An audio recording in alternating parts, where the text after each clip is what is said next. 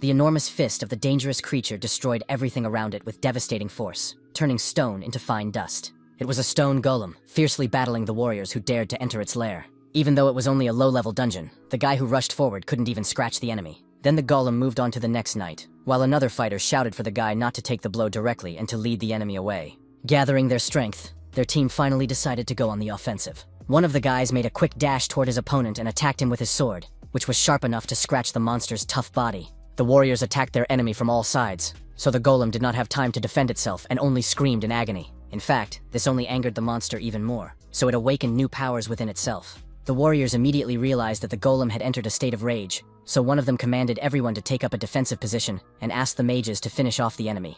Hearing this, the sorcerers immediately grabbed their staffs and began to concentrate energy for their spells. At that moment, one of them turned to the young man, who had been standing behind them all this time, and asked him to pour mana into him. It was Sano Haruto, nicknamed Mananons, who was a level 29 hunter. The guy wasted no time in fulfilling his partner's request to help him in such a difficult battle. In a couple of seconds, he had enough mana in his hands to transfer it to his friend. The mage immediately felt a surge of energy and declared that this should be enough to defeat the great golem. Meanwhile, the golem was no longer holding back and was about to attack their team. But it was too late, because the mage had just finished preparing his spell and was now ready to mercilessly finish off his opponent. This devastating blow literally tore the stone golem into small pieces in an instant and finished clearing the dungeon. After all this fighting, the warriors could finally sit down and catch their breath after such an intense battle. The commander turned to our hero and noted that, as usual, he had been of no help today. So he asked the guy to at least help sort out the loot. The other warriors knew that Sano Haruto was a damage dealer, but for some reason he was always assigned to support, which was very strange. It turned out that Sano Haruto had terrible skills, so he could only generate mana and nothing else. One of the friends who was discussing the young man behind his back jumped up when he learned about his abilities, because he thought it was literally the best skill. Others still thought it was no big deal, since mages and healers could also absorb mana, so he was only needed in boss battles, which is why he hadn't been able to reach level 30 in 5 years. Everyone mockingly discussed how even the weakest hunter would be much stronger than a normal person. Sano Haruto himself was greatly annoyed by the fact that they all spoke loudly on purpose, so that he could hear everything. But even that did not make him think about stopping going to the dungeons.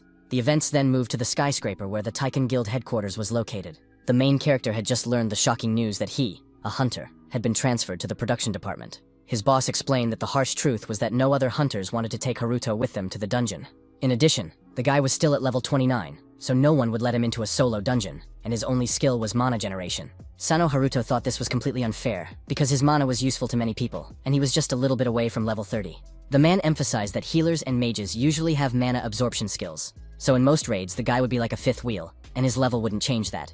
The guild simply decided to develop the main character's strengths, so he would definitely fit in well in the mana potion production department. Sano Haruto was not at all eager to go there, so he asked if they were going to kick him out of the organization if he refused. In the end, they told him straight up that he wasn't developing at all, and then they kicked him out of the guild in disgrace. The main character couldn't come to terms with the fact that he had lost his job in an instant, and now he wandered aimlessly around the city. In fact, the endless generation and transfer of mana to allies was not the young man's main skill, because he had another ability that he had never told anyone about. The surprising thing was that Haruto had acquired it even before he officially became a hunter. It turned out that the guy could copy anything using his unique skill. All he had to do was press a few buttons in the system window to make everything work.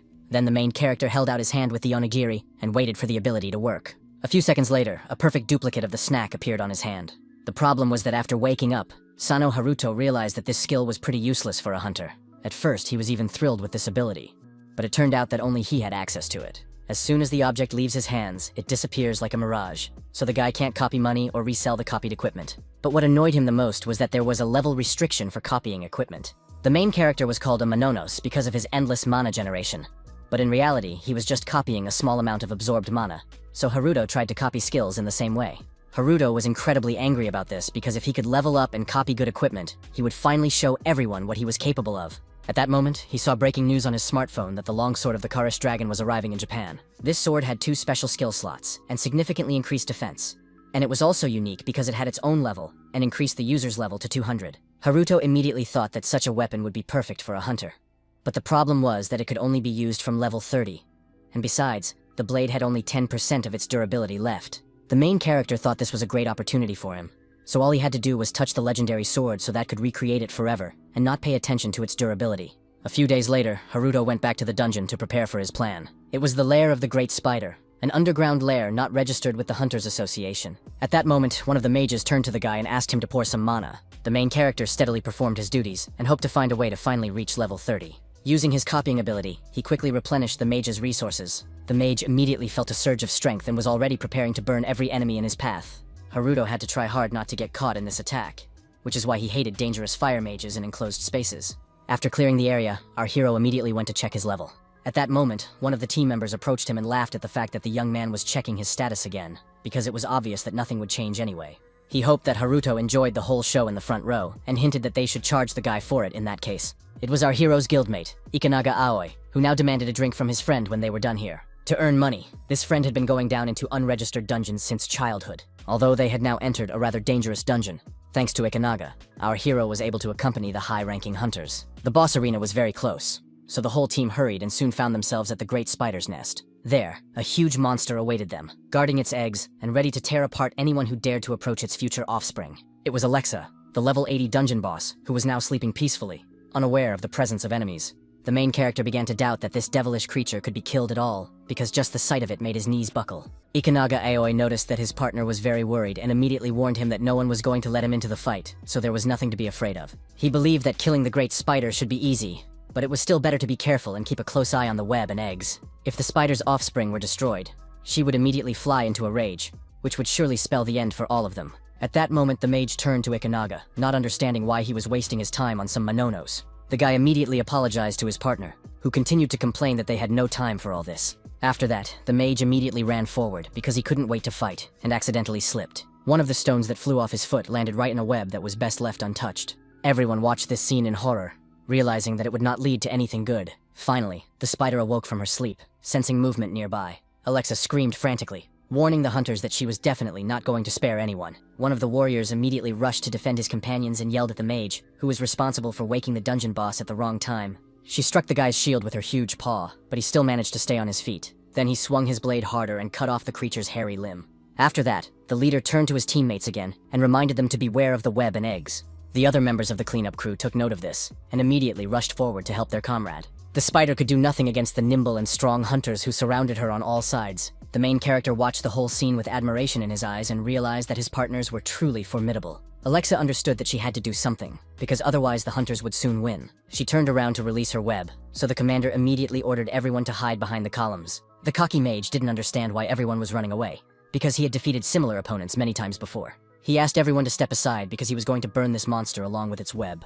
The spider was a quick-witted creature, so she immediately built a shield for herself. Meanwhile, the fireball was already flying towards her at full speed, illuminating the dungeon with orange light. In the end, the sturdy web simply deflected the blow, giving the mage no chance to make amends for his mistake. This only angered the guy even more, so now he was going to show his true power. The main character tried to stop the mage, because he understood that he would only make things worse. Their partner was no longer listening to any warnings, and was already preparing to unleash a meteor shower. The commander immediately turned to his foolish partner and warned him that he could accidentally hit his balls, which would be a fatal mistake. Haruto froze in horror as he watched the guy's actions, realizing that it was too late to change anything. The fire fiercely engulfed the unprotected eggs, which began to crack with a loud crunch. The team leader shouted for everyone to run away because the spider would definitely go berserk after that. He didn't manage to hide in time, so Alexa was able to trap him in her web. Oi immediately ran up to Haruto and quickly pulled him behind a column to hide from the enraged monster. Meanwhile, the spider's eyes were literally burning with rage because some strangers dared to destroy her children. The commander was still desperately trying to get out of the web, but all his attempts were futile. The mage was also unable to escape from Alexa and now couldn't believe that the fireball had really had no effect on her. At that moment, she spotted the culprit responsible for the death of all her offspring. With a nervous smile on his face and tears in his eyes, the boy begged the spider not to do what she had planned. In the end, he couldn't hold back and began to shout at the top of his lungs for the monster not to come near him. This did not help the poor fellow at all, so with one movement of her huge paw, Alexa crushed his helpless body. The main character couldn't take his frightened eyes off this scene. It turned out that he also didn't have time to escape from the web, so now he was tightly bound. The spider's paw was very close to him, so there was less and less time left for rescue. Alexa, noticing Haruto, looked straight into the young man's eyes with her terrifying gaze. Previously, our hero thought that this was just a low-level dungeon that he had entered for the sake of one unfortunate level. But now he found himself on the verge of death. At that moment, the spider swung her sharp paw to teach another person who dared to disturb her peace a lesson. A second later, she pierced Haruto through and through, who had no chance of dodging the blow. The main character immediately began to choke on his own blood, suffocating from the unbearable pain. Suddenly, A system message popped up in front of his eyes, asking if he wanted to copy and paste the selected object. Now it turned out that Haruto's skill wasn't so useless after all. It turned out that the rule of object disappearance did not work on the boy's own body. So he created a copy of himself just in case. Upon death, his consciousness moved to the copy, and the dead body simply disappeared. The main character still found it difficult to get used to his own body disintegrating before his eyes. But he had no other choice now, so he used his backup plan. Haruto's new life did not last long, because the spider noticed him and pierced him again with her sharp paw. Then the young man used his ability, which had no limitations, and created a new body. Finally, he was able to hide behind one of the pillars, until Alexa could figure out where her next victim had gone. Haruto understood that this creature would not let him go, even if he kept copying himself endlessly. At that moment, our hero noticed that his bound friend was nearby and still alive. The guy immediately closed his eyes and turned away from this horrific scene because he simply did not know how to help his friend. Meanwhile, the spider seemed to sense human presence and was already approaching their shelter. Ikanaga Aoi also heard all this, so he desperately tried to shout to the main character to help him. Haruto understood that it would be too difficult to get out of there, but he couldn't abandon his friend either. The boy began to remember that it was this friend who had helped him when everyone else had abandoned him, so he rushed into battle to at least try to help Aoi. He quickly grabbed his not-so-strong sword and tried to strike Alex with his first blow. It was useless, so the spider forcefully threw the main character aside. The monster's paw hit the pole to which Aoi was tied, and fortunately did not hit the guy himself. Suddenly, the system announced that the main character's level had been raised, which he certainly did not expect at such a hopeless moment. The main character was surprised that his blow had worked after all, but he did not yet suspect that the spider had attacked him again. In the end, Alexa pierced Haruto, who did not have time to react to such a sudden threat. After copying his body, the guy immediately thought that all he had to do was get to the long sword of the Corisian dragon, although it seemed that it would not be soon. He understood that he would not be able to escape anyway, so he was going to kill the dungeon boss, even if it meant dying 100 times. Our hero understood that in order to succeed, he needed to inflict at least some damage on the enemy in one of his lives. He spent 3 whole days in this dungeon, fighting day and night and losing about 50 lives, but during that time his skills improved significantly. Haruto was already more confidently chopping at the spider's body, because her death was only a matter of time. The giant spider was getting weaker by the minute, and fortunately, this monster had no regeneration abilities. Despite this, Alexa continued to fight and release her dangerous web again and again. These attacks were very fast and cunning, so our hero had to try hard not to fall into such a trap. Since the young man had already improved many of his skills, he could easily escape these spider shells, even though there were 4 of them at a time. It turned out that Alexa was simply driving Haruto under her paw, with which she was going to pierce him once again. The guy had even gotten used to such powerful blows, so he was able to jump aside in time. This allowed him to deftly climb onto Alexa's body and get closer to her. Getting close to the spider's head, our hero jumped high and swung his weapon to strike the enemy's weak spot. Haruto shouted belligerently, putting all his rage and pain into the cry, as he wanted to finally finish off this monster and end the protracted battle. He struck right between the great spider's eyes, putting the last of his strength into the attack. In the end, the blade simply broke into pieces without landing a blow. Only now did the main character realize that he had forgotten to copy and paste his sword. He couldn't do anything to the enemy, so he fell down with a crash, without any weapons in his hands. The spider, now missing one eye, screamed furiously as she tried to catch up with Haruto. The boy knew that he would not be able to escape from the monster, which was approaching him too quickly. Suddenly, Alexa stopped, and the pupils of her terrifying eyes narrowed from sudden pain. Her body began to tear apart from the inside, so now she forgot about her main goal in the form of Haruto. In the end, the monster simply fell apart, splattering blood everywhere. The main character lay on the ground for a while, simply rejoicing that he had finished off this creature, spending his 56 lives. The system reported several times that the hunter's level had been raised after successfully destroying Alexa. In addition, the guy also managed to get a reward for defeating the great spider. After that, our hero immediately rushed to rescue Aoya and asked him to hang on, promising to treat his friend to the best whiskey when they got out of there. Suddenly, Haruto received a strong blow to the side, which knocked him off his feet. With Aoya behind him, he fell to the ground and now tried to figure out who had attacked them. It turned out that the main character's adventure was not over yet, because the newborn offspring of the great spider were waiting for him here. The guy knew he could basically handle these enemies. But the problem was that it would be tough to fight while protecting Aoi at the same time. He pulled his friend close, trying to protect him from the spiders that were already closing in on them. Suddenly, someone intervened in their fight and cut one of the spiders in half. The other monsters immediately turned their attention to the one who dared to go against them. They immediately pounced on the girl who had come to the aid of our heroes.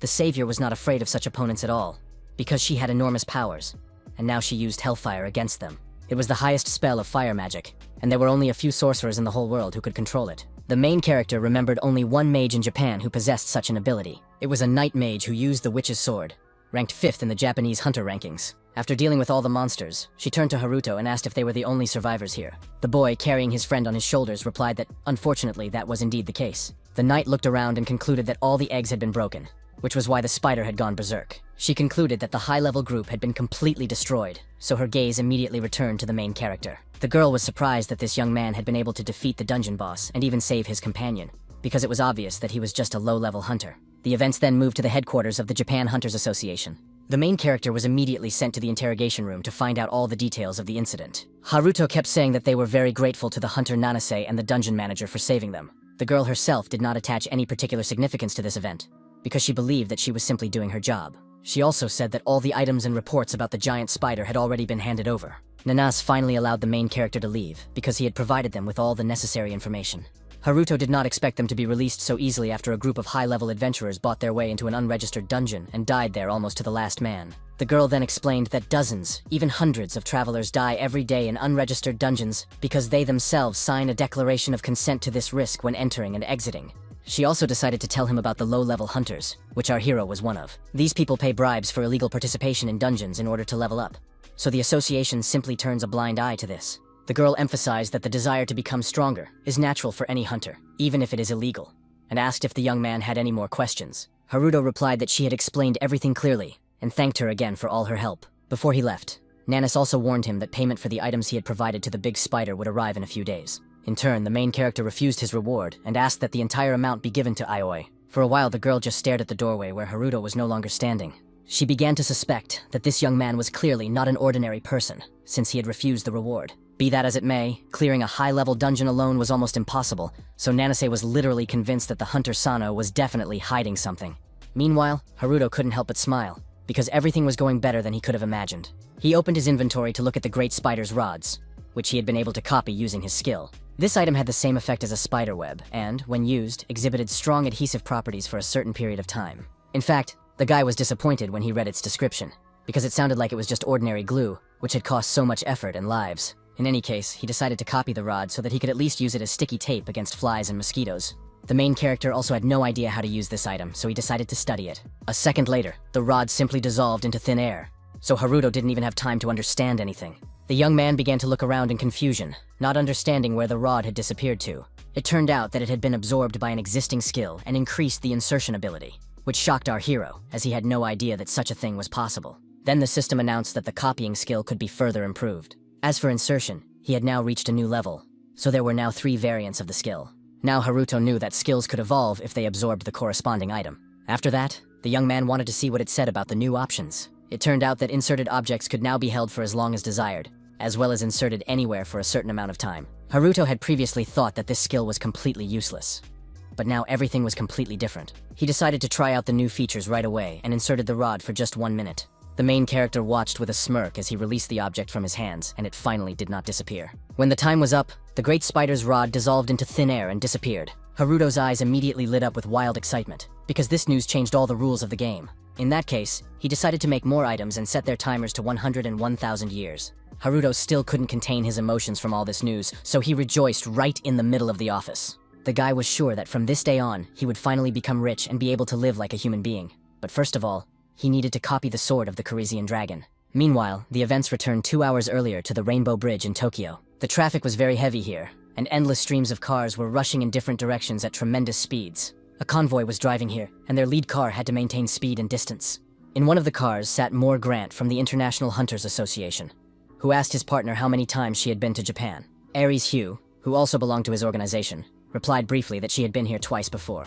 The guy remembered that the girl's mother seemed to be from these lands, so she probably enjoyed coming back here. She coldly noted that it was his mother's homeland, but not hers, so it didn't really matter. Moore Grant also reminded her that the longsword exhibition would also end in Japan, and asked if his partner had applied for leave. The girl confirmed this, and said that she wanted to find something in the Japanese dungeons, so the hunter simply wished her luck in her search. She also said something strange about it not being his business, but warned that one day it would affect him too. At that moment, the lead vehicle was informed via radio that they were passing through the underground passage on Rainbow Bridge. Due to electromagnetic waves underground, communication was interrupted for 5 minutes. Moore Grant was surprised to see that the dungeon was located directly above the sea, but he thought it was even a little romantic. The girl was not so carefree about all this, so she asked her companion not to talk nonsense, because if the underground collapsed, it would be a real disaster. Her partner immediately shouted for someone to open the window in the car, because there was a real stifling smell. But Aries Hugh still didn't understand what was romantic about a dangerous dungeon. Now the events moved to the office at the entrance to the underground on Rainbow Bridge. Ticket seller Sino Satoru stood and complained that he was bored working as a ticket seller at the entrance, while his partner couldn't understand why the guy was upset when he was still lucky. Looking at the dungeon, he said that just 3 weeks ago it had been a real hell on earth. At that moment, a strange large drop landed near the young man's foot. At first the guys couldn't understand what it was, looking at the strange substance in confusion. Then the ticket seller took a closer look and realized that it was a cute slug that had somehow ended up outside the dungeon. Picking up the creature, he turned to Satoru and asked if the slug could have appeared on the surface. The hunter was frightened when he saw this phenomenon, because he understood perfectly well where it would lead. Meanwhile, a monster much larger than a slug had already appeared behind him. With fear, Satoru looked up at the monster that had emerged from the dungeon, realizing that the situation was completely out of control. The guys immediately grabbed their weapons, hoping that this would somehow protect them from such a giant. The huge orc attacked them with his spiked club, while the hunter desperately tried to defend himself with his weak shield. Then the events returned to the present day in the office of the Japan Hunters Association. The main character just saw that all his stats had increased, and his level had risen to 50, so he hadn't died so many times in vain. When a hunter reaches this level, it is easier for him to join a group, because usually in mid-level dungeons, monsters are about the same level, with the exception of areas for beginners. To start with, Haruto was going to collect great spider rods to try to sell them at auction. At that moment, he heard heavy footsteps behind him, echoing hollowly in the silence of the corridor. They were hunters who looked quite agitated and were rushing somewhere, so they asked everyone to step aside. Then the main character heard them talking about how some kind of dungeon had just collapsed. The guy, like them, couldn't understand how this could have happened and began to suspect that a breakthrough had occurred somewhere. Meanwhile, the hunters were talking among themselves about how they had been sent there before some large guilds, because the wagon with the legendary sword had also fallen into the trap, which is why they had received the request. Only now did Haruto realize that the longsword of the Carisian dragon was surrounded by monsters from the breach. Helicopters were already waiting on the roof of the Hunters Association building to transport the hunters to the breach site. They were already preparing to request assistance from other guilds, as their primary task was to protect the van with the legendary items. One of the hunters thought this was complete nonsense and asked who had given the order, but then his partner intervened, emphasizing that he was the commander of their squad. It was Nanis who ordered her subordinates to destroy the monsters and protect the civilians, which was their top priority. She looked sternly at the hunters and emphasized once again that the situation was an emergency, so all questions should be left for later. At that moment, the girl noticed that something strange was also happening on the roof. In the distance, security guards were trying to detain a guy who was trying to break through them and also fly on this mission. Nanis tried to get everyone into the helicopter as quickly as possible because they definitely didn't have any time to spare. The guards still weren't going to let the young man go, so he tried to shout to the commander and tell him that he also wanted to help. Suddenly, the girl realized that this was the same Mr. Sano they had spoken to just a moment ago. He wanted to help evacuate civilians if he couldn't fight the monsters, noting that any help would be useful in such a situation. Nanas did not expect the young man to want to join them, so she did not even know how to respond to his offer. In the end, the entire team went to help at the site of the dungeon breach. The commander praised Haruto for saving his comrade in the Great Spider's dungeon, and now he had decided to help evacuate civilians. The main character responded to all this with only a forced smile, because he knew perfectly well that he was only pursuing his own goals. Meanwhile, the others couldn't understand why all this was happening, because it had only been 3 weeks since the Rainbow Bridge breach had been closed. The commander explained that anything could happen in their world, including another underground breach. And no matter how many times it happened, they would go to the epicenter every time to prevent a repeat of the disaster that had occurred 15 years ago. Silence immediately fell among the hunters, because they understood what Nanase was talking about. Out of anger, the main character clenched his fists, because he remembered these events as if it were yesterday. At that time, there were simultaneous breakthroughs of dungeons around the world, causing an international disaster. If the monsters in the dungeon are not exterminated in sufficient numbers, the dungeon becomes overcrowded and collapses, forming a breach. And then they break out, attacking peaceful residents. It was in this chaos that young Haruto's parents died, becoming innocent victims. Haruto had never told anyone about this before, and no one would have believed him. But at that moment, a supernatural creature from another dimension appeared. It was this creature that bestowed upon the main character what he thought was a curse. The creature called it a gift and set a time limit of 20 years. But the boy did not know whether this meant the duration of the ability or his life. The hourglass of the curse continued to run even now, which made Haruto a little nervous. In addition, the young man was afraid that it might happen again, because that creature had appeared after a great catastrophe. The main character understood that when it appeared again, another cataclysm would occur, so there were only 5 years left. In any case, Haruto hoped that he would be able to prevent the catastrophe and lift the curse, because now he understood how to develop his abilities and become the strongest hunter.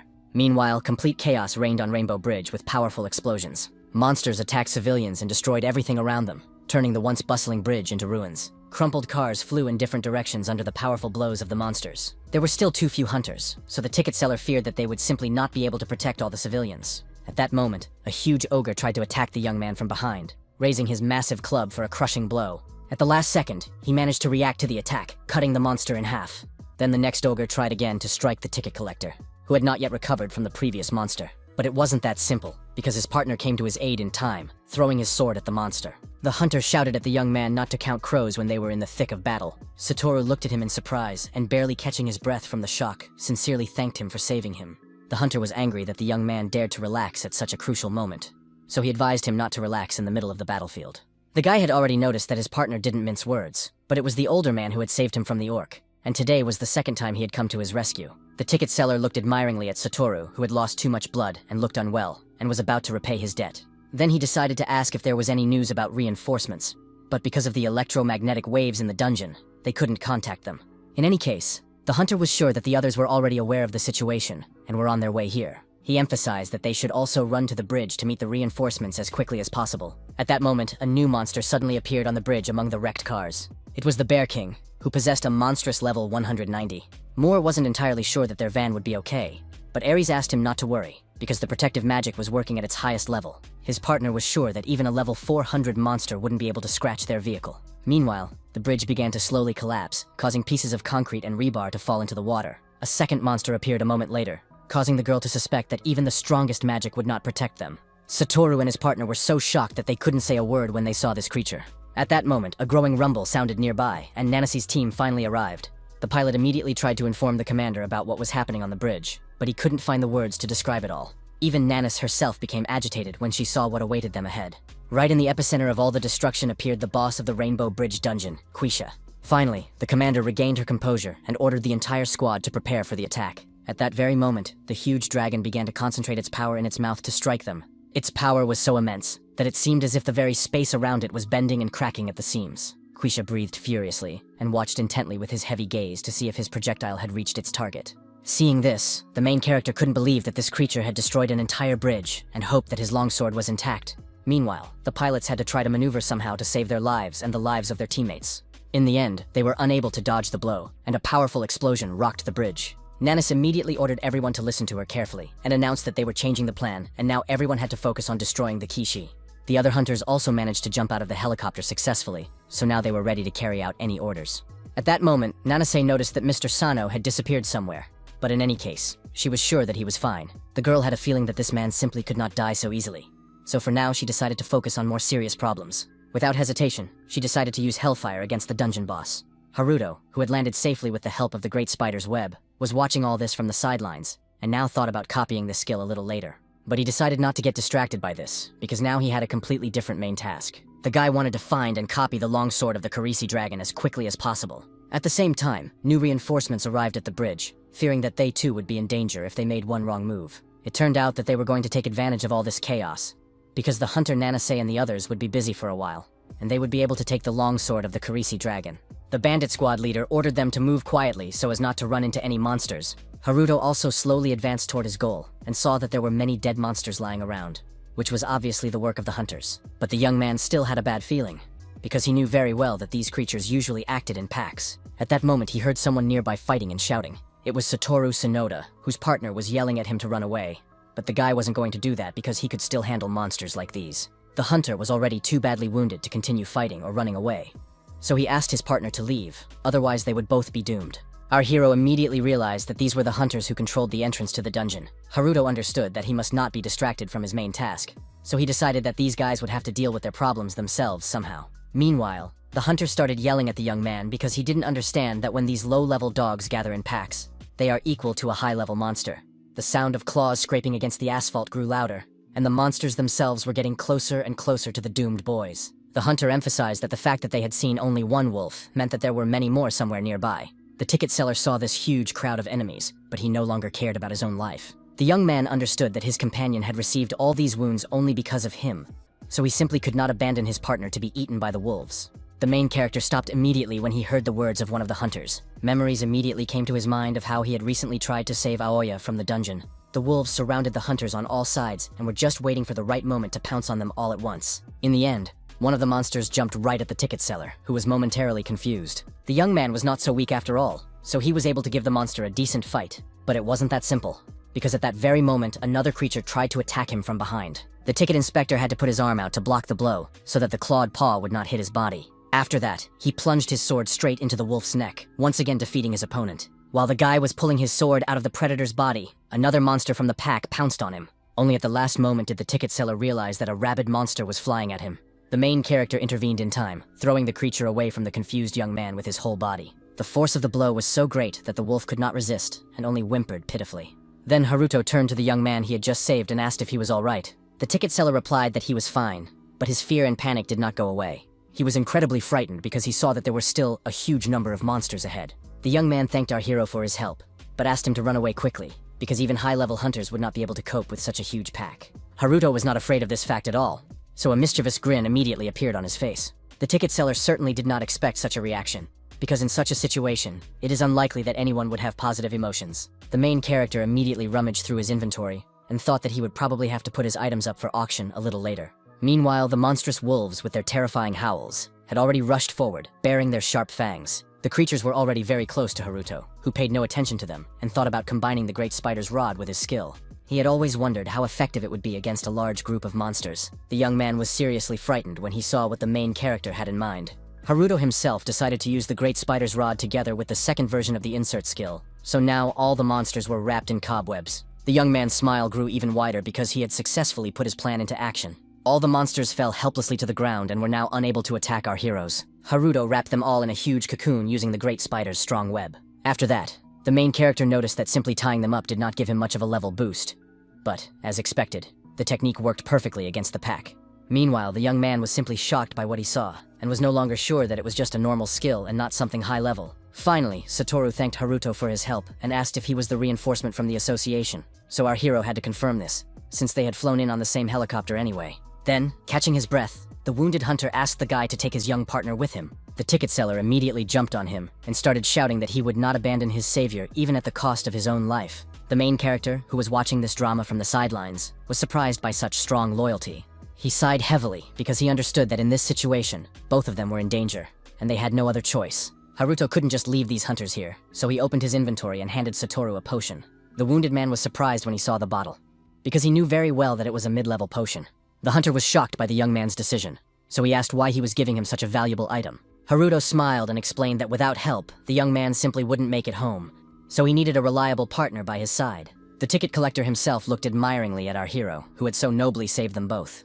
Satoru thanked the guy for his help and asked him to remember his name so that he could repay him for everything in the future. Haruto was about to move on to fulfill his main task, but suddenly stopped. It turned out that he had topographical cretinism, so he asked the guys to tell him where the International Hunters Association van was. The young man was surprised by such a simple question, because he certainly did not expect to meet a hunter who did not know how to navigate. At the same time, on the other side of the Rainbow Bridge, a huge bear was rampaging. Aries Hugh skillfully applied her skills, and the monster immediately fell to the ground, powerless. Her partner was surprised to see that even though she was a hunter, the girl was a pacifist, so she simply put her opponent to sleep. At that moment, somewhere nearby, an incredibly fast projectile flew through the air with a deafening whistle. Moore Grant immediately reacted to this threat, demonstrating his quick reflexes. With one sharp movement, he cut the projectile in half in mid-flight with his blade. In fact, the hunter had sensed from the very beginning that someone would take advantage of the chaos to steal the sword. He wasn't afraid at all, because these people were far from the first to think of this before. Meanwhile, Aries Hugh tensed up, realizing who they were dealing with. The bandit leader was impressed by their insight, and now wanted to see what they were capable of. He didn't wait any longer, and rushed forward to attack the longsword guards. The first bandit attacked Moore Grant, who masterfully blocked the lightning-fast strike with his sword. With a smirk on his face, the hunter noted that it was better not to underestimate them, the escorts of the legendary weapon. With steely confidence, he asked his enemies not to think that they could be dealt with so easily. After that, the opponents tried to retreat, so Moore immediately rushed in pursuit. Ares tried to stop her companion because it was too risky. A few seconds later, the hunter felt incredible pain, which immediately forced him to stop. Despite all his former confidence and threatening words, he had reached his limit and fell to his knees, exhausted, and began to bleed. The girl immediately ran to the guy before he could understand what had happened to him, because no one had directly attacked him. Then Ares explained that their opponents had sprayed a poison that caused damage and blocked mana absorption for a while, so if Moore continued to fight, it would kill him. Now the bandit realized that she was a mage, and seemed to have pretty good intuition, and also noted that this was their usual way of working. Ares couldn't believe that someone could so casually talk about using poison against people, despite the association's ban. In the end, she decided to use her skills and make her enemies regret what they had done 100 and 1,000 times over. The bandits only laughed at the idea that a mage incapable of using mana could do such a thing. In just a moment, one of them lost his head, so the other fighters immediately forgot about the enemy and looked at their partner in fear. A huge bear also approached them, which was definitely more dangerous than the guards of the legendary weapon. Without wasting any time, the Bear King pounced on the group of confused bandits. He growled menacingly, warning everyone around him of his intentions and radiating the most terrifying aura possible. In the end, the monster simply turned all the bandits into a bloody mess before they could even resist such power. The enraged beast scattered the lifeless bodies of the robbers in all directions with powerful blows of his paws. He mercilessly crushed them, depriving them of any hope of salvation in this bloody massacre. Only one commander managed to escape, shouting curses at Ares, who was clearly behind it all. Only now did he suddenly realize that all this time, the dangerous predator was not dead at all, but was merely in a deep sleep. In the end, the leader of the bandits decided to retreat, because the entire team had been destroyed in the blink of an eye. Meanwhile, the Bear King was now going to attack Moore and Ares, who were also unable to defend themselves. Then the guy asked if his partner could put him to sleep again. The girl immediately reminded him that she couldn't absorb mana at all, and Moore laughed that his bet on her pacifism had paid off. She only agreed with her partner's words, but understood that he was not obliged to die because of her. Ares wasted no more time and prepared to defend her comrade from the monster. The mage put all her strength into the spell to hold back the Bear King. The wounded Moore was frightened when he saw what she was about to do, so he desperately tried to stop his partner. Ignoring all warnings, the girl rushed at full speed toward the monster. Soon, Ares began to choke on blood due to the effects of the poison, which had not yet dissipated from the area. Despite the incredible pain, she continued to hold her spell for the sake of her friend's safety. The girl now understood that the block on mana absorption completely blocked her own abilities as well. Seeing the Bear King's huge paw flying towards her at breakneck speed, Ares simply accepted her fate. At that moment, the main character came to her aid and tried to save her with his ability. The shocked girl froze in complete stupor, because she did not expect something like this to be possible at all. Out of nowhere, streams of web appeared, heading towards the dungeon boss. They began to bind the bear's paws, which now could not reach its final goal. In the end, the web completely bound the monster, depriving it of the ability to resist. But that was still not enough, so Haruto released a huge number of great spider cocoons. In an instant, the furious monster was completely immobilized by the sticky thread and turned into a motionless bundle. Then the main character approached the defeated monster to see the results of his work. Satoru was impressed by Haruto's work, although the guy himself was not entirely sure that he would be able to catch the Bear King in this way. After what he saw, the young man began to call our hero senpai, despite the fact that they were actually the same age. There was absolute devotion in Satoru's eyes, because he and Sakabe had saved his life, so now he had to respect and honor them both. Meanwhile, the main character turned to the sword escorts and asked if they were okay. Ares was so shocked that her life had been saved that she didn't even know how to respond to her savior. Her partner, on the other hand, was hostile because he thought their team had also come for the sword. Haruto immediately tried to calm Mura down and explained that they had come to help protect the legendary weapon. The hunter explained that they had recently been attacked by a group of robbers, so he asked why they should trust another group of strangers. Now the main character understood that the situation here was indeed tense. He concluded that all these corpses belonged to bandits who had come for the longsword, but had been killed by the Bear King. The guy started to get a little worried because he didn't know what to do now. For his part, Morgrant looked as if he was about to attack Haruto's team. Satoru was incredibly angry that they were treating their savior so unscrupulously, so he showed his pass, confirming that they belonged to the Japanese Association. The main character was glad that the young man had stepped in at the right moment and possibly saved their lives. A broad smile immediately spread across Haruto's face, because the matter was almost settled. He quickly found several bottles of restorative potion in his inventory to give to Ares and Muru, and finally win their trust. The young man was going to do absolutely everything to get the sword of the Corisian dragon, so he knew that this investment would pay off handsomely. The escorts were still wary because they couldn't understand where this guy's generosity came from. Ares was a little confused because it all seemed strange. She looked apprehensively at the immobilized Bear King, who was lying almost at her feet. The roar of powerful propellers broke the silence, and helicopters appeared in the sky above the heroes' heads with reinforcements. Sakabe immediately guessed that the cavalry had finally arrived, and Satoru was glad that they would finally be rescued. Despite this, the hunter felt an inexplicable anxiety and suspected something was wrong. He began to suspect that the people who had arrived in the helicopters were pursuing their own secret goals. Meanwhile, Nanase, who was at the very center of the battle, ordered everyone to stop attacking because Quisha had entered the third phase and would now strike in all directions.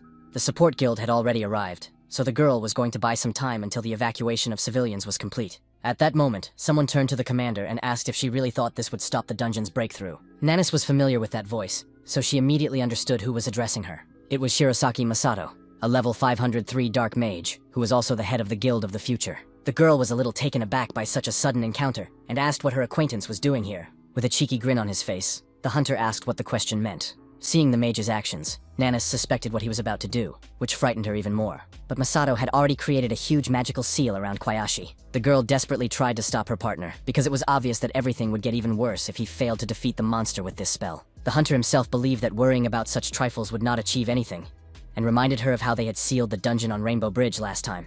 That time, Ms. Nanis and the association did almost everything on their own, so this time, he wasn't going to stand aside. In the end, Masato used dark lightning against the dragon, so the commander shouted for everyone to run away from there quickly. The other hunters managed to react at the last moment to the force that was breaking the ground beneath their feet. At that moment, Quisha finally lost consciousness and collapsed onto the Rainbow Bridge. Thus, the bridge was split into two parts, with a wide chasm between them. Only a few managed to grab hold of the debris and hang on to the very edge of the rift. The main character also managed to save himself by once again using the great spider's cocoons. Then, with his heart in his mouth, he turned to the edge of the gaping abyss to assess the scale of the damage. It turns out that Haruto also used the web to save all his friends. He also managed to save the all-important truck carrying the legendary sword. At that moment, the young man heard some strange sounds behind him, and immediately turned around to see what was there. Right there was the huge, dangerous mouth of Koyashi, who had not yet tried to kill him. The main character was about to scream in fear, but immediately covered his mouth with his hands so as not to wake the monster. Masato also came down here and was surprised that someone else had survived such an ordeal. He was sure that Haruto was a low-level hunter, so he praised him for such a trick. Looking closely, our hero noticed a symbol on the mage's clothes that he had seen somewhere before, and remembered that it was the third most powerful guild in the country. The main character understood that they belonged to the support team, so he asked why Masato wasn't busy rescuing citizens and destroying monsters, which should be his priority. It seemed that such things did not interest this high-level magician at all, who thought only of personal gain. Masato indifferently noted that it seemed like all the citizens had already been evacuated. But he also heard some kind of monster besides Koyashi. Then he noticed that the Bear King, who was still sitting in his cocoon, was still alive. The guy touched the material our hero had used with interest, and noted that he had never even thought that the great spider's web could be used in such a way. With a single flick of his wrist, Masato cut through all those strong threads. In this way, he tore the monster itself to pieces, which could do nothing about it because it was bound by the web. Haruto was simply shocked when he saw that this man, with a snap of his fingers, tore apart the web that had been able to hold the monster in the huge van, and turned the bear into mincemeat. The main character began to suspect that Quisha was also the work of Masato, but at that moment, a system notification appeared in front of him about his level increase. In addition, the guy was warned that he had failed to obtain an item for defeating the Bear King. Masato also heard the level up sound from Haruto, and was surprised that he was able to get something for that weak monster. He realized that he seemed to have stolen the reward from our hero when he accidentally delivered the final blow. In the end, the mage gave the young man the bear's claws because he didn't need the material at all. The main character had been glaring at him the whole time, because he did not appreciate such treatment. Haruto was about to address the insolent mage in his stern voice, but someone interrupted him. It was Mrs. Nanis, who was very concerned about the boy's condition, so she immediately jumped back. She just sighed heavily when she saw what her old acquaintance was doing here. Now Masato understood that our hero also belonged to the association, which was the reason why he didn't like him at first. The girl decided to ask what had happened while she was away, but Haruto only hissed through his teeth that nothing special had happened. The commander explained that the support team was currently evacuating civilians, and suggested that the young man go with them, because if Quisha woke up, he would start rampaging again. The main character immediately asked if there was any chance of killing this dungeon boss, but Nanase sadly replied that it was impossible. When monster bosses' health falls below a third, they activate Rage or an AoE attack, and in both cases, they attack in different directions. Monsters of the Quasi level have a very large amount of health and activate two abilities at the same time, so their battle is divided into phases, and in the third phase, Quasi carries out large-scale destructive attacks. The dragon was currently in this phase, and was protecting itself with a barrier, absorbing mana from the surrounding environment, so any attacks were useless at this time.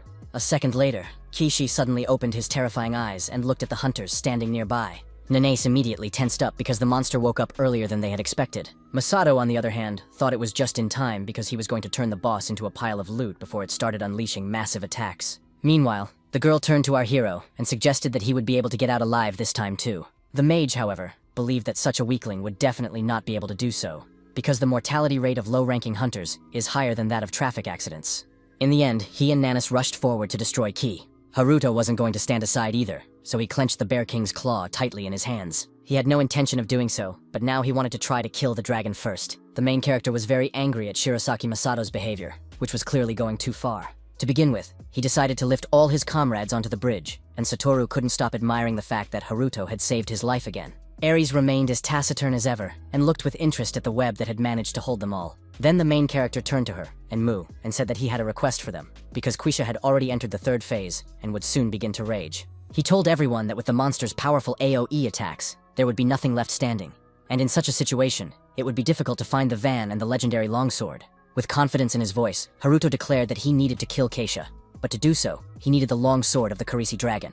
The main character promised that he would return the weapon after victory, so the convoy immediately began to think. Moore couldn't believe that the young man really had enough strength to defeat an entire dragon, and he wasn't going to believe him, despite all the help he had given him. The boy began to worry more, because at this rate, the sword would be lost to him forever. Ares explained that this was impossible, because removing the seal from the wagon required a huge amount of mana, and the robber's poison prevented them from absorbing it. Her partner was surprised when he heard the explanation, because it was obvious that the girl was not against helping our hero. Then Haruto asked why they hadn't mentioned earlier that this was the only problem. With a smile on his face, the guy explained that he was a mana bearer and could generate mana endlessly. Suddenly, Ares felt a huge surge of energy and was immediately able to use her spells. In a couple of seconds, she already had enough strength to unlock the truck with weapons. The main character immediately jumped down to get the coveted longsword and promised once again to fulfill his promise. Moore still couldn't understand why Ares did this, because they couldn't know if this guy was up to something bad. The girl herself believed that everything was fine, because the young man had recently tied up the Bear King, but did not kill him, which was in line with her principles. Meanwhile, Haruto was already near the truck and quickly made his way inside. He simply couldn't contain his joy, because the longsword of the Carrion dragon was almost in his hands. At that moment, the bandit leader suddenly appeared behind the young man. He thought the operation had almost failed, but he decided to watch from a distance to see how it would end. A moment later, the bandit drew his sword and was about to stab the confused Haruto. The main character did not have time to react to the danger, so the sharp sword pierced his body. Satoru and Masato were shocked when they saw what had happened to their friend. Moore and Ares also did not expect things to turn out this way. The bandit, who was still unaware of our hero's abilities, quickly made his way inside. Before, he couldn't even imagine that he would get the sword in this way. It turned out that the death of its owner caused the great spider's web to break, so the bandit felt a sharp jerk downward. A moment later, the heavy van broke away from the edge of the cliff and crashed into the raging sea waves, dragging the criminal locked inside with it. Water instantly filled the interior, and the heavy van began to rapidly sink to the dark bottom. At that moment, the main character used his abilities and found himself behind his opponent, noting with a smirk that he himself did not think he would get to the sword this way. The bandit did not have time to react to such a sudden turn of events, so the main character was able to stab him with his sword without any problems. Haruto emphasized that he returns all the good and evil that people do to him twofold. After that, he threw the robber away from him so that his body would drown in the bottomless sea. Now the main character finally had the long sword in his hands, which he had been chasing for so long, spending so much energy. He gazed with admiration at the sword of the Carisian dragon, which he had dreamed about so much. Without hesitation, the guy immediately tried to copy this weapon into his inventory. At that moment, the system reported that copying was impossible because the user's level did not match the required level of the object. Haruto certainly did not expect something like this to happen, because he was confident in his reliable plan until the very end. He knew for sure that to use the longsword, you needed to be at least level 30, and his own level had long since exceeded 50. Suddenly, the young man heard the voice of the bandit behind him, who seemed to have survived after all. The bandit noted that there was nothing personal in his actions, but the honor of the Blood Tower Guild's assassin was at stake. He stabbed Haruto again with his sword, and Haruto immediately collapsed to the floor, exhausted. It turned out that the bandit had healing skills, which prevented him from dying from the first blow. Now he was going to return the main character's arrogant, self-confident words to him. The bandit emphasized that he quickly forgets kindness, but he returns insults threefold. He made sure that Haruto would die by his blade and never see the dawn again. The main character had already given up and began to remember how hard it had been to get here, only to fail the whole operation in the end. At that moment, the system announced that the longsword of the Carisian dragon had merged with the user, so now the guy could absorb the weapon's characteristics. Haruto was not yet aware of such possibilities of his ability, so he watched all this with surprise. Thus, the guy was able to gain an additional 35% defense from the longsword's passive skill. The ability also copied and absorbed the blade's first unique skill, called Vampirism. Next, the main character was able to obtain the second unique skill, which turned out to be Berserk. In the end, Haruto absorbed all the abilities of the legendary weapon until his health level dropped below 25%. For this reason, the Carisian Dragon Longsword user's defense mode was activated. Using the copy ability, he earned a second unique sword skill, Berserk. Meanwhile, Keisha was already concentrating a huge amount of energy in his mouth to attack. Finally, Masato realized that things were bad, because now the monster was going to hit the area. Precious time was running out, and the air was literally filled with tension from the colossal energy the monster had accumulated for its devastating blow. Suddenly, the huge lizard froze, and the energy accumulated in its mouth began to flicker unsteadily. In an instant, an invisible blade cut Kweshu in half, who didn't even have time to scream.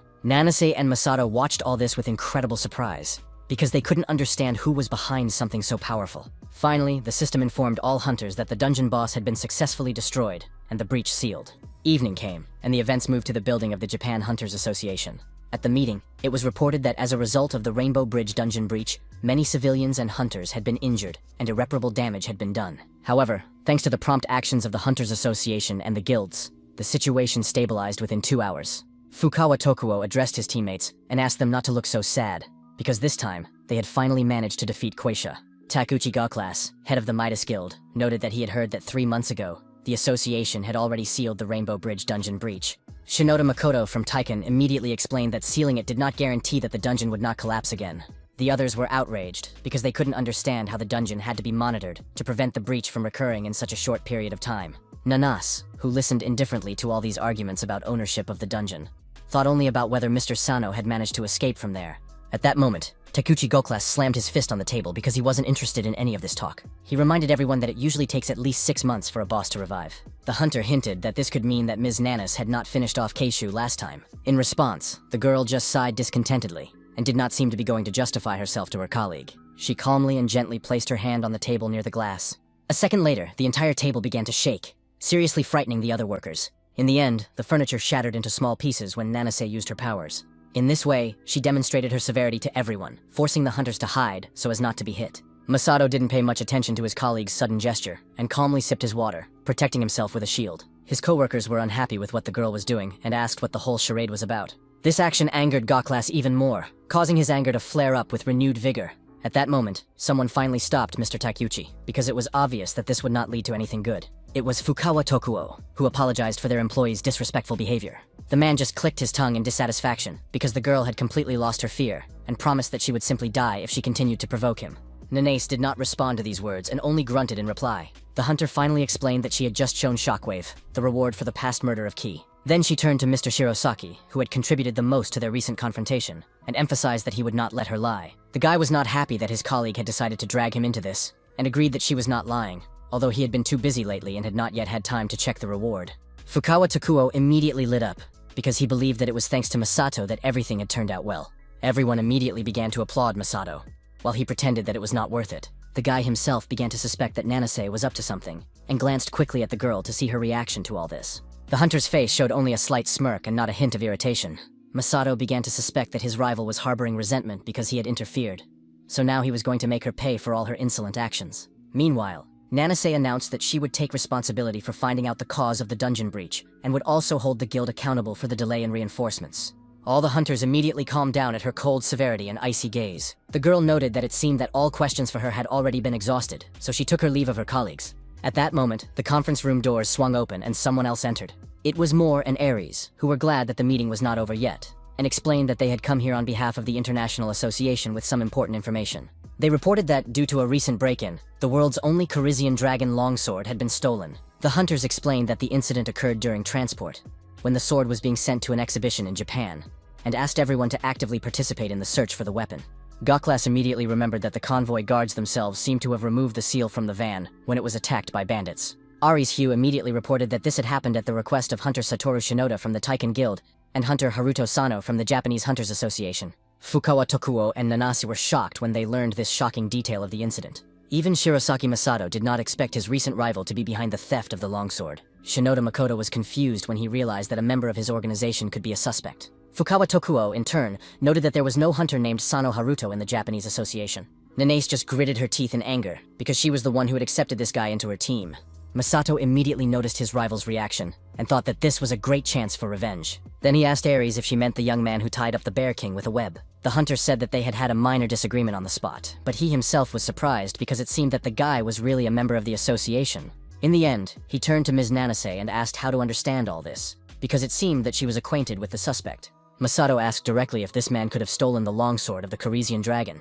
Meanwhile, the legendary weapon was in the possession of Kurosaki Takumi, the very same bandit and head of the Dark Guild Blood Tower. The criminal admired this blade because his level would increase by 200 just by holding it in his hands. Now he understood that all the billions spent on organizing this dungeon breakthrough were worth it. Takumi's assistant, who had been listening to all this, couldn't believe that the leader had actually organized the breakthrough. At that moment, the guild leader turned to him and asked him to explain how his subordinate had lost his entire team. The fighter began to tearfully apologize to the boss, and explained that some strange guy had followed them, who must have already died. Kurosaki Takumi looked at him closely to see if the guy was telling the truth. In the end, he announced that the entire share would now go to the squad commander, because the corpses certainly didn't need the money anymore. The bandit immediately pounced on the money and now considered his task finally complete. Suddenly, the guild leader sternly declared that his subordinate had failed the mission after all. With a smirk on his face, Takumi wondered who would sell the world's only legendary sword for 10 billion, and began to suspect that the guy had taken on this task to get information about it. The gangster immediately jumped up, because he remembered very well what failure meant in their organization. Now, he was not going to treat the boss with such respect, because he realized that the boss had been going to kill him from the very beginning. Takumi himself explained that it was nothing personal, but in any case, he didn't need any witnesses.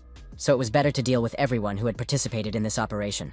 A second later, a powerful swing of the blade unleashed incredible energy, and the sturdy wall material crumpled. After that, the bandit himself flew in, unable to survive such a powerful blow. The leader did not stop there, and simply cut the poor guy's body in half. Then the system reported that the durability of the Corisian Dragon Long Sword had decreased by 2 points, leaving only 8. Takumi immediately thought that it would be too unfortunate if the legendary weapon broke before they could repair it. At the same time, the unknown entity contacted the main character again, and said that it had given the boy a gift. With a cry, Haruto awoke from a dream in which a ghostly hourglass was inexorably counting down the time. The young man also felt the mark on his neck begin to burn and throb, immediately reacting to the presence of its owner. He grabbed the sore spot and now understood that the hourglass had made its move once again. Satoru, who was also in the hospital, was incredibly happy when he saw that Haruto had regained consciousness, because he was afraid that he would never wake up again. The young man said that when our hero was wounded, a dazzling pillar of light burst out of the sea. Sakabe, who was also lying in the same ward, was surprised when he realized that his partners were at the epicenter of the Rainbow Bridge dungeon breakthrough. Meanwhile, the main character had already found the strength to get out of bed. Satoru enthusiastically recounted all the events of that day, while Haruto clutched his head in pain, which was literally swelling from the energy of his new friend. Then Sakabe told our hero that it was this young man who had saved his life, so he immediately asked how it had happened. It turns out that the young man considered it his duty and alerted both Taiken and the association, so they had a hard time. But in the end, their people found the missing Haruto on the coast. Hearing this, the main character couldn't understand how some underground controller had managed to get the guild and the association to take action. Finally, the guy realized that the head of Taiken was Shinoda Makoto, and his comrade's name was Shinoda Satoru, which could hardly be a coincidence. In the end, Saruto thought it was complete nonsense, because such things only happen in TV series. Meanwhile, the events moved to the office of the chairman of the Hunters Association, where a small meeting was taking place. Nanas reported that the hunter Sano had indeed been killed, as the escorts had seen his death with their own eyes. Moore noticed that the commander did not seem surprised by this fact at all, and immediately thought that this was a strange reaction. The girl calmly placed her cup on the table and explained that the work of a hunter always carries risks. These words upset the young man, because he could not take someone's death so lightly. Then Fukawa Tokuo, who had already seen the official letter from the foreign hunters requesting cooperation, spoke up and said that they would do everything possible to help in the search for the legendary sword. Hearing this, Ares immediately asked them to provide several high-level hunters, because they already knew where the sword was. The chairman of the association had, of course, expected something like this, but he was surprised that they had already determined its location, thinking that they had used magic to track it down. The long sword of the Corisian dragon was not a personal item, but it was engraved with runes that allowed the owner's level to be assessed, so Ares sensed this engraving and tracked it. Now Nanase understood why they had allowed Mr. Sano to use the legendary weapon, because no one had previously mentioned the special mark. The girl also said that before the weapon was stolen, it had a durability of about 10, but someone had used it, so there was a possibility that the blade would disappear very soon. It turns out that Nanase knew that in the past, the same clue had been used to find Aresa's mother, who had disappeared during an incident 15 years ago. The hunters were surprised when they realized that their Japanese colleague knew about this. The girl explained that they weren't newbies here either, so the association had long known that the stolen long sword was a relic of the hunter's mother. At that moment, Aresa immediately jumped up from her seat, while Moore watched his partner in surprise. She again asked Ms. Nanase to help her return her mother's relic. After meeting with these two, Nanase still couldn't shake the feeling that Ares and Moore were hiding something. The story with Mr. Sano also aroused her suspicion, because she did not believe that this guy would die in the incident. As the girl walked down the empty corridor, someone quickly caught up with her and called out to her.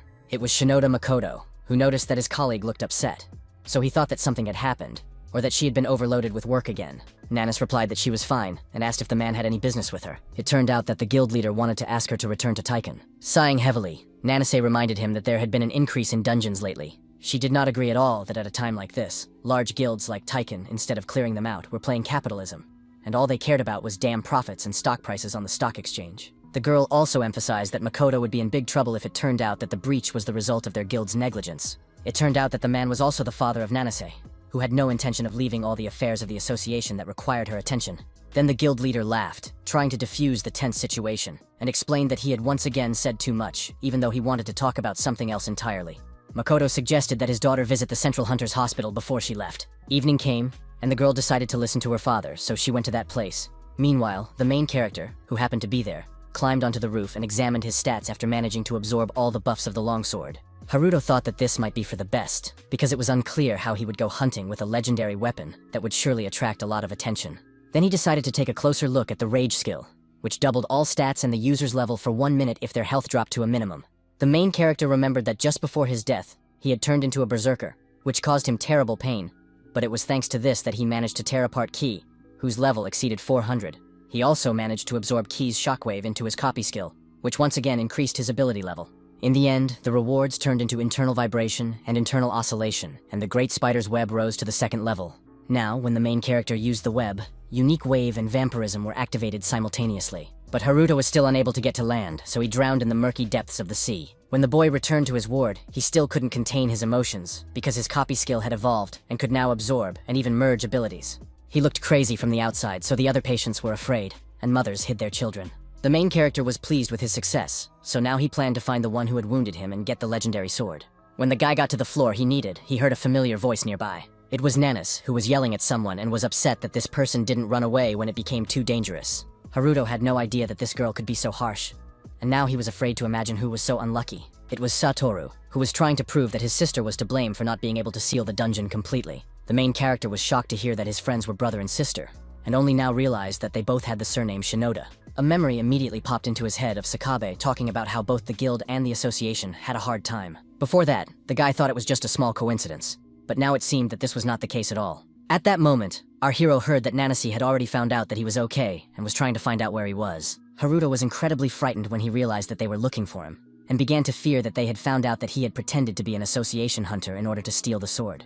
Now the boy understood that he couldn't let them find him, because first he had to get to the legendary blade. He was already running as fast as he could to get away from there, but suddenly he bumped into someone's massive figure. It was also an acquaintance of his, who only confirmed that Haruto had survived the battle with Huish. Standing before him was an enraged Moor, who believed that our hero was the thief of the legendary swords. The main character did not expect to be caught so quickly. The hunter pulled him sharply toward him to teach him a lesson for stealing the longsword. He hit Haruto with all his might and tried to find out where the sword was, threatening to slam the young man into the wall if he didn't tell him. The boy gathered his strength, asked Mura to stop, and tried to explain that it was all a misunderstanding. The hunter couldn't understand what the young man was talking about, because he looked perfectly healthy now, which made the guard suspect that he was in cahoots with Takumi. The main character realized that the guy didn't even seem to be listening to him, so things were looking bad. Moore could no longer see anything before his eyes, and drew his blade to deliver a fatal blow to the scoundrel.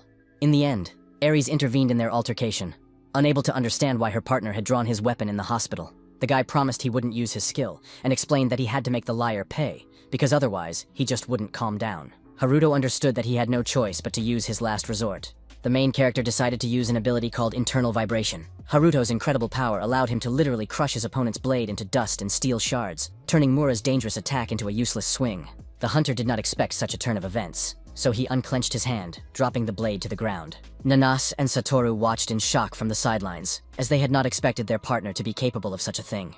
The girl immediately recognized that this technique was too similar to Queishi's shockwave, and couldn't understand where Sano Haruto had learned it. In addition, she also felt that the young man's aura had changed significantly for some unknown reason. Now the events moved to the concert hall, where a large audience has gathered. Cute girls performed on stage, attracting everyone's attention. The deafening roar of thousands of voices merged with thunderous applause as soon as the idols appeared in the spotlight on the main stage. In turn, the girls gave their all to please their fans. After the concert, Arita Sara, who was one of the members of the idol group IF, immediately got into her car. The girls smiled as they saw their teammate off and thanked her for a job well done. After saying goodbye, Sarah immediately drove away in her personal car, while her teammates drove together. The other members began discussing how their friend must have rich parents since she drives such a fancy car. One of them noted that she would also like to drive such a cool and beautiful sports car. Meanwhile, Sarah, who had turned sharply around the corner, suddenly saw an SUV in front of her. The girl did not expect this, so she was a little confused because she was afraid of getting into an accident. At the last moment, she managed to swerve her car so that it didn't crash. Catching up with the driver, Sarah cursed and asked who taught this jerk to drive like that. The driver didn't wait and immediately got out of the car to confront her. It turned out to be Kurosaki Takumi, who now only carried a huge case in which the legendary sword was kept.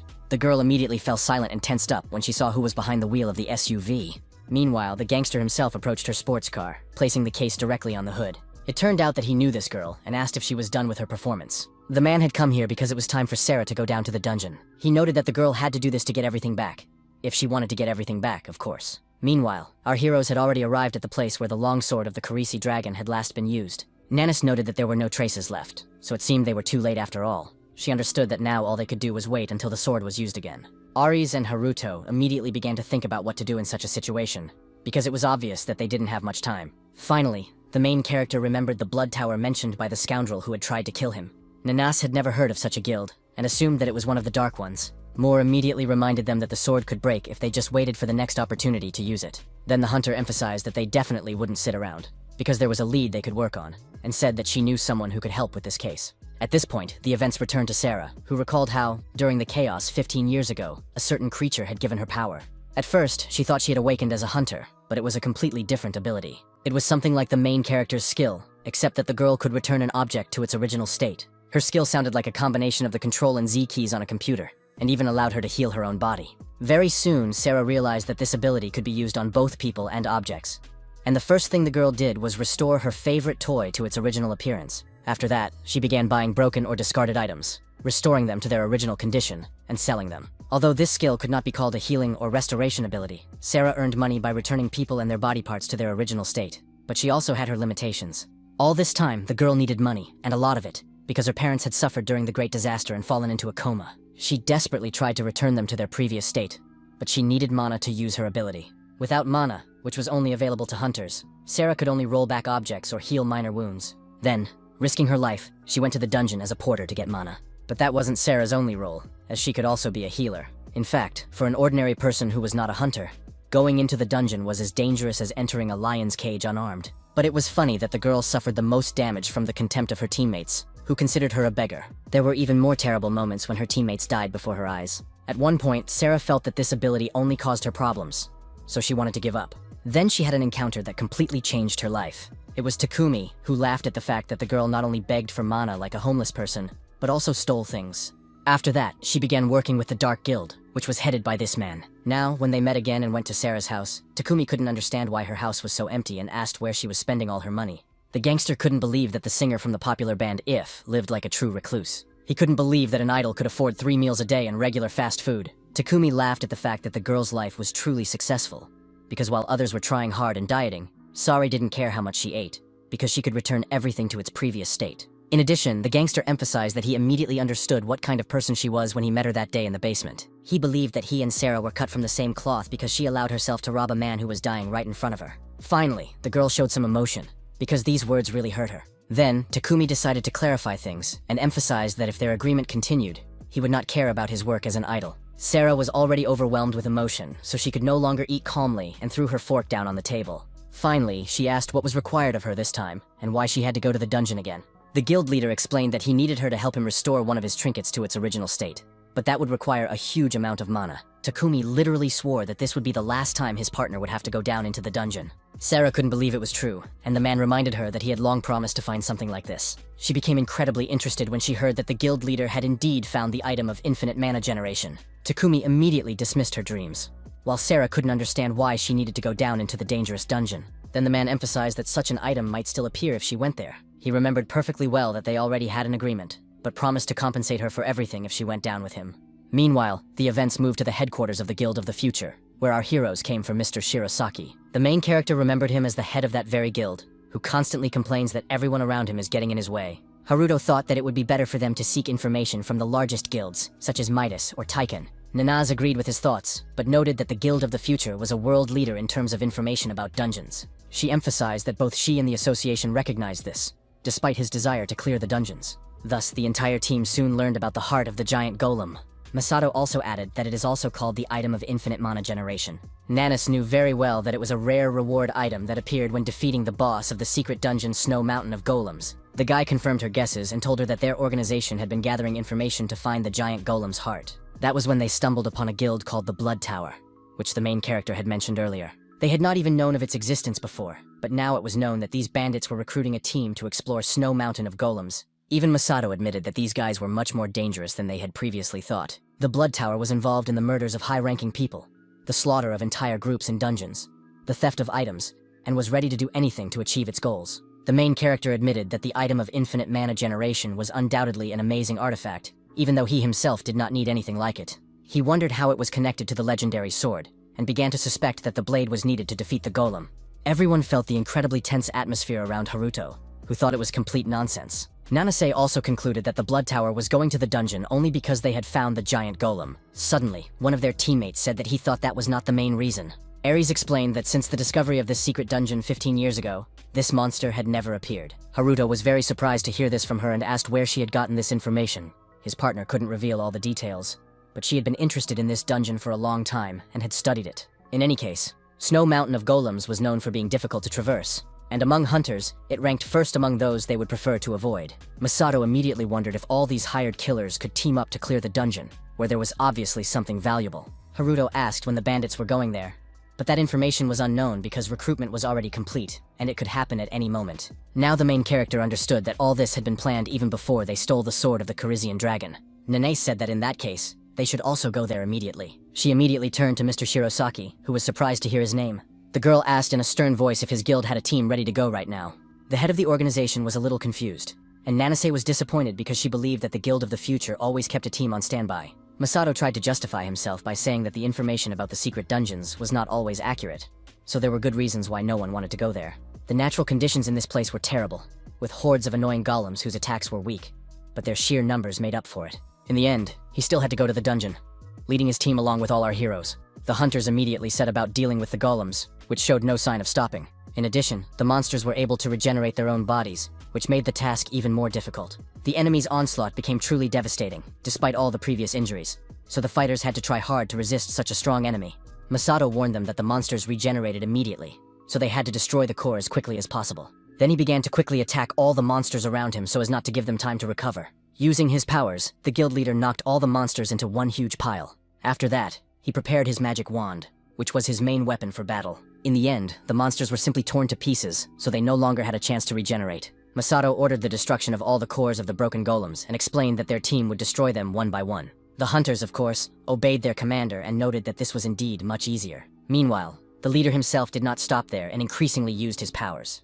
Haruto, who was watching from the sidelines, noticed that Masato, who had been so reluctant to come here, seemed to be enjoying the process. Ares had warned the team before the sortie that they needed to destroy as many of these golems as possible, but the guy couldn't understand why they should get involved in the fight. It turned out that this was one of the conditions for the appearance of the intermediate boss, and the girl herself learned this fact during her research, which proved that it was an inductive dungeon.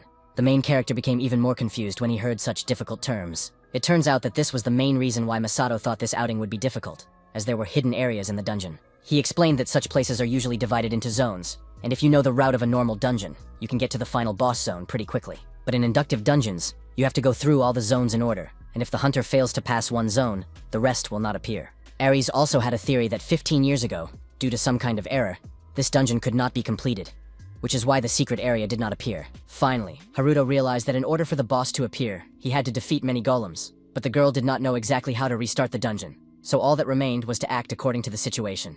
In fact, our hero didn't care what those bandits had in mind, because the main task was to return the legendary sword, so Haruto didn't stand aside and participated in the battle, using the great spider's web. The golems couldn't dodge the strong threads, so they easily fell into the main character's trap. After that, the guy used internal vibrations, which destroyed the bound monsters. The other hunters noticed that he was using the giant spider's web, and were surprised that such a useless item could be used so effectively. Meanwhile, Ares successfully used her magic to freeze entire hordes of golems. When everything was ready, she immediately turned to her partner to smash the enemies with his sword. Moore didn't waste a second, rushing forward and sparing no one in his path. But the giant monsters did not stop there, and continued to attack our team. The hunters saw that one of the golems was about to deliver a powerful blow, so they immediately decided to retreat. It was too late, so some of the fighters were still hit. Then, Nanase immediately intervened in the battle, seeing that her people were in trouble. It was not a difficult task for her, so she began to concentrate her power in her hand. All she had to do was touch the golem to direct all her power into its stone body using the Quaishi shockwave. Nanase's powerful blow pierced the monster through and through, leaving a huge hole in the center of its massive body. After that, the girl turned to her teammates to see if they were all okay. At that moment, she noticed one guy who was acting rather suspiciously, which caught her attention. Nanase immediately stopped him, realizing that her intuition had not failed her. It turned out to be Satoru, who, despite his recent injuries, had also gone on this mission. The young man was indignant that his sister had something against his presence, because he had come here as an official member of Haruto-senpai's group. The girl was confused when she heard this, and her brother desperately tried to prove that this was indeed the case. It turned out that Saruto had thrown a tantrum at the hospital when he heard that his friends were going to the dungeon. Haruto himself did not expect such a reaction, so he silently watched this funny scene. In addition, the guy was afraid that our hero would get lost again, like he did on the bridge, so he thought he would definitely need a guide. Despite the fact that Haruto was not alone there, he still agreed to take the young man with him. The main character emphasized that Saruto would be a member of his personal group because there was a request that only his comrade could fulfill. Nanas calmed down and now tried to understand what Mr. Sano had in mind, because they were both low-level hunters. Her brother immediately jumped on the girl because he couldn't allow anyone to laugh at Haruto-senpai. The young man emphasized that he had seen with his own eyes that it was this man who had cut Koyesh in half. Hearing his words, the sister immediately turned to find Haruto, who was bravely fighting the golems. She finally admitted that this guy seemed to have grown a lot since they first met. In addition, Nanase was sure that our hero had used the Kisha shockwave against the enemies, so it was obvious that Satoru was not lying. It turned out that Sarah and Takumi had been in the dungeon for a long time, watching the bees diligently working for the good of the hive. A fierce battle was raging all around, and everywhere there was the clang of metal, the cries of warriors, and the roar of magical explosions, turning the snowy terrain into utter chaos. The bandits, in turn, planned to disguise themselves as members of the team using concealment and reap the rewards. But even if they use this skill, there are high-level hunters among the hunters, and they might feel like they're going to be spotted. Such strong fighters fear nothing, so they hardly use detection skills during combat, which means that the villains will not be so easy to catch due to their high stealth skills and use of hidden weapons. Takumi emphasized that the main thing is to act skillfully, which was the main motto of the Blood Tower. After that, the man asked if his partner was able to collect mana. He explained that this mana accumulator was expensive and could hold hundreds of destroyed small monsters. Takumi also said that 10 such accumulators could reopen the rift in the Rainbow Dungeon. But in order to return the legendary sword to its original state, twice as many would probably be needed. Now, Sarah guessed that he was going to roll back the stolen weapon and defeat the boss of the hidden dungeon. The man had heard that there was a powerful barrier in this area, and that the only thing that could cut through it was the long sword of the Carisian dragon. The girl was surprised to hear this and asked where Takumi had gotten this information. He asked Sarah not to ask unnecessary questions, and just to roll things back when he asked her to. She then emphasized that she was just nervous because she hadn't been underground in a long time, while Takumi continued to fool people. In the end, Sarah noted that she didn't care, because as long as their agreement was in effect, she didn't care what Mr. Kurosaki was doing. The girl had long been thinking that if she could get the item of infinite mana creation, she would be able to bring her parents back to life. Meanwhile, the main character had already buried nearly 200 golems, but there was no end to them. At that moment, a strange crystal glowing with red light flew towards him. The guy immediately noticed that this stone was different from the others, so he decided to copy it just in case before breaking it. Suddenly, the crystal fell out of Haruto's hands and disappeared somewhere deep underground. Then Masato appeared behind our hero and announced that a new stage of their battle had begun. The hunter explained that they had finally fulfilled the condition for moving on to the next area of the dungeon. He warned that now the intermediate boss of the location, the migrating golem, should appear. Very soon, a monstrous giant appeared before them, which was obviously much stronger than their previous opponents. Seeing a huge number of strangers, the intermediate boss roared loudly, preparing to defend its own lands. He immediately rushed forward, trying to grab the small people with his huge palm. The hunters were scattered in all directions by the blow, while Haruto desperately tried to withstand such force. Masato, who was already ready for battle, immediately shouted for the whole team to retreat. A second later, the hunters saw that pieces of rock had scattered in different directions from their commander's blow, and now thought that they had been overly frightened, since everything had turned out to be so easy. The problem was that the core had not yet been destroyed, so the battle did not seem to be over. Turning around, the guys immediately saw that things were not as simple as they had seemed before. Masato glanced irritably at his opponent, who turned out to be a tough guy and was not going to let them get away so easily. It took the migrating golem only a couple of seconds to reassemble itself and continue the fight with the hunters. The guild leader did not hesitate and used magic again, trying to tear the golem into small pieces. The core fell out of the giant's stone body again and tried to find a new hiding place. It fell among the stones, preparing to build a new monster around itself. Masato understood perfectly well that the problem was precisely this crystal, which was not so easy to catch. The main character managed to react to the core's movement and decided to try to bind it with the great spider's web. He reacted at the last split second, and strong threads instantly wrapped around the pulsating artifact. In the end, it turned out that this did not prevent the golem from accessing its energy source, so the stones gathered into a pile again. Haruto, gripping his blade tightly, watched as the stone giant reappeared right in front of him. The young man realized that his opponent didn't care about the web at all, and tried to come up with a solution to prevent this monster from merging with the rest of the golem remains. At that moment, someone shouted and warned our hero to move back as quickly as possible. It was Nanis, who didn't waste any time and used hellfire against the intermediate boss. The entire giant lit up with bright blue flames that tore his body apart from the inside.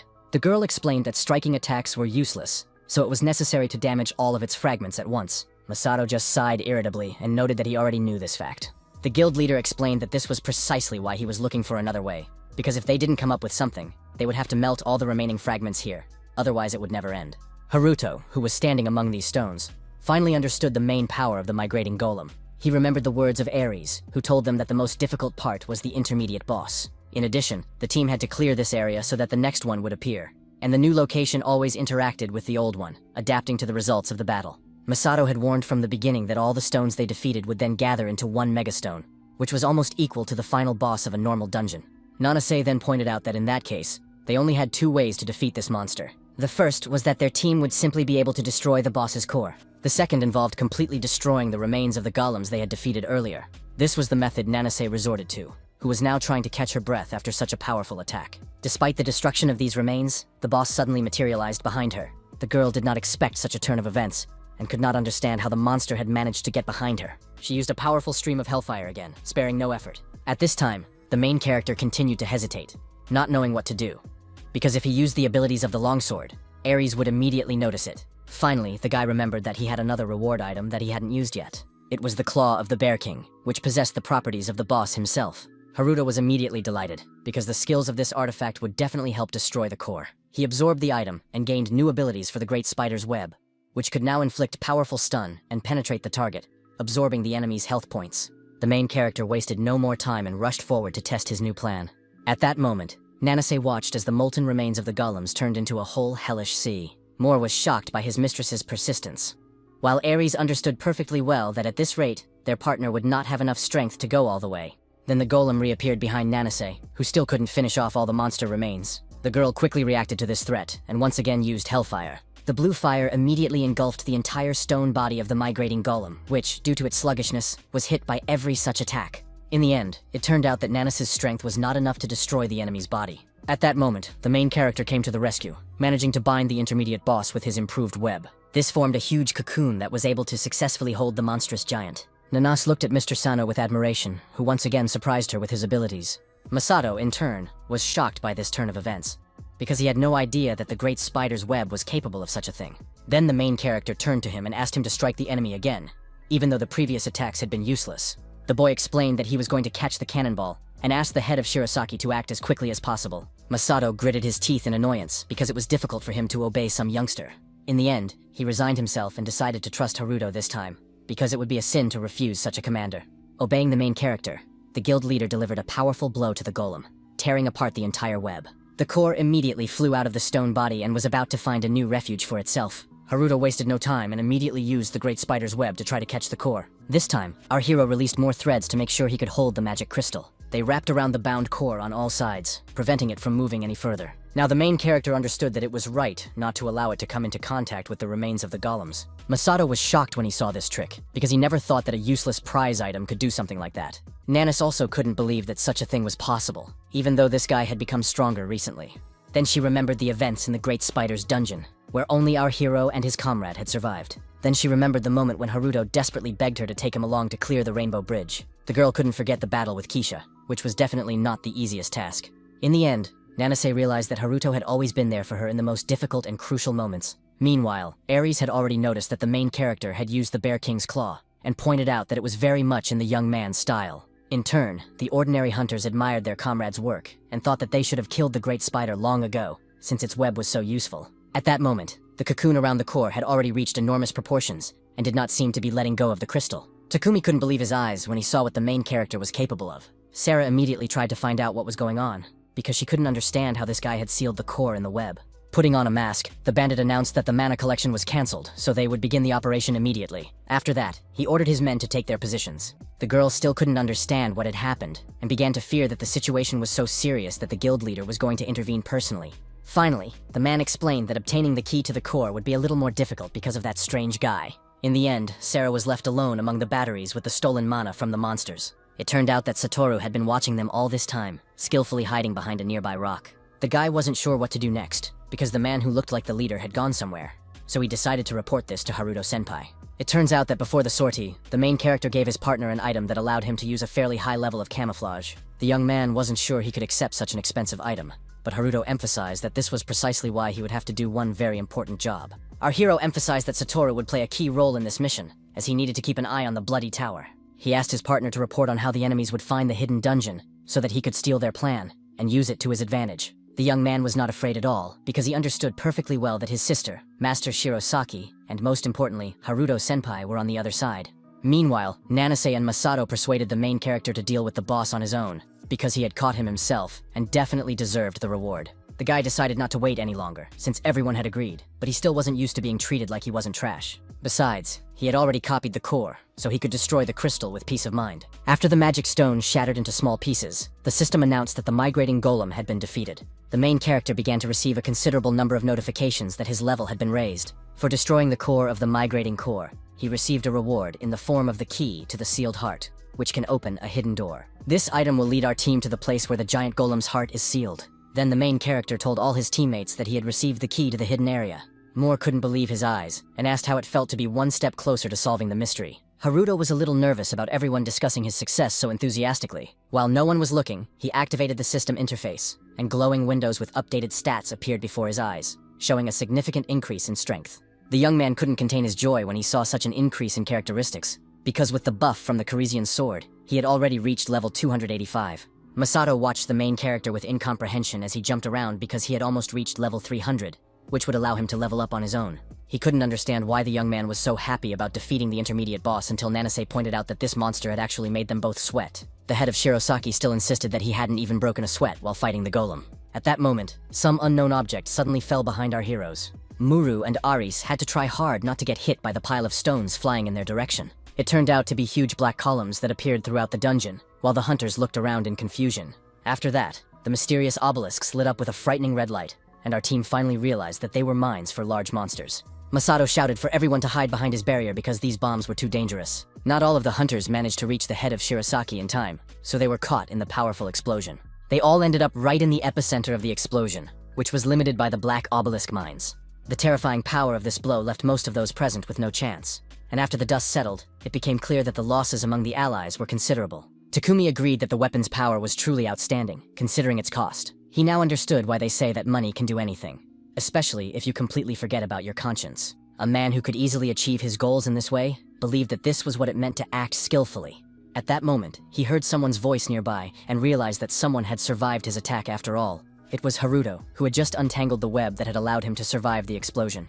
The main character was going to do anything to get the longsword of the Corisian dragon. He pounced on Takumi, who still couldn't understand what was going on.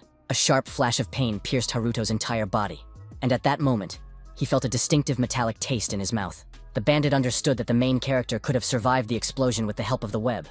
But that wasn't the only trap he had set here. Rage literally overwhelmed him at the thought that Haruto had almost ruined his carefully constructed plan. With incredible cruelty, the criminal threw Haruto away, and he was unable to resist such force. Nanase was stunned at the sight of the main character's fatal injury, and the realization that his life was hanging by a thread. The girl couldn't stand aside during such a dangerous situation for her comrade, so she decided to use the Hellblaster.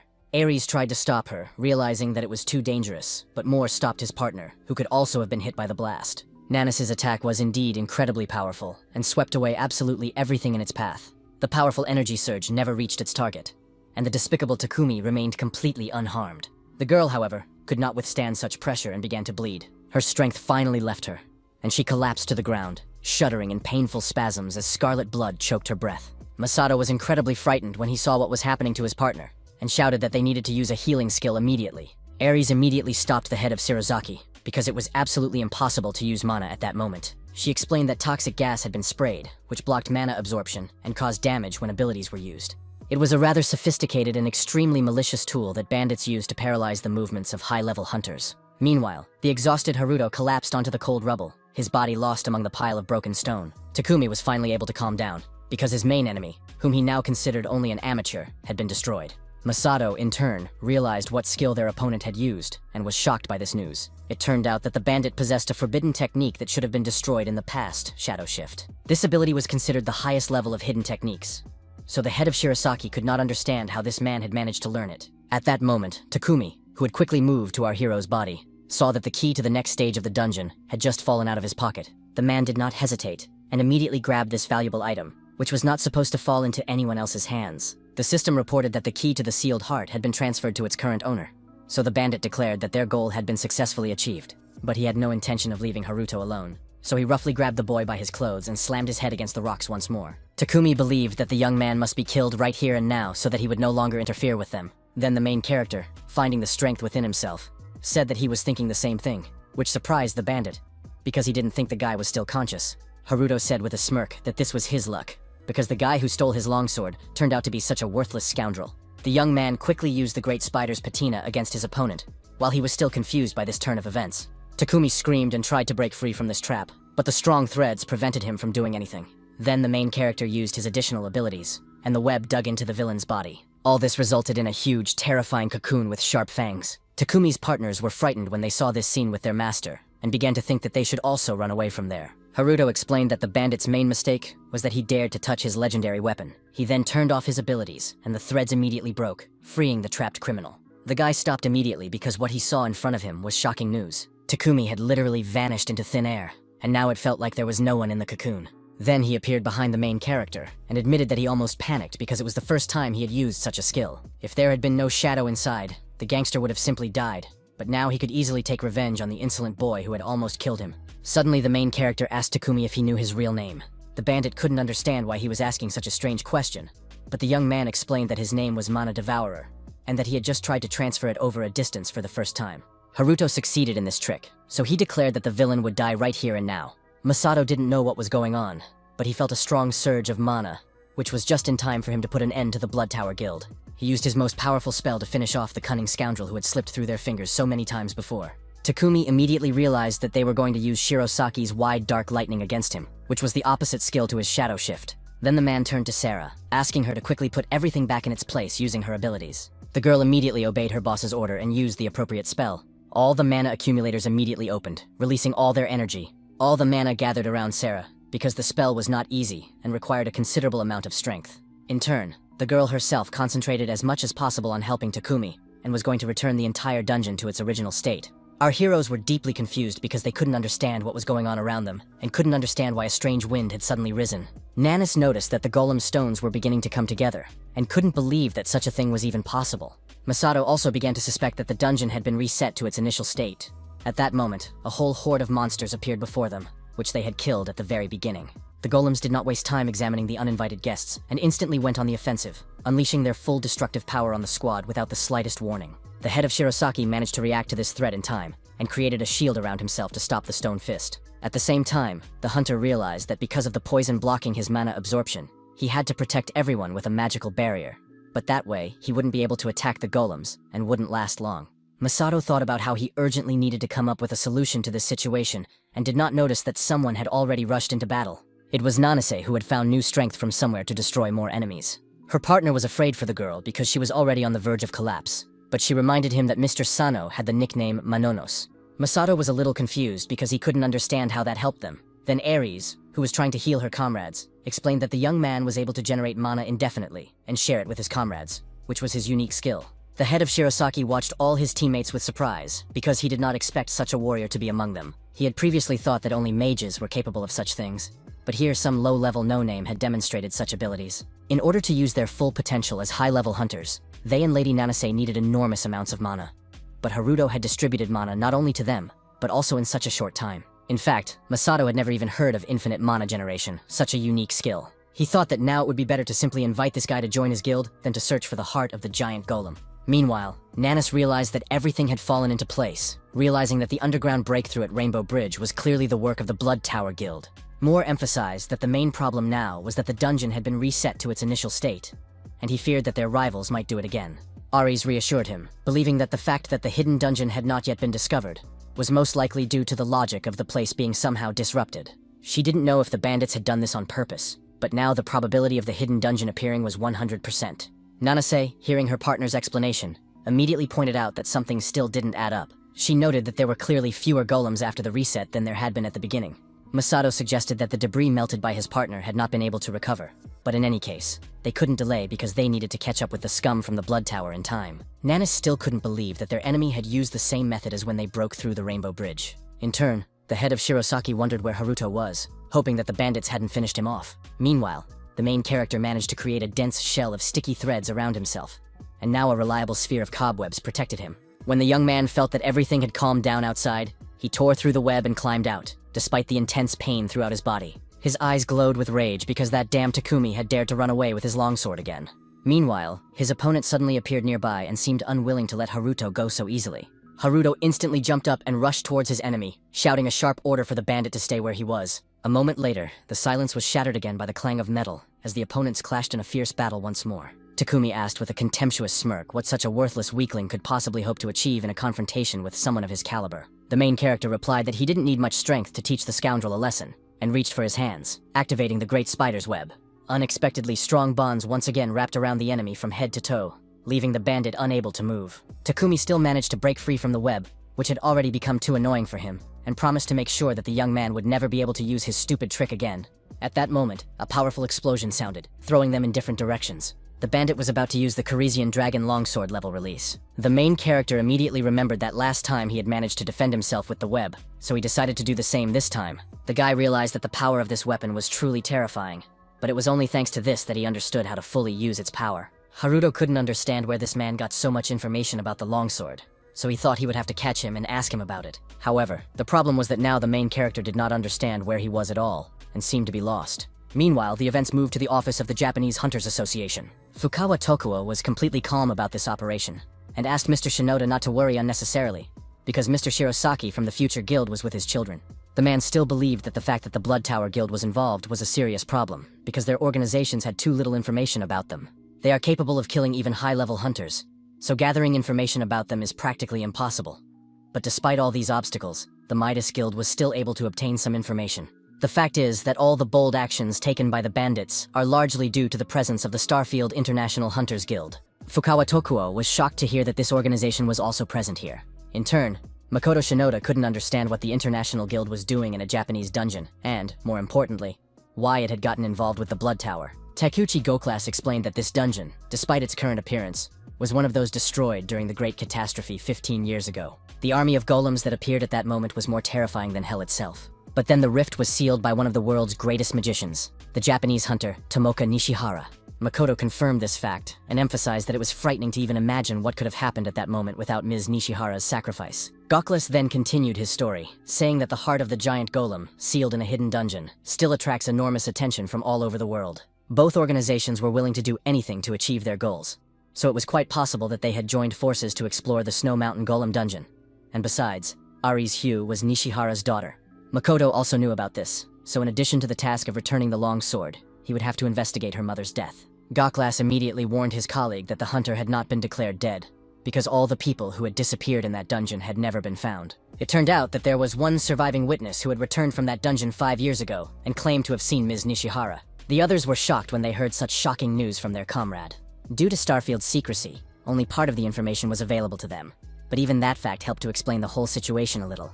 Goclass wanted to say something else about the hidden dungeon, but an employee burst into the office with an urgent report. Tokuo asked irritably what had happened, because he actually had an important meeting. The guy immediately brought up an image on the screen to show that there had been another breakout from the dungeon. One of the injured employees had tried to contact them to report the incident. The dungeon had collapsed in the very center of the city, and huge golems had escaped from it and were now hunting defenseless residents. Goclass immediately realized that these were the same golems from the Snow Mountain dungeon, and began to suspect that the dungeon had collapsed during the passage. Meanwhile, the entire Blood Tower Guild team continued to push forward through the snowstorm. It was noticeable how Takumi struggled with every meter, as his breathing was constantly interrupted and became increasingly heavy and uneven. Sarah asked if he was having trouble with the passage, as it was the first time she had seen a boss so badly injured. The man then suggested that his companion check for herself. The girl was surprised because she really saw that their search had finally been successful. They reached the mountain, which was the very hidden dungeon that everyone had been chasing after. They had to cross a huge suspension bridge to reach the passage to the next stage. Sarah admired the mesmerizing and cold beauty of this place, and looked forward to finally obtaining the heart of the giant golem. Then the Blood Tower team began to move forward slowly, looking around carefully. They had no idea that Satoru was following close behind them, responsibly following Haruto Senpai's instructions. The guy was invisible because of the main character's artifact, so he could move quickly and keep up with his target without any problems. The mountain itself looked quite frightening, as its slopes took on a truly sinister and threatening appearance in the bloody glow. In turn, Satoru began to worry a little when he saw the real hidden area. Meanwhile, the bandits had already approached the rock and were trying to find a way through. One of them finally found a spot that felt too strange under his palms. The guy immediately turned to the leader to report this, and the leader immediately explained that they had stumbled upon a barrier. Takumi wasn't afraid of this obstacle at all because Starfield had already warned him about it. 5 years ago, the great magician and strongest hunter, Tomoka Nishihara, sealed this place with her powerful chains. Now Kurosaki Takumi had come to destroy these seals and obtain the heart of the giant golem from the hidden zone. With a stern look in his eyes, he looked at his men and declared that it was time to move on to the main stage of their mission. He ordered everyone to prepare to destroy the barrier and keep a close watch on the perimeter. After that, the man approached Sarah and informed her that they now needed to restore the sword. Suddenly, the leader froze in place and announced in a bone-chilling tone that he sensed the presence of an intruder. The girl felt nothing of the sort, so she watched Takumi with surprise. The man was greatly angered by the fact that some scoundrel dared to use stealth against the blood tower. Satoru immediately began to panic because he had no idea what to do in such a situation. Takumi sensed where the young man was, so he tried to attack him with his longsword. Meanwhile, the events shift to the main character, who stumbled upon the ferocious rabbit of the snow mountains. He had no idea that there were other monsters besides golems in this place. Haruto had already acquired a little helper who easily dealt with this minor threat. Even after defeating such an inconspicuous and weak monster, a small magic crystal remained as a trophy. The golem immediately picked up all the useful items that could be of use to its master. Immediately after that, it ran up to Haruto, eager to show him the item it had found. The young man understood that his new friend was asking if he could eat this magic crystal, and allowed him to do whatever he wanted with his find. The golem happily took advantage of his master's kindness and fed on the stone. In fact, the main character would never have thought that the core of a migrating golem could have such abilities. The copying itself was successful, but the guy still regretted a little that he couldn't absorb all these abilities. But the thing itself was useful. Haruto laughed maliciously, thinking that now he could create an entire army of golems for himself, and now he didn't need a guild to clear the dungeons. The little helper couldn't understand his master's reaction at all, so he waited confusedly for further instructions. At that moment, Haruto heard the distinct sound of approaching footsteps behind him. The golem wasted no time and immediately rushed in that direction to protect the main character. It turned out to be Satoru, who had managed to escape after all, and now was about to be attacked by the hand monster. Haruto was surprised by this encounter, but was glad to see his friend safe and sound. In turn, the young man himself tried to hold back tears after such a dangerous sortie after the bandits. He literally jumped into our hero's arms and began to tell him that he had just been on the verge of life and death. After that, the guys immediately ran after Kurosaki Takumi's team because they had already managed to find the hidden zone.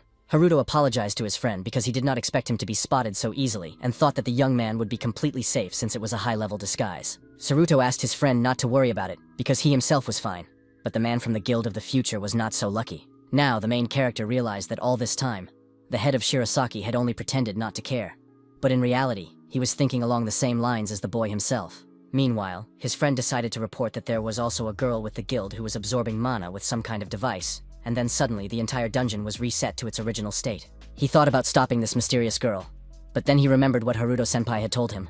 And besides, he was really scared. The main character tried to cheer up his partner and, patting him on the head, emphasized that he had done well with his task. Saruto also pointed out that he had met that girl somewhere before, but couldn't figure out where. After that, the young man decided to ask what kind of chibi had been following them all this time. Haruto emphasized that everything was fine and that it was just his new assistant. His friend immediately began to admire this cute little golem, because he had no idea that his senior had his own familiars. Finally, they reached their destination, and Saruto informed them that the hidden area was located behind the bridge, and advised them to proceed with caution, as it would be too easy to be detected. The main character immediately decided to send his partner back to bring Ms. Nanase and the head of Shirasaki here. But he was reluctant to agree so easily, because he did not want to leave his friend alone. Haruto asked the young man not to worry about it, because he had a reliable way to track the enemy's movements in the form of a handheld golem. Saruto had to agree with his senior's words, although he would have liked to stay here with him. In turn, our hero decided to share with his friend and also gave him the core of the migrating golem. The young man was very happy with this gift, and immediately guessed that it was with this little thing that Haruto had summoned Chibika. The guy said that now it was Saruto's assistant, and explained that despite its cute appearance, the familiar was quite strong, so it would definitely come in handy. His friend was deeply touched by this gesture, and couldn't believe that he could accept such a valuable gift, as long as the main character himself didn't attach any importance to it, because he had a whole truckload of such cores. Before leaving, Saruto thanked his senior once again for the gift, and promised that he would bring his sister and the others here right away. Only now did Haruto notice that this guy was quite down to earth for the heir to a large guild, and he assumed that it was all due to the influence of Lady Nanase. In the end, the main character realized that there was no time to waste, so he quickly created a new assistant for himself. Now the guy saw that the golem was really being created exactly as he imagined it, because this time he had made a stone eagle. Haruto quickly threw some mana into his assistant, and it flew forward to scout out the situation in the hidden area. He also used the core's third skill, so now he was sharing his feelings with his familiar. The main character immediately felt something unusual, and could now easily see Takumi and his assistant. The young man was surprised when he saw the very girl that Satoru had told him about just recently. At that moment, the girl was holding the longsword of the Carisian dragon in her hands, and preparing to restore it. Haruto was still unaware of her abilities, so he couldn't understand what Sarah was going to do with his legendary weapon. The girl, in turn, had already absorbed all the mana from the batteries, gathering enough energy for her skill. Thus, she successfully restored the longsword of the Karisi dragon to its original state. When the durability reached 100%, Sarah collapsed to the ground, exhausted. Because this task was not an easy one, the girl desperately tried to stop trembling and restore her breathing rhythm. Takumi immediately grabbed his now perfect sword and praised her for her good work. He was now even more ecstatic about the power he had gained, as the legendary weapon's durability had been completely restored. The main character, who had been watching the whole process, couldn't believe his eyes when he saw that the legendary sword's strength had been restored. Now Haruto realized that this girl was also a bearer of the gift curse, just like himself. Based on the fact that the sword's strength had been restored, he concluded that this girl possessed the skill of restoration. The main character thought that he definitely needed to copy this ability, but immediately realized that he was not entirely sure that he could do something like that. That is why Haruto decided that he absolutely had to recruit such a person into his group. Meanwhile, Takumi was eager to move on to destroying the barrier of the hidden zone. Haruto carefully touched the steel links with the tip of his longsword, testing their strength. The metal responded to his touch with a threatening screech, and the protective barrier instantly flashed with a bright red light. The man himself continued to stand calmly near the entrance and wait for the hidden zone to let him pass. Suddenly, a strong gust of wind arose, forcing Sarah to struggle to stay on her feet. The main character, who was watching all this from the sidelines, began to realize that he had less and less time. In fact, the bandit knew how to act only because of the information from Starfield. Because otherwise, he would have had a hard time trying to break it with a key. 15 years ago, the great magician Tomoka Nishihara cast this spell to seal the hidden area, and only the legendary blade of the equally legendary hunter could dispel it. When everything calmed down, Sarah asked what it all meant. Takumi then explained that the true owner of the longsword was Nishihara's husband, Frederick Hugh, who had disappeared along with his wife in this hidden area. Now it was known that the blade actually belonged to the most legendary hunter in the world, the Sacred Sword, who was also the father of Ares. The bandit no longer hesitated, and was finally going to open this Pandora's box. Inserting the sword into a special slot, he used level release, after which the barrier began to rapidly crumble. The other participants in the blood tower instantly froze in their places, holding their breath in tense anticipation. They had to hide behind the nearest rocks to avoid being hurt by such a bright flash of energy. Sarah also hurried to activate her protective field to hide behind a reliable shield. Unfortunately, the golem Haruto also couldn't withstand such a powerful surge of energy. And this is not surprising, because if the sword's strength had not been restored, it would have turned into dust, just like the familiar. Eventually, the chains began to slowly disintegrate, and the barrier dissolved into thin air. Then, a huge cave appeared before Takumi, in whose shadows absolutely nothing could be seen. He understood that the gates of the dungeon were just an illusion, so now he could relax and calmly clear the hidden area of Snow Mountain. The man shouted for his men to move forward as well, because they had to find the heart of the giant golem. All this time, our hero could not understand how to act in this situation, and whether it was worth pursuing the Blood Tower alone. At this moment, the events moved to southern Italy, to an S-rank dungeon where an unknown hunter has staged a real massacre. Another man asked why he killed not only him, since he had come for his soul. The hunter snapped his fingers and explained that if he had killed only his target, and not all of his companions, everyone would have immediately realized that it was murder. But this way, it just looked like a regular failed raid. In the end, he crushed the helpless man with his powers, so the man didn't have time to add anything else. It turned out that this mysterious killer's skill allowed him to take the skills of his slain rivals. Despite his incredible strength, he still felt intense pain from the mark on his neck. This mark was similar to the hourglass on Haruto's neck, only this guy had 3 such marks. The hunter simply ignored these unpleasant sensations, and used his skill anyway. With his ability, he highlighted all the objects he needed around him. After that, the guy used the Control and X skills to cut out all these selected objects. This way, he could interact with objects of any size without any problems. In the end, the hunter managed to make a huge hole right in the middle of the dungeon. At that moment, he turned sharply because he sensed someone else's presence nearby. It was his partner, who praised the guy for the fact that the selection skill fit well into his collection, because cutting objects one by one was quite tedious. In fact, he was not at all satisfied with his abilities, as each time it forced him to kill the owner of another cursed skill, who also could no longer evolve after receiving it. His comrade reminded him that he had already said that it was impossible to acquire someone else's skill just by killing its owner. But in order to acquire a skill without killing other hunters and still be able to develop it, one needed a copying skill, like Haruto's. The hunter emphasized that he had been searching for this ability for 10 years, so he already doubted that it even existed. His partner replied that a similar skill existed in their homeworld, albeit in a slightly different form, so its presence here should not be doubted. She also added that the owner of the Control and F skill was currently searching for the other cursed ones, so the hunter asked what had happened to Control and Z.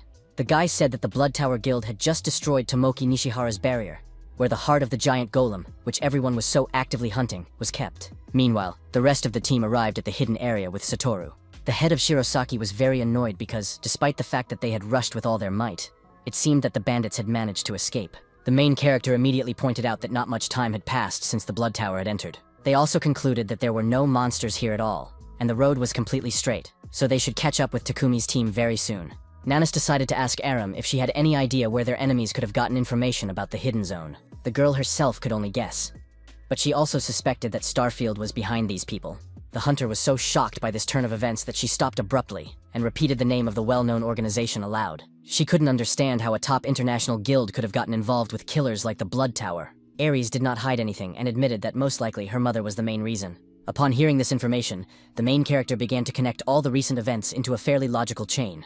The guy looked closely at his partner, thinking that the upcoming trip would definitely not be so easy. Now he was sure that it wasn't the migrating golem's cores that would play a key role in this battle, but Ares herself. Masato, on the other hand, couldn't wait any longer. So he suggested that everyone hurry up, because it was easier to get all the information out of the scum from the Blood Tower than to waste time guessing. He now also clearly understood where the Blood Tower got its shadow movement skill, since Starfield was behind these bandits. Only Satoru could barely keep up with all his comrades because of his poor physical condition. The head of Shirosaki finally decided to ask what kind of weirdo was running alongside the young man all the time, and he replied that it was a familiar given to him by Haruto-senpai. Upon hearing this story, Masato merely smiled at the familiar in the form of a snow golem. Nanase couldn't understand why our hero decided to give such a valuable item to her brother, so the guy had to come up with a speech about how Satoru was a very valuable member of the group. The girl did not object to Mr. Sano's words, and only smiled slightly at his latest noble deed. At that moment, Satoru stopped abruptly because he saw a bright golden light under his feet. The young man did not know what it was, so he froze, not daring to take the next step.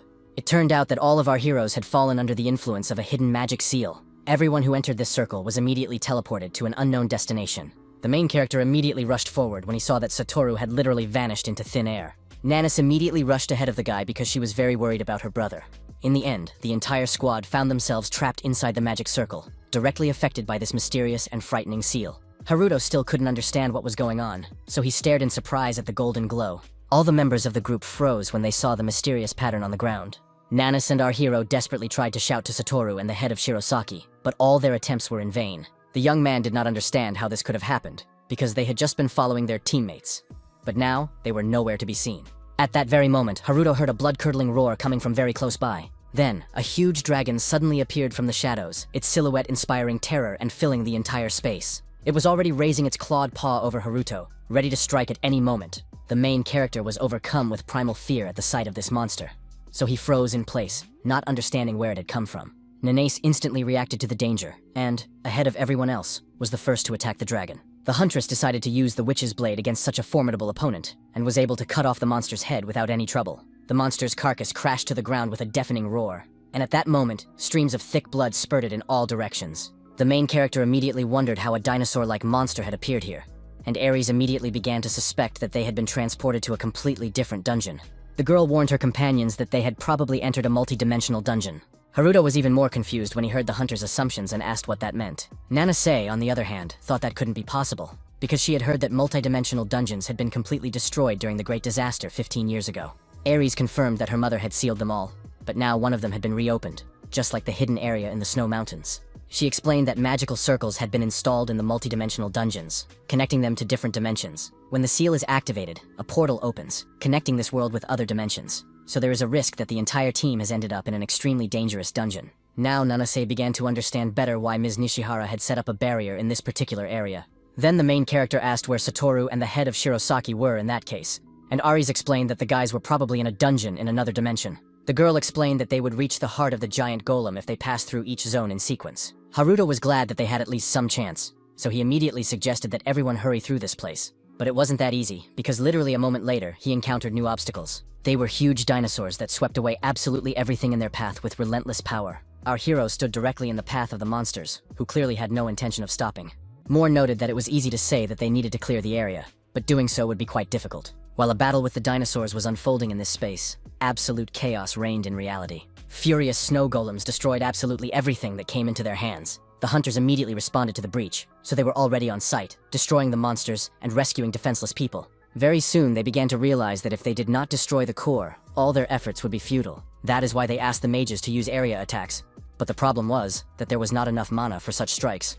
In fact, the hunters were already on the verge of defeat, and regretted that the guy who always replenished their mana was not there. The warriors never thought that one day they would need a mana carrier so badly. There were so many monsters that they didn't even have time to notice new enemies coming up behind them. At that moment, a new hunter arrived and was able to cut the golem in half with a single swing of his blade. After that, he landed safely on the ground, avoiding all the stone fragments. One of the guys immediately thanked their savior and was surprised when he realized that he was a foreigner. The hunter explained that he was here on a business trip and simply couldn't stand by and watch as the monsters destroyed everything around them. The guys now understood why he wasn't wearing a combat suit, and noted that the guy's Japanese was pretty good.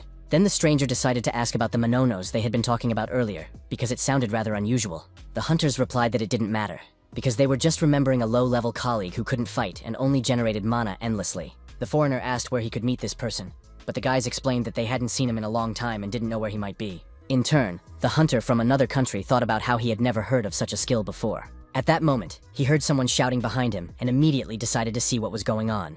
Two men were standing on the roof, exuding a strong aura, which immediately drew everyone's attention. It turned out that they were Takuchi Goklas and Shinoda Makoto, the heads of the Takuchi and Taiken guilds, whom the foreigner immediately recognized. With a nervous smile on his face, he thought that it seemed like they were in for quite an interesting spectacle.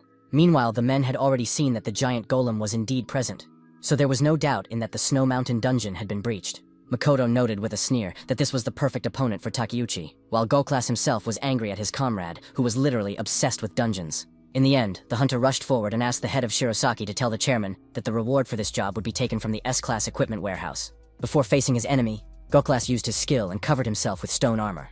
So now he himself resembled a real golem. He crashed to the ground with a deafening roar, causing huge cobblestones to fly in all directions. From the outside, the hunter looked quite intimidating, his powerful figure and fierce gaze betraying him as an experienced fighter who was used to destroying any opponent in his path. The giant golem immediately rushed towards Goklas, intending to crush him, just like all his previous opponents. With confidence in his voice, the hunter declared that not all stones are created equal, so the monster was nothing but a mere trifle. He only needed a few blows to deal with any golem in his path. Goklas literally flew down the street with the monsters, cutting through the air in front of him. Makoto, in turn, was a reliable support, and was preparing for a powerful spell all this time. He gathered all his mana to make a decisive move and deliver a crushing blow to the enemy. This powerful stream of energy also swept through the streets of the city in a second, heading towards its target. Goklas felt this power above his head, and laughed at the fact that this old man seemed to be able to kill everyone on his own. Meanwhile, the giant golem was very close to the man, and had no intention of stopping. The monster swung its huge fist to strike the hunter directly, and the shadow of its massive hand completely covered the man. Goklas was not afraid at all, because he was sure that the monster had no chance of defeating him. He used his power-up, and the armor on his arm was covered with spikes, which made his attacks even more dangerous. Their fists clashed in a powerful confrontation, sending a considerable shockwave rippling through the surrounding area. The giant golem couldn't understand what was happening, because his entire body suddenly began to crack. At that moment, Makoto's attack flew into it, destroying half of the stone monster. After such powerful attacks, the stone monster simply crumbled to dust, and the magical core finally appeared. Goklas immediately grabbed the crystal, because he wasn't going to give his comrade the opportunity to get around him and kill the boss himself. He slowly clenched his massive fingers and easily crushed the red core with his stone hand. Shinoda Makoto sighed calmly with a slight smile on his face when he saw the notification that the boss had been defeated and the rift had been successfully sealed. The other hunters were also incredibly happy when they realized that all this horror was finally over. Meanwhile, someone used the Control and F skills to check on Takeuchi and found out that he did not possess the Control skill. It turned out to be the same foreigner who was amazed that Japan's best hunter and the head of the Midas Guild had cleared this dungeon in less than 10 minutes. The guy wrote everything down in his notebook because it's rare to see someone capable of such a feat without the cursed skills. After that, he slammed his notebook shut because he remembered that the man with the Control and Z skills had not yet returned from the dungeon. The stranger hoped that the girl was still alive, unaware that this was apparently not the case. Now the events returned 20 minutes ago to the dungeon, which was overrun by zombies. The horde of the Walking Dead kept pouring out of the tunnel and seemed to have no end. Takumi explained that they had no information about what would happen next, so they would have to rely on luck alone. The man noted that this dimension seemed fairly simple, so perhaps they were lucky this time. The long sword was quite helpful in their battle, as it could easily destroy several opponents at once. The attacks were so powerful that they simply scattered the zombies throughout the dungeon. Thus, their team managed to clear the hidden area and could now move on to the boss arena. Now all they had to do was wait for their final opponent to appear before them. Suddenly, massive doors covered with ancient symbols appeared before the team. The other hunters from the Blood Tower rejoiced when they saw that they had finally reached the final boss after such a long journey. Apparently, the key from the previous stage was needed to proceed further. The cold metal slid into the mechanism, and a sharp click echoed throughout the hall. The doors opened successfully, and the whole team entered the mysterious dark hall. Here they were greeted by majestic statues of gods, who seemed to be watching every step of the uninvited guests. The hunters began to fear that they had come here too early and the boss had not yet had time to revive. Sarah couldn't understand what her teammates were talking about, because she personally felt that the air had become heavy, as if something was pressing down on her from all sides. The girl saw that no one else noticed this, and simply thought that the others had already gotten used to such an oppressive aura. Meanwhile, the hunter decided that the boss wasn't here after all, so they could just take the reward and get out of there. Before the guy could finish his sentence, the monster's huge paw simply crushed him. The monster only felt the moisture of the pathetic little man's blood under its foot. This creature resembled all the divine statues that adorned this hall. Only now did the bandits realize that the boss had been nearby all along, and that the other deities could also come to life. And so it happened, and the huge statues of the gods slowly descended from their pedestals straight to the warriors, who dared to disturb their peace. Sarah froze in fear when she saw all this horror, and Takumi immediately noticed his partner's reaction. She couldn't take her eyes off her crushed partner, who was still breathing. The man couldn't understand why his partner was acting this way, because she had seen people die many times before. Takumi shouted at the girl to finally pull herself together, because there was still a chance to save her living comrade. Only now did his partner finally come to her senses, forgetting her fear and tears. Finally, Sarah rushed forward to the wounded man to restore his crushed body to its original state. She immediately took out a mana battery to replenish her strength before such a difficult task. Suddenly, the girl discovered that she had almost nothing left in her reserves. It turned out that all this time, the mana had simply been leaking away, even though the seal on the batteries could not be removed even with high-level dissipation. Sarah couldn't understand what was happening to their equipment, and noticed that all the energy was flowing in one direction. Meanwhile, the enemy's heavy stone fists repeatedly struck the wounded warriors. Takumi in turn desperately tried to calm his men down so that they would attack, because their opponents were just ordinary golems. The hunter went forward first, and with the help of his longsword, was able to cut down the first deity without any problems. He asked his companions to use mines for large monsters, but the problem was that neither mines nor skills worked in this place. At that moment, one of the golems attacked another hunter who did not have time to react to the sudden threat. This happened right in front of Takumi, who had to try hard not to follow his comrade. Now, even the head of the Blood Tower himself began to panic, as it seemed that their plan was beginning to fall apart. At that moment, a huge stone hand clenched with a terrifying crunch, and all that remained of the once living man was a shapeless pile of broken bones and flesh. The man froze in place and watched as the golems continued to destroy his team. An icy horror gripped his heart, as the last hope for his team's salvation finally disappeared under the blows of these stone gods. Takumi knew perfectly well that he could not defeat such powerful opponents alone. After dealing with the other hunters, the golems surrounded the head of the Blood Tower on all sides. He didn't wait long and immediately used the longsword level release to at least try to resist these enemies. The system immediately reported that the hunter did not have enough mana for the level release, even though his level exceeded 300. At that very moment, a huge fist cut through the air with a dull whistle, and was already approaching Takumi. With a crash, all that power crashed down on the hunter, who was unable to resist it. Meanwhile, Sarah decided to follow the flow of mana and arrived at the place where it was gathering. In the middle of the hall stood a huge obelisk that absorbed all the energy around it. The girl approached this strange object, trying to understand what it was. She gently touched the white cube lying on the pedestal. It turned out that the heart of the giant golem had been hidden here all this time, but it was strange that this artifact absorbed mana instead of generating it. At that moment, the artifact began to pulsate strangely, which definitely did not bode well. Sarah immediately noticed this strange behavior of the golem's heart. Seeing this, the girl tried to run away from the pedestal to a safe distance. In the end, the magic crystal fired a shot in her direction, and a dazzling beam of energy instantly pierced the air. She didn't manage to run away from the giant golem's heart in time, so the concentrated mana hit her body directly. Sarah couldn't stay on her feet from such a strong shock, so she clumsily slid down the steps. The girl cried out in pain as a sharp pain pierced her body from falling directly on her injured body part. The stone deities had already spotted the remaining survivor, so they moved closer to Sarah. The golems did not hesitate for long, and already swung their stone blades to finish off the last human. All this time, the girl lay motionless on the ground, unable to hide from the attack. At that moment, the shadows on the cold floor suddenly separated from the stone, and their ghostly tentacles spread out in different directions. It turned out to be Takumi's ability, who managed to move to his partner in time and stop his opponent's stone hand with his longsword. The iron taste of metal instantly filled the man's mouth, due to the strong pressure of the golem. Despite this, the head of the Blood Tower was able to retrieve an advanced healing potion. He quickly poured the contents directly onto Sarah's wound to support her injured body. After that, Takumi quickly picked up the girl in his arms to escape from there as quickly as possible. At that moment, the system announced that the giant golem's heart had awakened, so the boss battle was about to begin. The man couldn't understand why all this was happening, but it was too late to think about it because the exit was already closing. He immediately decided to use the shadow movement skill to try to escape from a battle he knew he would lose. Then the system warned that Takumi didn't even have enough mana for that ability. Takumi realized that they had no time left for these pointless thoughts, so he ran forward at full speed. The gap in the door was getting smaller and smaller, and with it, all hope of salvation was disappearing. The man understood perfectly well that at this rate, they would be stuck here with his partner. Then the bandit pulled Sarah off his shoulder and grabbed her clothes tightly. With all his strength, he threw the girl forward so that at least she could get out of this trap. The plan worked, and his partner flew through the small gap without any problems. Due to her severe injury, Sarah was unable to regroup, so she flew a few more meters forward. In tears, the girl looked at her boss and savior and asked why he had done this. With a smile, Takumi explained that if she survived, she would be able to fix everything with her abilities. After that, the doors closed completely, separating the partners on different sides. In tears, Sarah called her friend a complete fool, because she was not a hunter and did not know how to absorb mana on her own. The girl was already thinking about what would happen to her mom and dad if she died. But at that moment, she suddenly felt warmth from the flow of mana. She opened her eyes and saw Haruto's face in front of her. But she didn't understand who he was. After looking closely, Sarah realized that it was the hunter who had distributed mana to everyone during the dungeon runs. Finally, she began to feel her body gradually regaining strength. The main character was as focused as possible on the process in order to help the victim. When the girl came to, Haruto asked if she would be able to restore her body if she had enough mana. Sarah was incredibly shocked because she didn't expect anyone else to know about her skill. Meanwhile, Masato continued to be upset that they couldn't open some damn door, even though they had come such a long way. Ares explained that if there were still hunters inside undergoing the trial, the door would not open on its own, because it required a key, which our heroes did not have. The head of Shirosaki became even more angry because he realized that they should have defeated the resurrected wandering golem first, and then come here.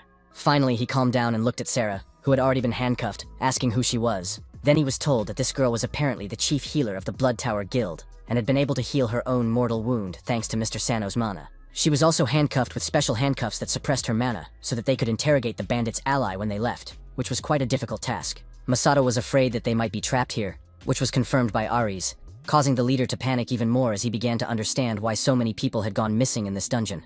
The main character also began to worry, because he couldn't understand whether he should use the key he had copied after defeating the boss. He rummaged through his inventory and spent a long time looking at all the items he had already managed to collect. Haruto finally took out the key and thought that he should just say that this item was lying somewhere nearby.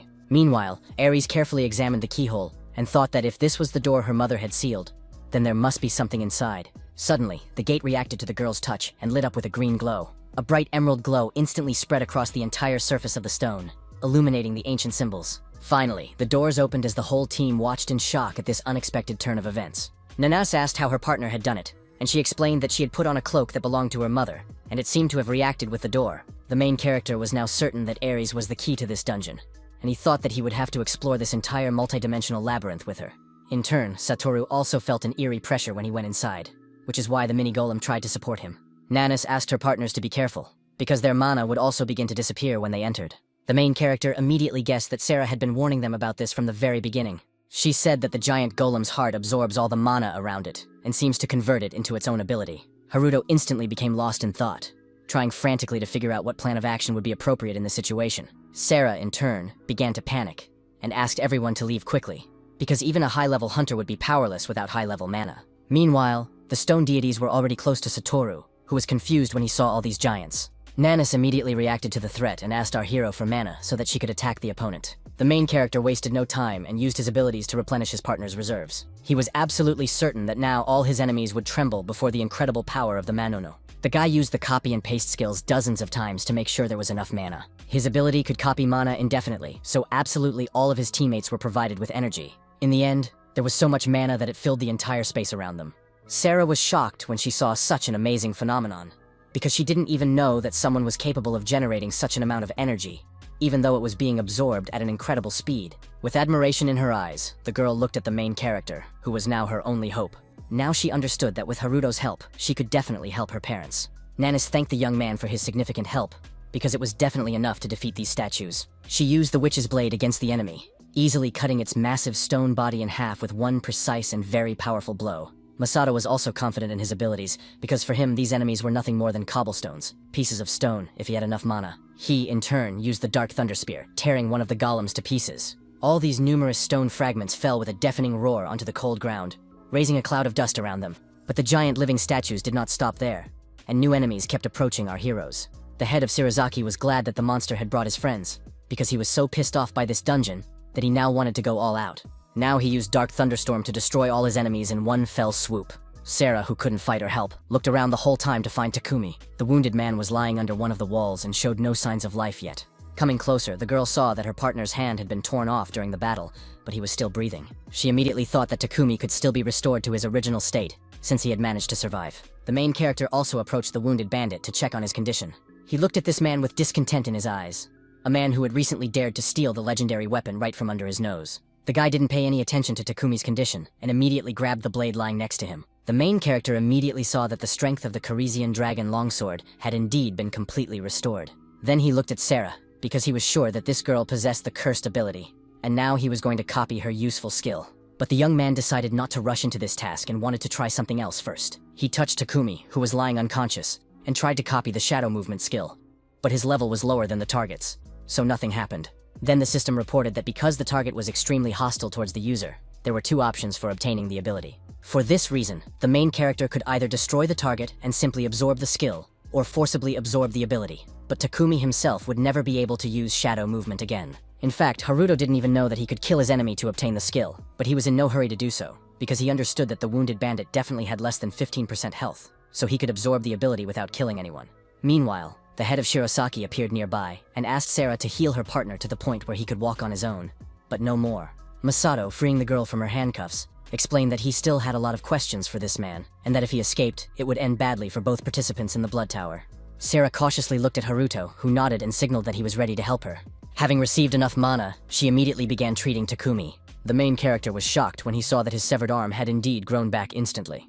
Haruto immediately thought that this skill could be compared to his own, because the girl literally knew how to copy the body. Meanwhile, Takumi finally came to his senses and coughed up all the blood that had collected in his mouth. Sarah immediately asked why the old man was smiling so foolishly, and he reminded her that he had warned her that they would both survive. The girl did not respond and simply turned away to leave.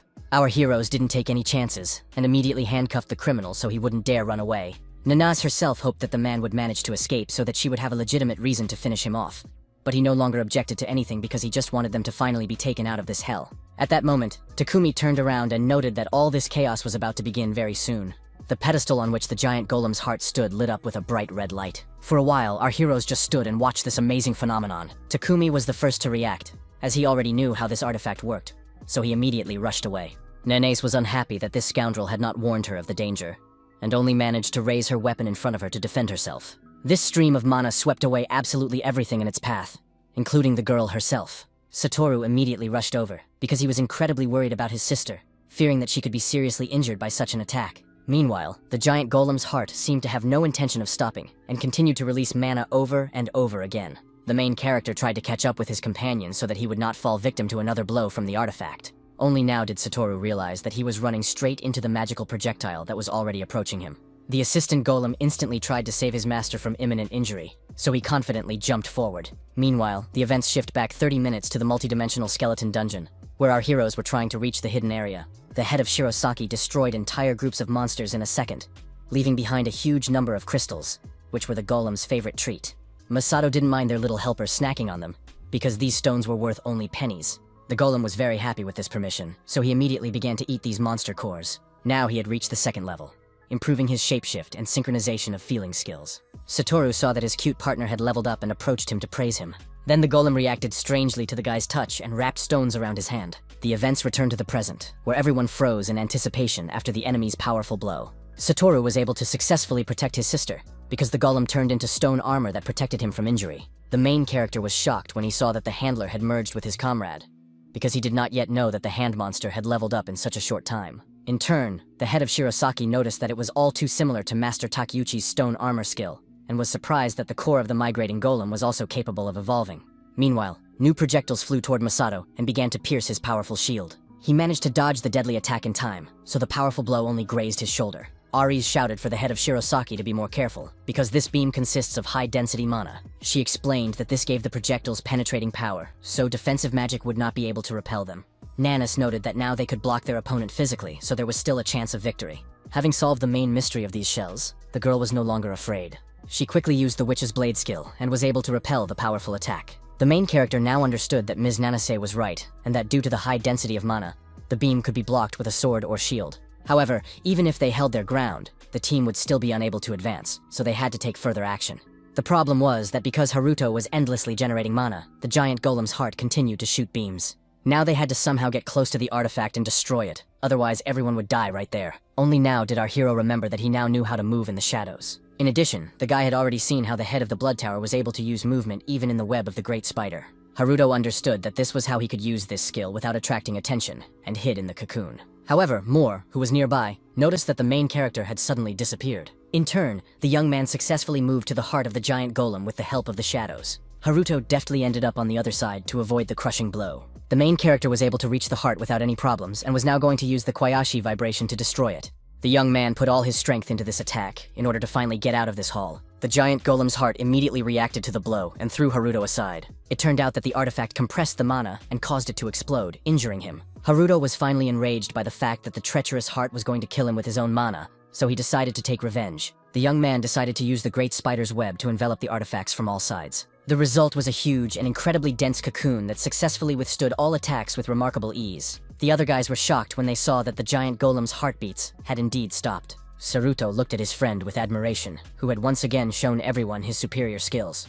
In the end, it turned out that even this was not enough to hold back this powerful artifact. The main character warned his teammates that their battle was not over yet. He tried again to use the great spider's web to get closer to the heart. The guy paid no attention to all the shells flying past him because he just wanted to touch his target one more time. The strong threads helped him, and he was able to get to the heart. Holding the artifact with his web, Haruto used the Kishi's vibration wave to destroy it completely. Finally, the first crack appeared on the glass cube that protected the heart of the giant golem. After that, the web released the core of the dungeon and it began to rapidly fall apart. In the end, the ancient heart itself also broke in half with a loud crunch. Immediately after that, a dazzling flash appeared in the center of the hall, blinding Haruto for a few seconds. Finally, the system announced that the heart of the giant golem had been destroyed, and the dungeon had been cleared. After that, the main character received a huge number of notifications that he had leveled up. As a reward, he also received the heart of the giant golem, which could skillfully generate and absorb mana indefinitely to the limit. Haruto was a little disappointed because he didn't need such abilities, but he copied the item just in case. This improved his copy skill, and now he automatically copied all available objects. At that moment, Satoru appeared next to him, who had believed from the very beginning that Haruto-senpai would succeed. Other team members also approached him to discuss what had happened. Chief Shirosaki noted that they had somehow managed to stop the giant golem's heart, and praised our hero for his work, although the young man himself believed that he had defeated their enemy on his own. Nanase emphasized that her colleague should praise her properly if he was going to do it, otherwise it would sound too petty. Finally, Masato cleared his throat and told Haruto that after his return, he wanted to have a serious talk about their cooperation. The main character immediately said that he would not mind selling the giant golem's heart, which the hunter had not even expected. Nanase tried to stop the young man and warned him that it would be better to discuss such an important topic after their return. The head of Shirosaki was unhappy that she was interfering in their business relationship, but the girl was not going to let him conduct his affairs on the sly. Finally, the whole team decided to take a break after such an exhausting battle. Then, the main character decided to give Ms. Aries a memento of her parents, and apologized for taking so long to return the relic. With tears in her eyes, the girl noted that it was no big deal, because Haruto had kept his word anyway. At that moment, Moore finally decided to ask how the young man was able to use the same skill as the lava of the blood tower. Masato agreed with his partner, because he also saw how our hero moved a long distance in an instant. Haruto was taken aback by such direct questions, and began to lie, saying that it was the great spider's web skill, which allowed him to move quickly by clinging to the threads. Moore still didn't seem to trust the young man, because it all sounded too strange. Nanase suggested discussing everything that had happened later, because for now they had to finally get out of this dungeon and urgently deliver the intruders to the association for questioning. Meanwhile, Takumi hinted to Sarah that now she had to repay him for saving her life, so he ordered her to return the dungeon to its original state right away. The girl couldn't believe that her boss was serious about this, and emphasized that this would be the last time. Then the head of the blood tower asked if she had already found a new mana supplier, reminding her of their contract. He reminded her of the bracelet on Sarah's wrist, which was their eternal bond that could not be broken, and the sworn agreement of the Adam's ring. As long as this agreement existed, the girl would not be able to break away from Takumi, and her parents' lives were also in this man's hands.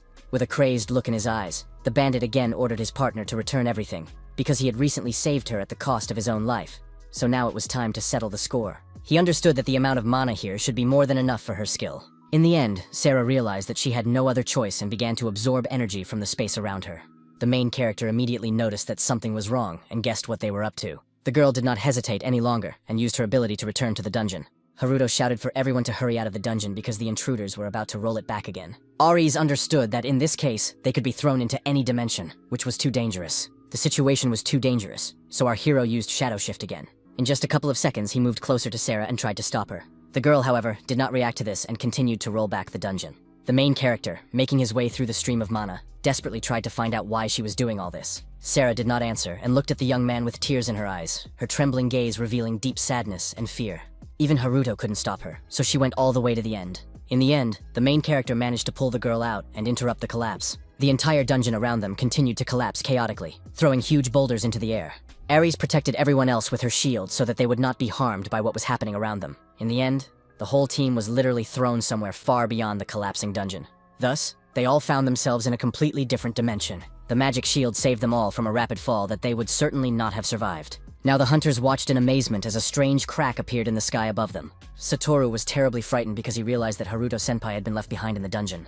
Nanase, in turn, realized that they were in the sky above Tokyo, while Ares couldn't explain how they got there. At that moment, the girl heard a familiar voice behind her, which immediately pulled her out of her thoughts. It was her father, the head of the synod, who was surprised to see their team in this place. Masato also couldn't understand how his colleague had appeared here, until the old man asked if they had managed to get through the dungeon. In addition, Makoto had already noticed that many members of the team were not there. The head of Shirosaki was about to tell them about the adventure they had experienced, but he was immediately interrupted. Nanas looked at the gap in the sky and couldn't stop thinking about Mr. Sano staying behind. All this time, Takumi couldn't understand why the dungeon hadn't returned to its original state. Sarah, who was now trembling with fear because of her failure, explained that our hero had interfered with her, so she couldn't finish the rollback.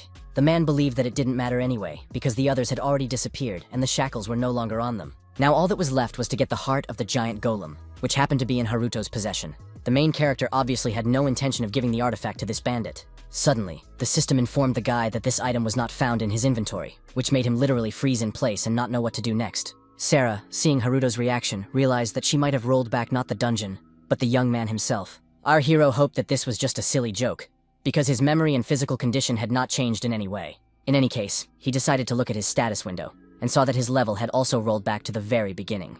Haruto decided to see what had happened to his cursed skill, and found that it had also returned to its initial state, but one unconfirmed item had been found for insertion.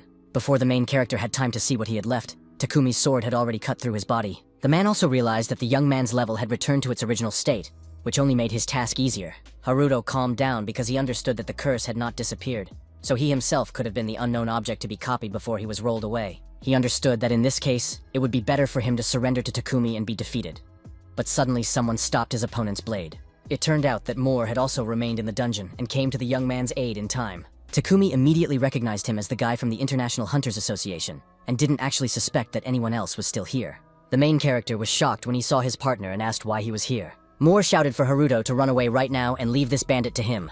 The young man had no intention of abandoning his comrade in this deadly trap. Takumi, in turn, believed that this hunter was too confident in himself, since he had gone against him. He called Moore nothing more than dirt under his fingernails, and easily knocked his sword aside. They clashed in a fierce battle, and the bandit emphasized that his opponent should not be distracted. In the end, the guy inflicted the most severe wounds, and his blade broke into pieces. The main character helplessly watched as his partner flew sideways at full speed and hit a rock. Takumi had no intention of stopping, because he was determined to destroy this stupid office. Moore realized that his opponent was too fast, so he simply wouldn't have time to dodge his attack. In the end, Haruto took the blow because he was going to be reborn anyway. Bleeding profusely and having completely exhausted all his life force, the young man fell lifelessly to the cold ground. Moore couldn't understand why his comrade had acted this way, but our hero explained that Takumi was his personal prey, and he didn't need any extra help.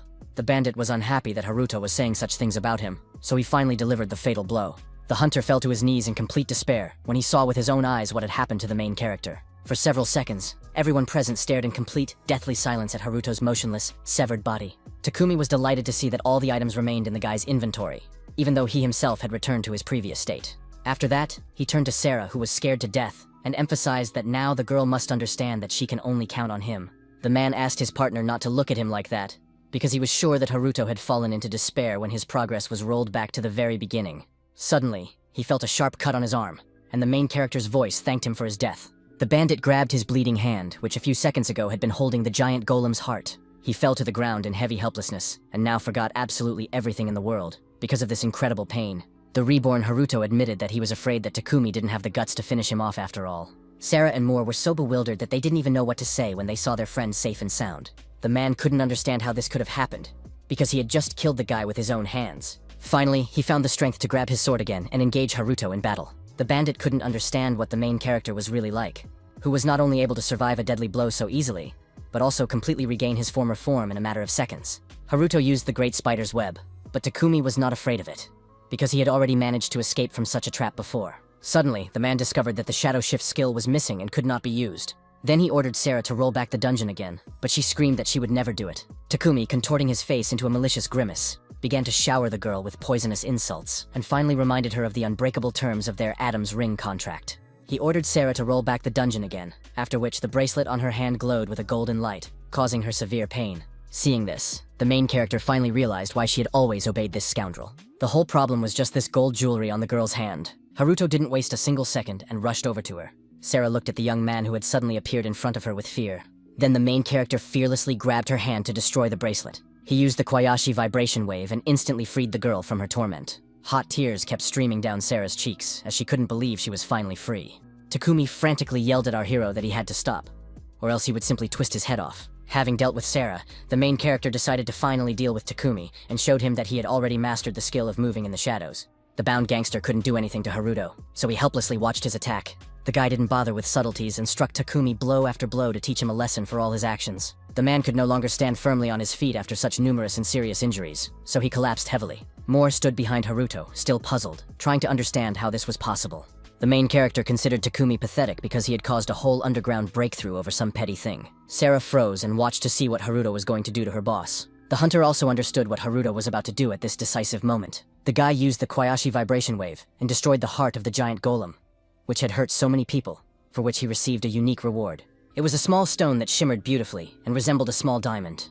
The system reported that our hero had managed to pass through the hidden dungeon. Suddenly, the doors opened in front of the other hunters, who had been unable to proceed further, and they immediately realized that they had passed through the dungeon after all. They immediately went further to see what was going on, but they couldn't find anyone. After going a little deeper, they finally stumbled upon the main character, who was able to figure out this dungeon. His companions couldn't understand why the guy was alone, because they were sure that he should be with the leader of Shirosaki and Ms. Nanase. Haruto explained that he had lost his companions during the cleanup, but they had all stayed together, so there was no need to worry about it. The hunters, seeing the scene around them, were shocked when they realized that the young man had indeed cleared the dungeon alone.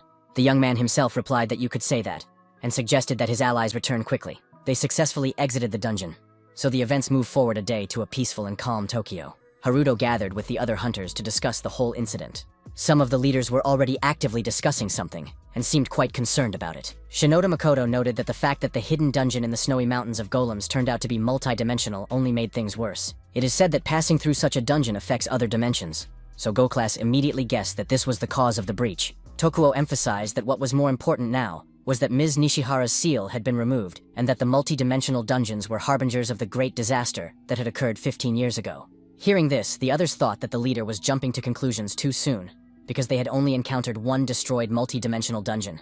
The old man immediately reminded them that in those days, everyone had said similar naive things, ignoring the real threat. Listening to all this talk, Nanase couldn't take it anymore and slammed her hand on the table. The girl excused herself and explained that they needed to interrogate the members of the Blood Tower Guild as soon as possible. Otherwise, they would not be able to solve this problem anyway. Goklas was unhappy that she was so bold, because while their entire team was away, it was their guild that dealt with the breach, which, incidentally, the guys themselves had caused. Masato calmly apologized to his colleague, explaining that even they themselves had not expected such an outcome, and asked him to calm down. Then the head of the Midas Guild emphasized that he was not saying all this to brag. After that, he approached the main character and asked him directly who he was, since he was able to clear the hidden dungeon on his own, even though no one had ever mentioned such a talented hunter before. Haruto did not reveal anything about himself, which made Goklas even angrier with him, as he thought the young man was mocking him. Then the guy sighed irritably and asked what was required of him. Our hero reminded him that he had cleared the hidden dungeon with minimal losses, and also discovered a dangerous multi-dimensional dungeon, so this was definitely a reason for praise, not interrogation. This angered Goklasa even more, so he didn't even try to restrain his abilities. The head of Shirozaki noticed that the situation was heating up quickly, and became concerned that it could end badly. The other hunters also jumped up from their seats because they didn't want anyone to start a fight right there. Finally, someone else intervened and addressed the head of Takeuchi directly, which immediately brought him to his senses. It was Takuo, who emphasized with a frightening coldness in his voice that if the man continued in the same vein, he simply would not receive his rewards for eliminating the dungeon breach. This argument immediately calmed Goklas, so he immediately forgot about the main character. In the end, he returned to his seat, warning the young man that he had simply been lucky this time. For his part, the main character wondered if he could copy the stone armor skill that the fierce hunter had just demonstrated. The events then unfold in the office of the association's chairman, who decided to talk to Haruto in a more relaxed atmosphere. The young man explained that he used to be in the Taiken Guild, but for certain reasons he had to become a freelancer. Tokuo noted that it is difficult for a solo hunter to level up, but in any case, he admired the fact that the young man was able to pass through an extremely dangerous hidden dungeon, and expressed his gratitude on behalf of their organization. The main character thanked the man for his praise, feeling confused because he couldn't believe that the chairman himself had recognized him. Meanwhile, the old man also expressed his gratitude to the International Hunters Association and inquired about the future plans of its representatives. Ares was going to return to the organization to report on everything, but Moore planned to stay here for a while, and, in addition, leave the International Association. In the evening, the main character was finally able to go home to rest a little after such eventful days. He saw that all his friends had also gathered here and couldn't understand what they had forgotten here. Moore announced that he would have to live with Haruto for a while, because he had left the International Hunters Association. Aries was incredibly upset that her closest partner had decided to leave, but he couldn't explain all the reasons yet. Saruto in turn emphasized that he and Podrushny simply could not leave Haruto-senpai. Nanase cleared her throat and asked our hero not to lump her in with all these people, because she had come to convey Sarah Arita's demands. Only now did the young man remember the two thugs and ask where they were now. The girl said that Kurosaki had been detained, and was now undergoing treatment in the hospital because his partner had refused to heal him with her skills. Sarah Arita herself was still in the interrogation room of the Hunters Association, and was exercising her right to remain silent, demanding a personal meeting with Mr. Sano.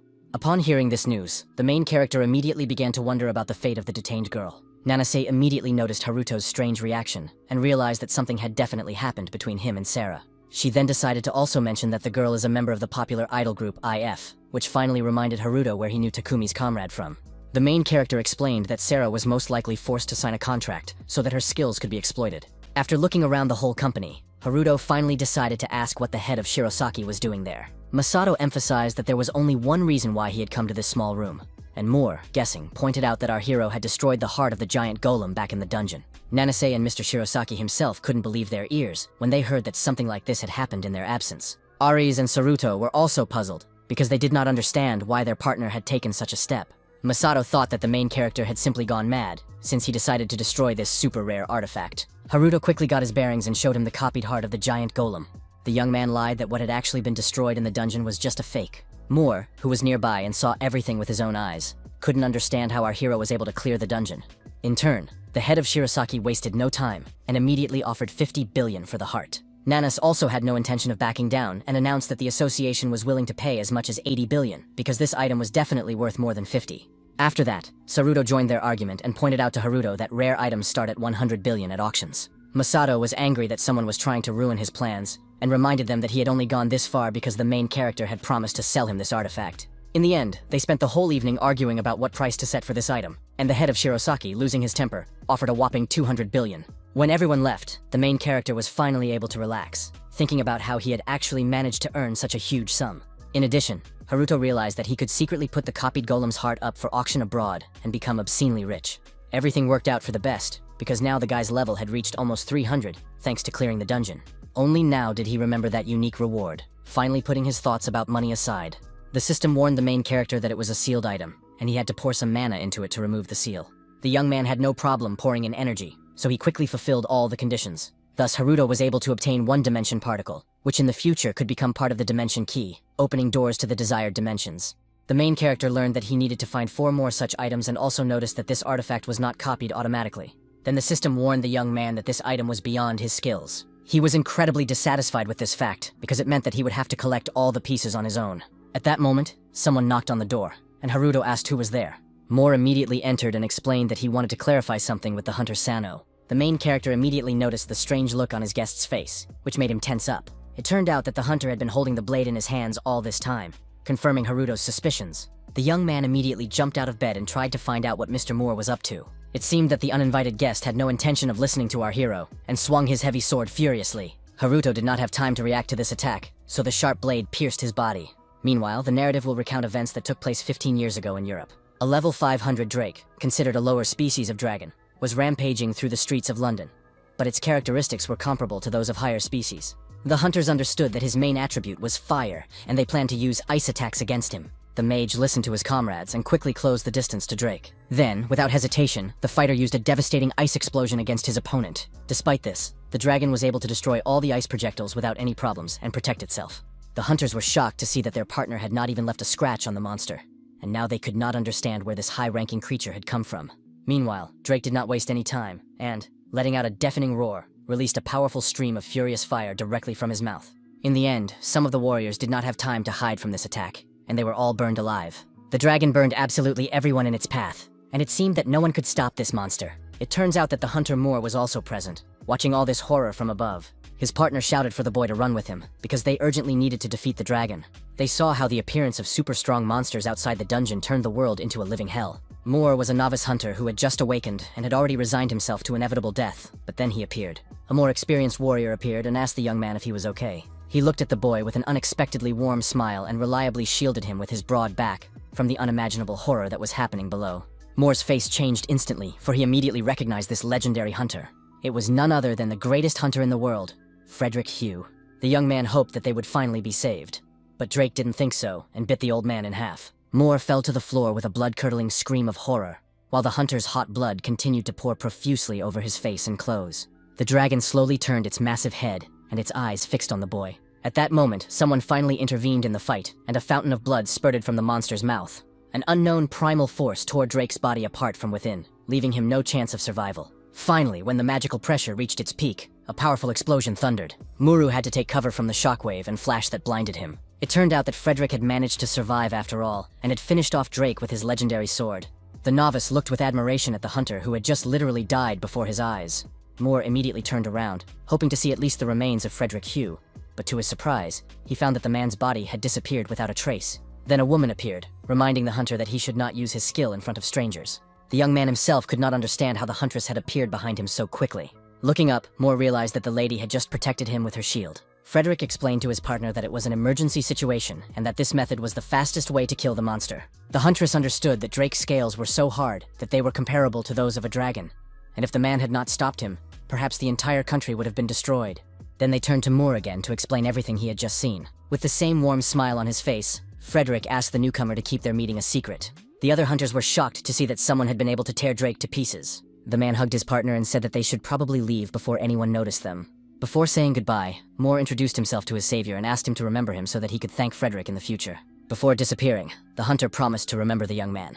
At that moment, young Moore had no idea that one day he would meet another person whose skills could surpass death itself. The hunter understood that this could be complete madness, and mentally apologized to Haruto if it turned out to be his mistake. In the present, he saw that all his guesses had turned out to be true. After the blow, the main character was reborn, and finding himself behind Moore, asked what he was thinking. Now the hunter could breathe easy, because he learned that Mr. Sano really did have the same skill as Frederick Hugh. The guy sincerely apologized to our hero and explained that he needed to see for himself, while Haruto pointed out that his partner could have just asked instead of swinging his sword. At that moment, the young man suddenly froze because he heard that there was someone else in the house. It was Satoru, who was incredibly frightened because he had seen with his own eyes what had just happened to Haruto-senpai. The main character sighed discontentedly because he couldn't understand what his friend was still doing here. After that, Moore immediately fell to his knees and sincerely apologized for his terrible deed. And the guy couldn't understand who had taught him to apologize with such a deep bow. Aries explained that it was her, because she had heard that when you commit a grave sin in the East, you have to apologize in this way. The main character believed that when you killed a person, one bow was not enough. But Moore had already stated that he was going to serve Haruto as his apology. Meanwhile, Satoru asked if his friend had the same resurrection skill as Frederick Hugh, but he was not going to confirm it. The guy still couldn't stop marveling at the fact that Haruto-senpai could die and then resurrect himself again. The main character decided that it was better for his friends to think whatever they wanted, as long as they didn't figure out his ability to copy. Finally, he remembered Ms. Aries, who, for some unknown reason, had also. Then the girl demonstrated the particle of space, and explained that she wanted to discuss this particular item. Haruto did not expect that he was not the only one who possessed such an item. Aries said that her particles suddenly began to resonate, so she followed the reaction of this artifact and ended up in this room. Her particle of dimensions was number 1, while our hero's was number 5. The girl asked where Haruto got this thing, and he explained that it was a unique reward he received after completing a hidden dungeon. She immediately noted that a detailed study was needed, because her particle was one of her mother's relics. According to the records, these fragments resonate with each other and are attracted to each other, which our heroes had just observed. The guy immediately thought that the rest of the particles of the dimensions might be much easier to find.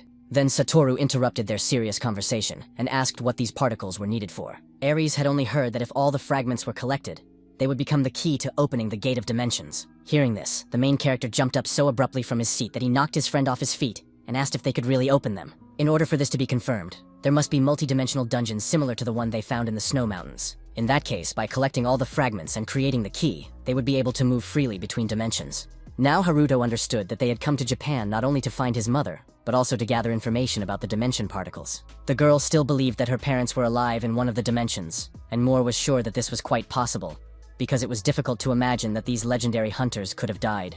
Satoru noted that without the key, they really couldn't get out, and then asked if there was a way to open the gate from the other side. Aries then confirmed the possibility that her parents were either physically unable to cross the barrier between worlds, or consciously did not want to return to reality. Haruto tensed up when he realized that the hunters had a reason to stay there if they were not consciously returning. In any case, if they managed to open and close the gate with the dimension key, they would be able to seal the multidimensional dungeon and prevent a subsequent catastrophe. Satoru wondered how these fragments would turn into a complete key. Then the golem, which had been sitting on the young man's arms all this time, reached for the fragments. When the fragments touched each other, a small spark occurred between them. After that, they began to move on their own and join together in a certain order. The light grew brighter and brighter, so our heroes had to cover their faces from the flash. Satoru was seriously frightened and thought he would die from this sudden explosion. In addition, the young man noticed that the particles had now joined together in a certain order. Ares was surprised by this turn of events, and immediately decided to take a closer look at part of the key. She thought that when they collected all the pieces, they would change into the shape of a key.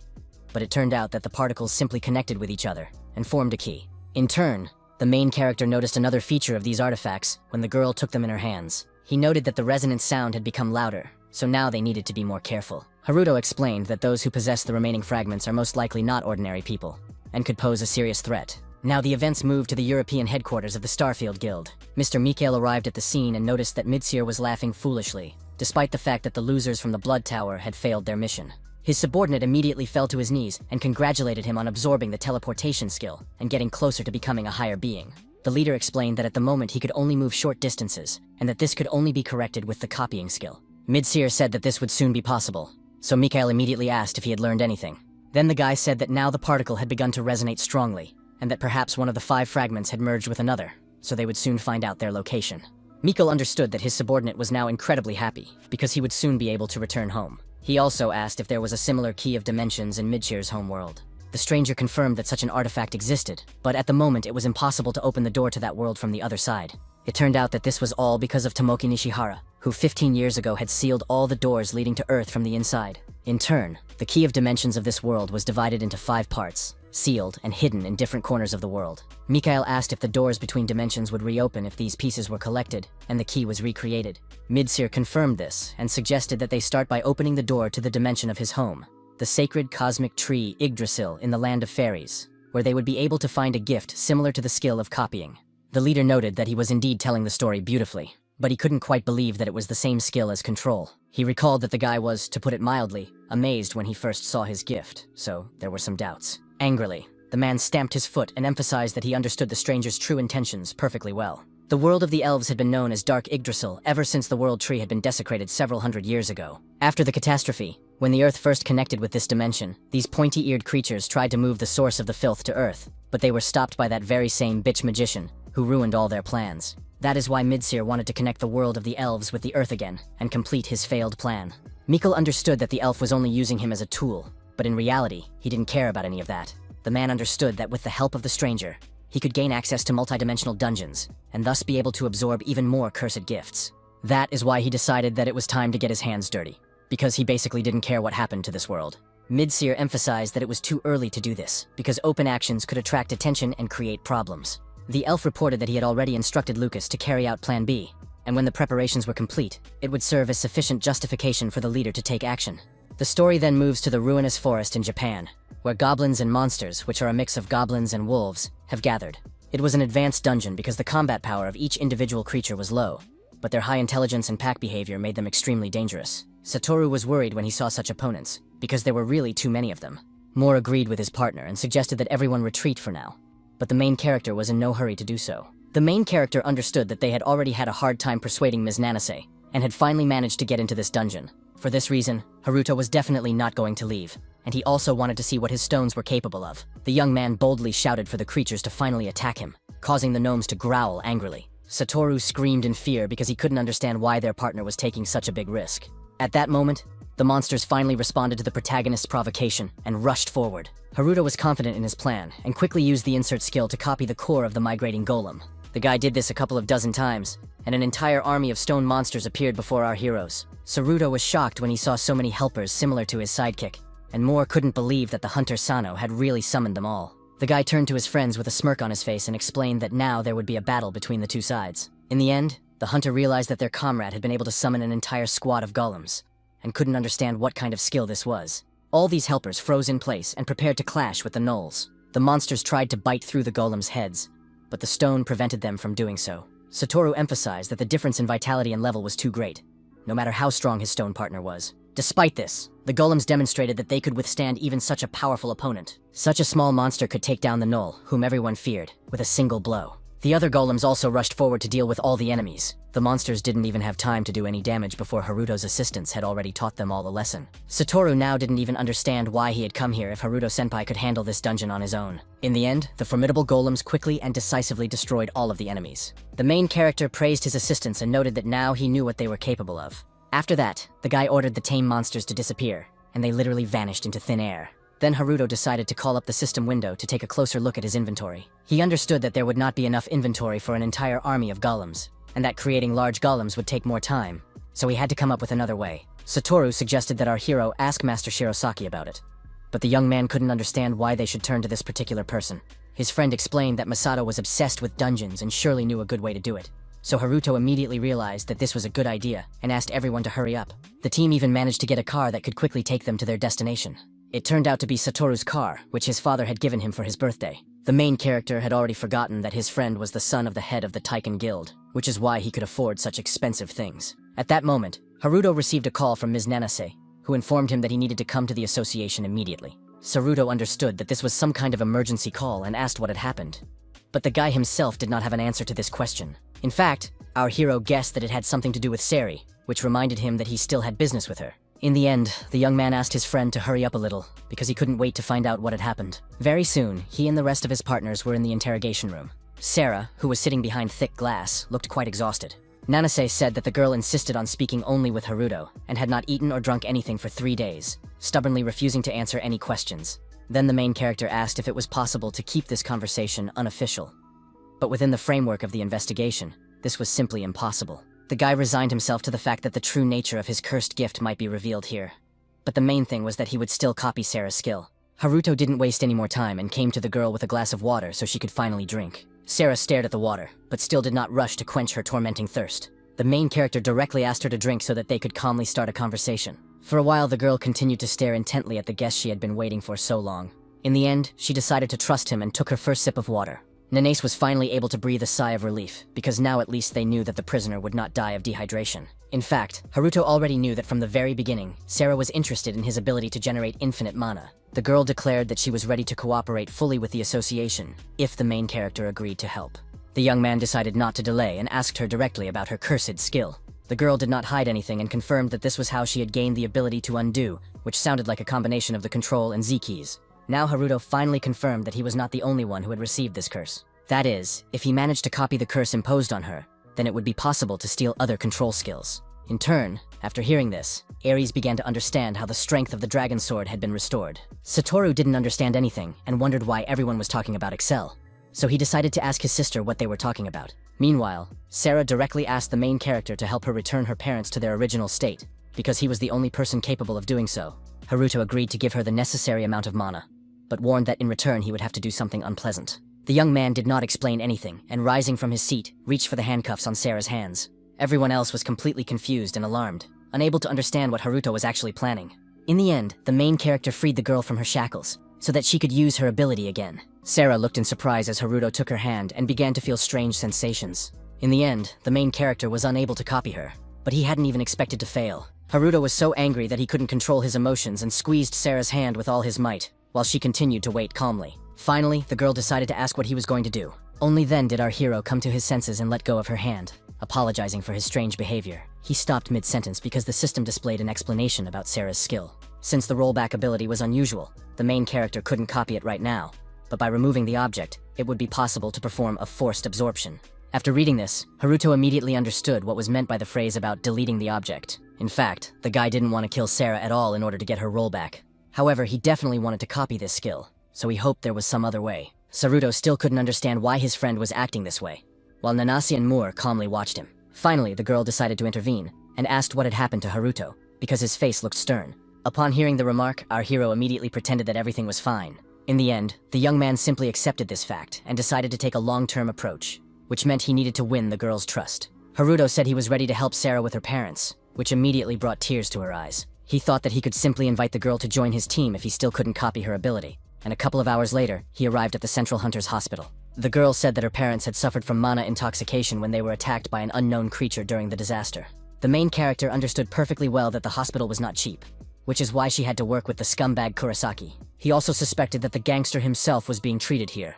But Nanase explained that the man was in a special ward in the basement and would be transferred to prison for further questioning after his treatment was complete.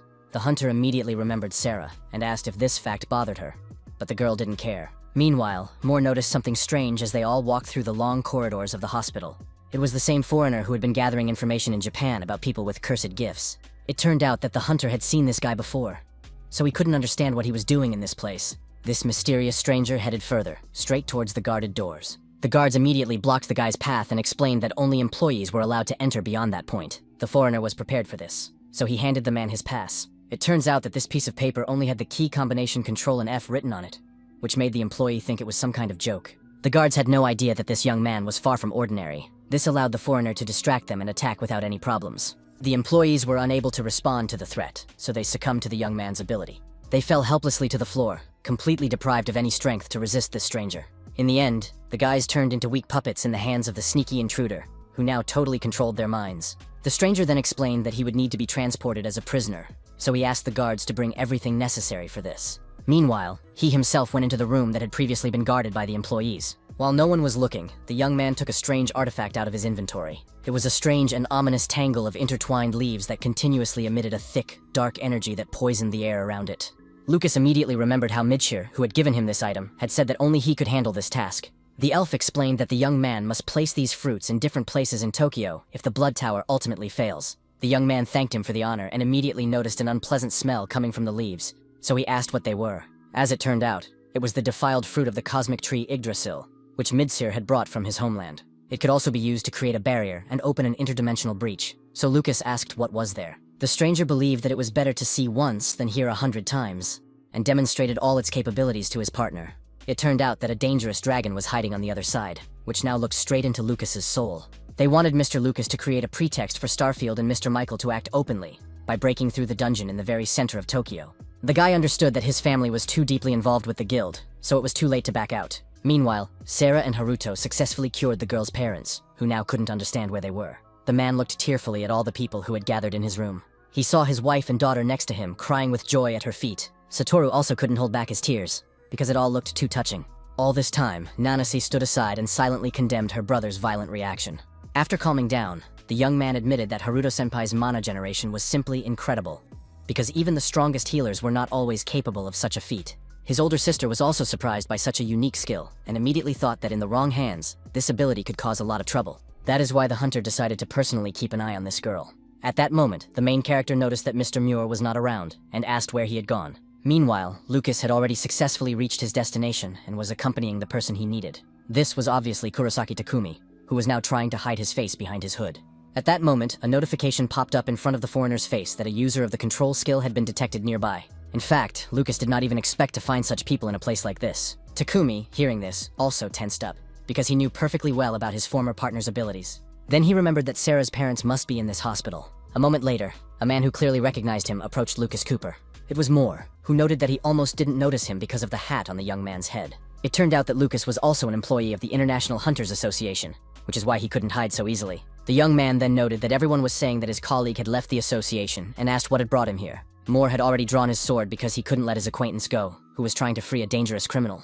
Lucas laughed at the fact that the guy was, as always, so straightforward, and reminded him that they were actually in a hospital. Then Kurosaki asked for a weapon to deal with the fool who had come here alone, and still hadn't learned anything. Suddenly, the main character appeared behind Mura and asked the gangster not to forget about him. The man became incredibly angry when he saw that Haruto had indeed dared to steal his skill. In turn, Lucas wasted no time and already saw that the guy had the copy and paste skills. A smile immediately appeared on his face, because he had been hunting for Control and C for a long time. Soon, Nanase arrived, unable to understand when these problems would end. She didn't waste any time and immediately prepared her weapon to capture Kurosaki and the foreign criminal. Takumi immediately realized that the girl possessed the witch's blade skill. Lucas, also seeing this, thought that they had immediately run into the final boss and feared that this would be the end for them.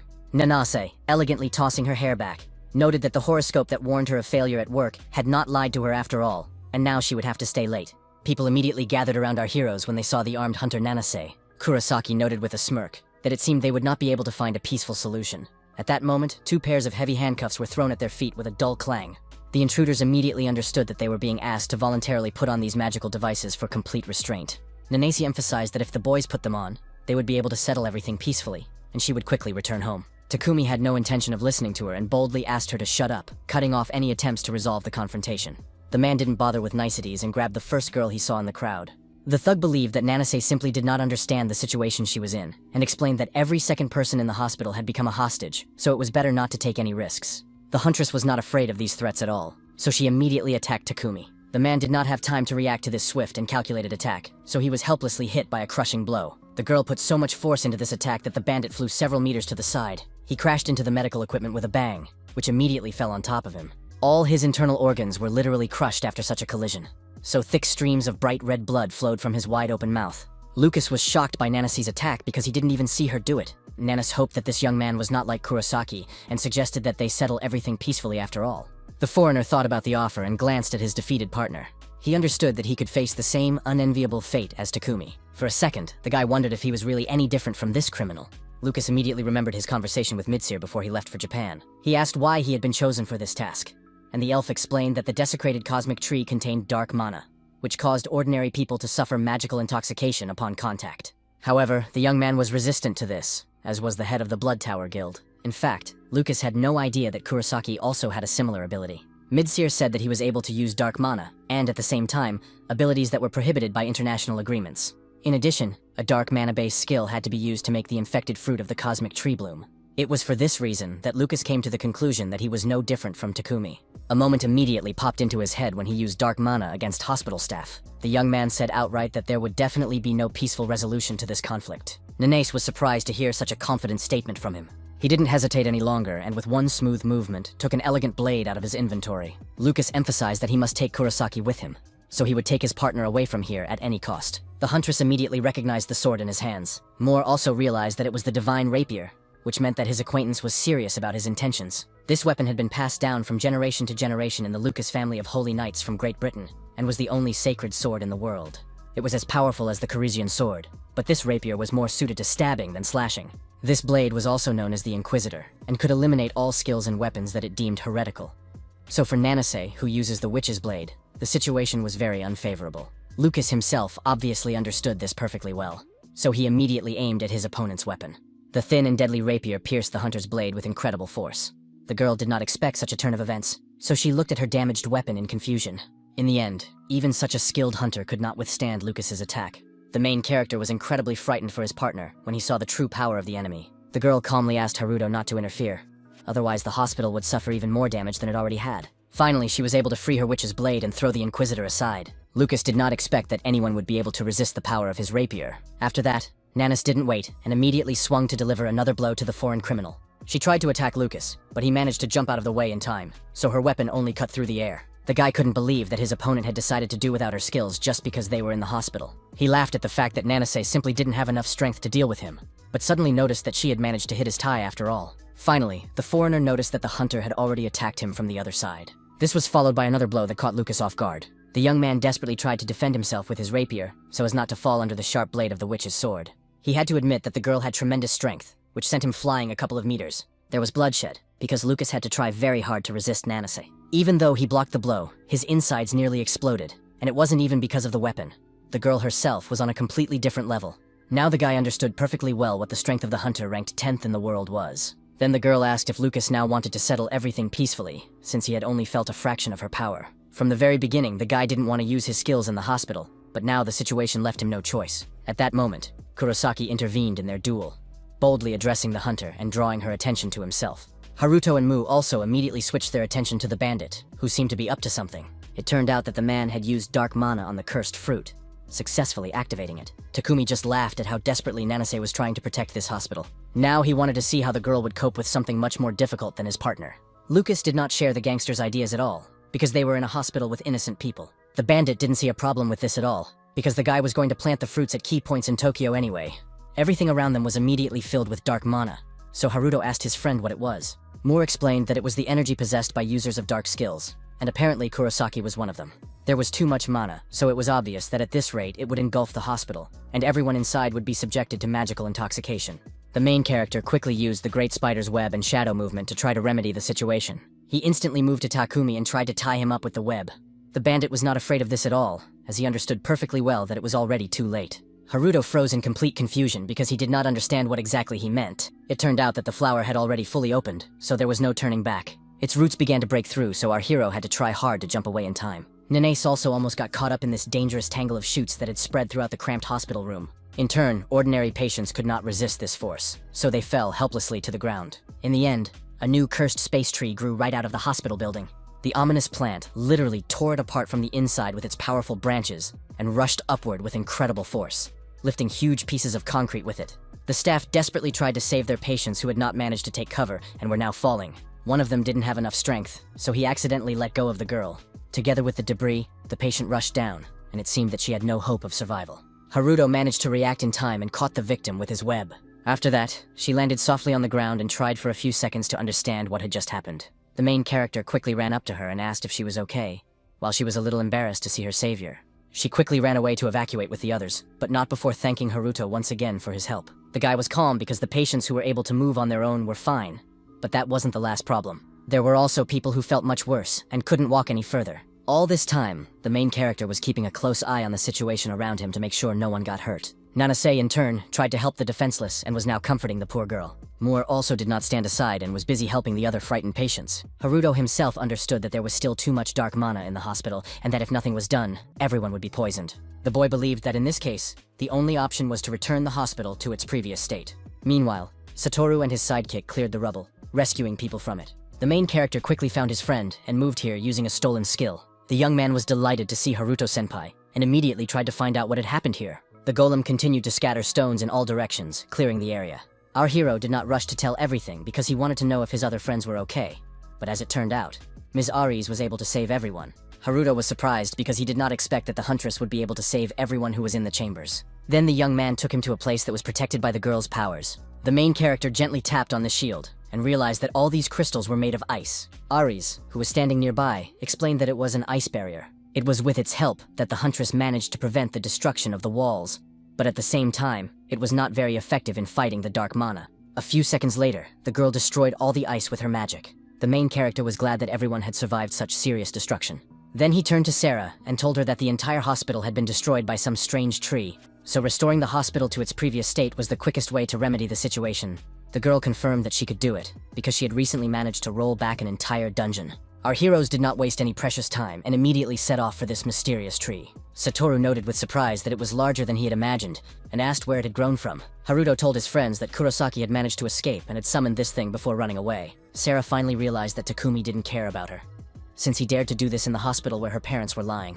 Upon hearing this news, Aries sank into her thoughts, examining the roots of this strange tree. Then the main character asked if his girlfriend was ready, and she replied that they could proceed.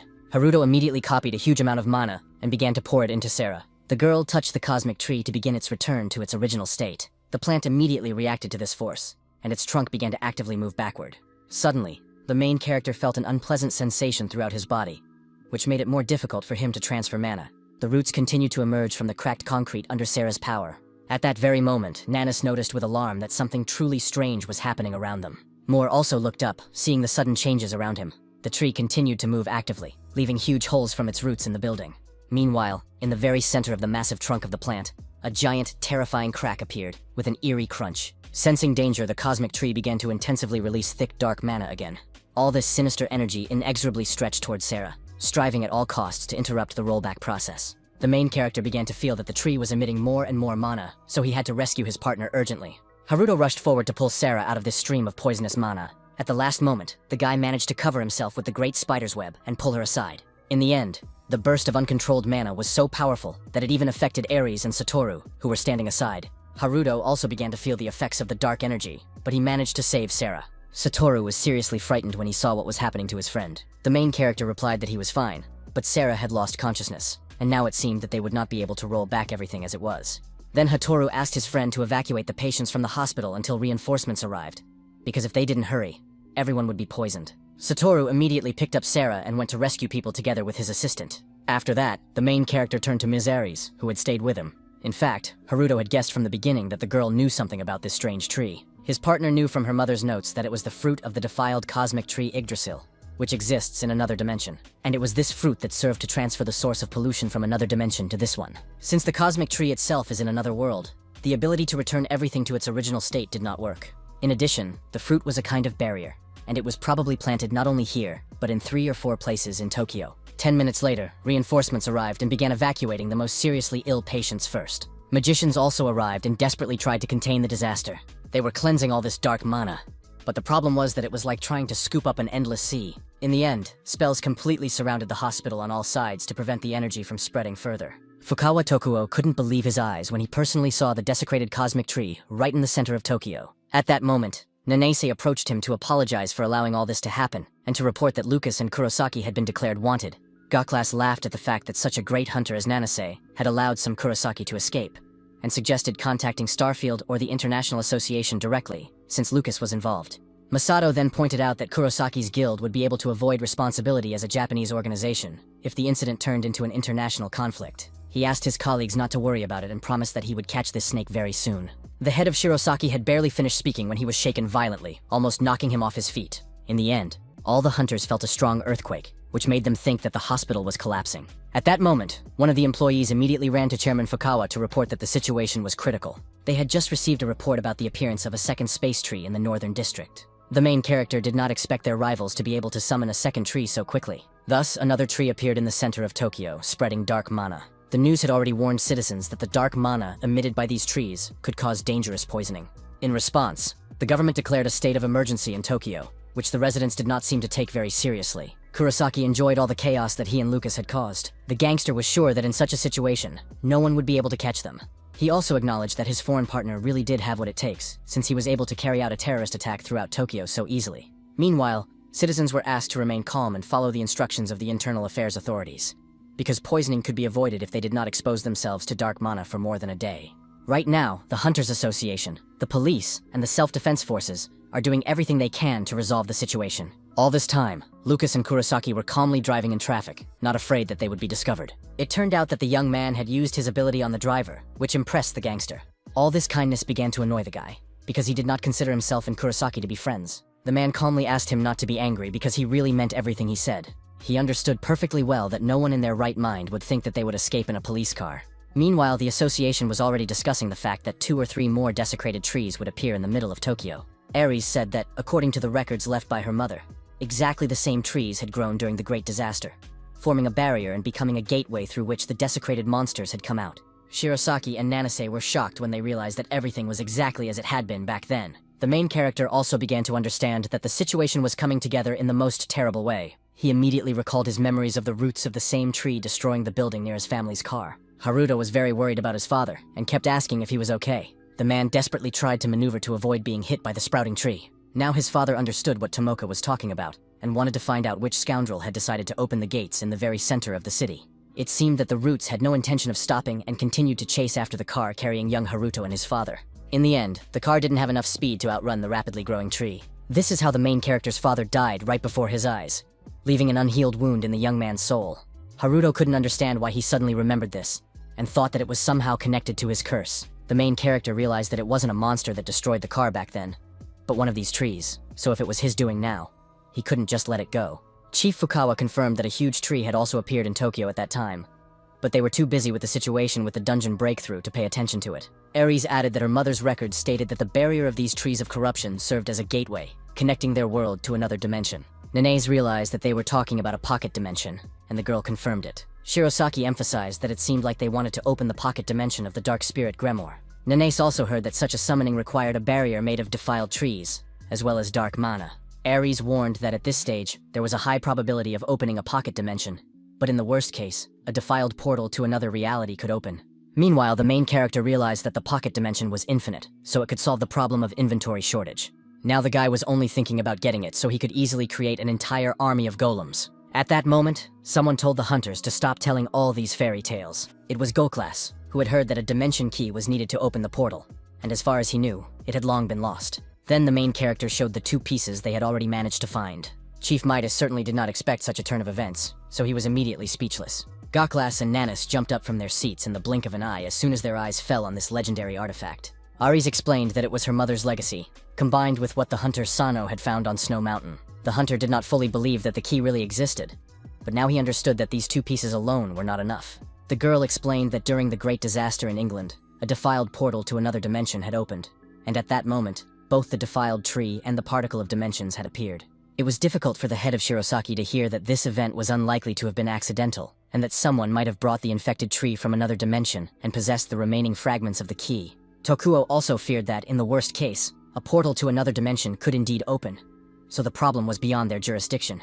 Finally, Masato admitted that one of the fragments of the dimension was kept in his guild. An hour later, they reached the underground storage facility of the Guild of the Future, where the artifact was located. Everyone was surprised when they saw the scale of this place, because it looked more like a dungeon. Goklas guessed that Master Shirosaki was a real fan of dungeons, but the fact that he had a particle of dimension was quite unexpected. Finally, Haruto decided to ask his partner where he had found this item.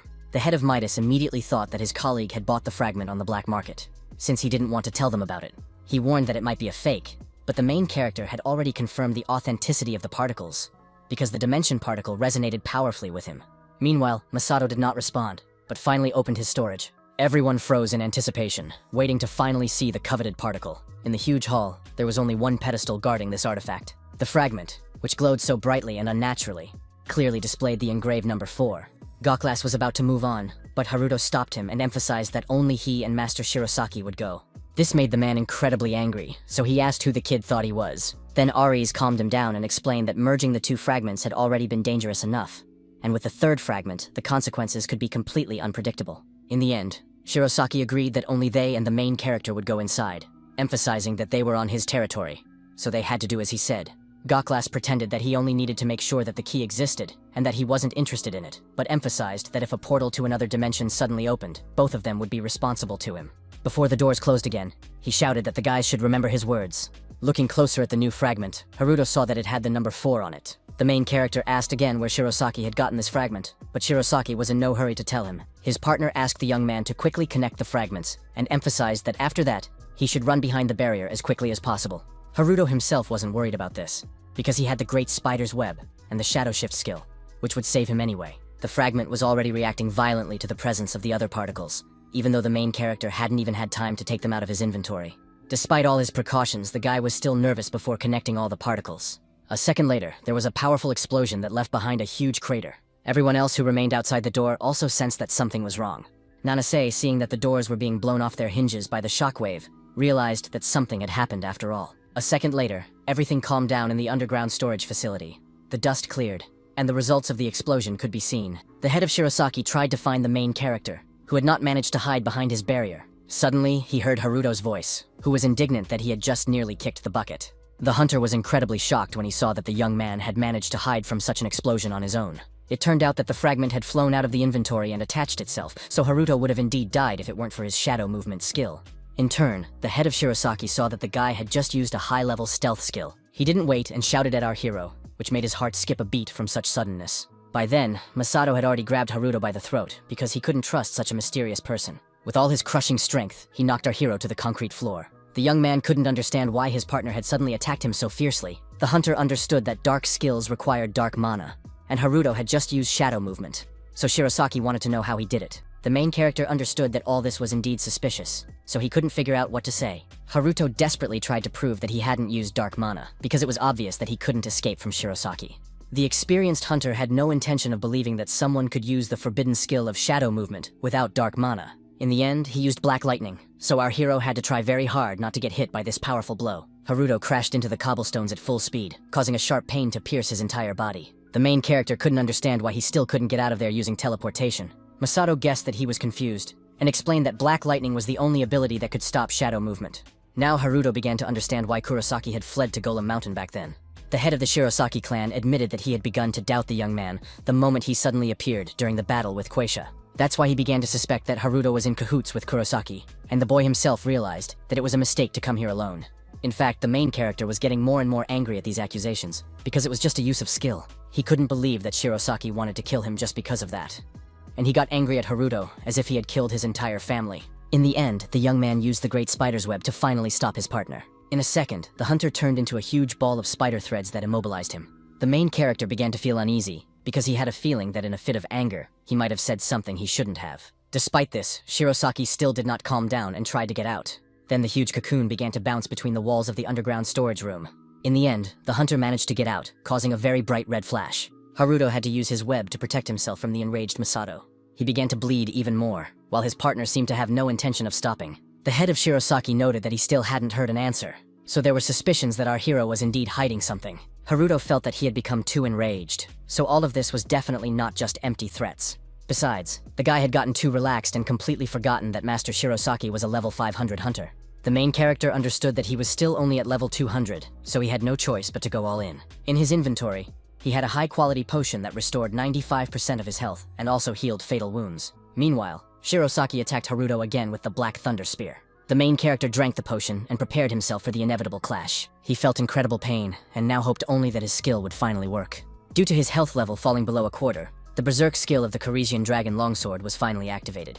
With such power, the main character could still stand up to even such a strong opponent. Now Haruto attacked so powerfully that even Shirosaki struggled to withstand such blows. The hunter's magic-hardened barrier, which until then had seemed indestructible, began to crack little by little. In the end, he was left completely defenseless when the shield finally shattered under the power of the long sword. Shirosaki was unable to withstand such a blow and suffered his first injuries. At that moment, memories of him and his brother discussing the name of the new guild came to the hunter's mind. Sato suggested calling it the Guild of the Future, because they would be able to become strong in the future. The young man promised Masato that before that happened, he would help his brother become the coolest hunter in the world. The older brother laughed at Soto's idea because it sounded pretty good. All this happened 10 years ago, and at that time, the brothers went through all the dungeons together. Together, the boys were afraid of nothing, so they easily defeated all the monsters in their path. They could even stand up to the Lords of Hell, so they had no trouble gathering equally strong hunters around them. At one point, Sato turned to his older brother because the mysterious hunter in their team did not inspire any confidence. Masato explained that despite its popularity, this dungeon was quite closed off, so they needed strong warriors to clear it and break into the top 10 guilds. It was too late to back out, and besides, he was sure that with Sato's return they could get out of any situation.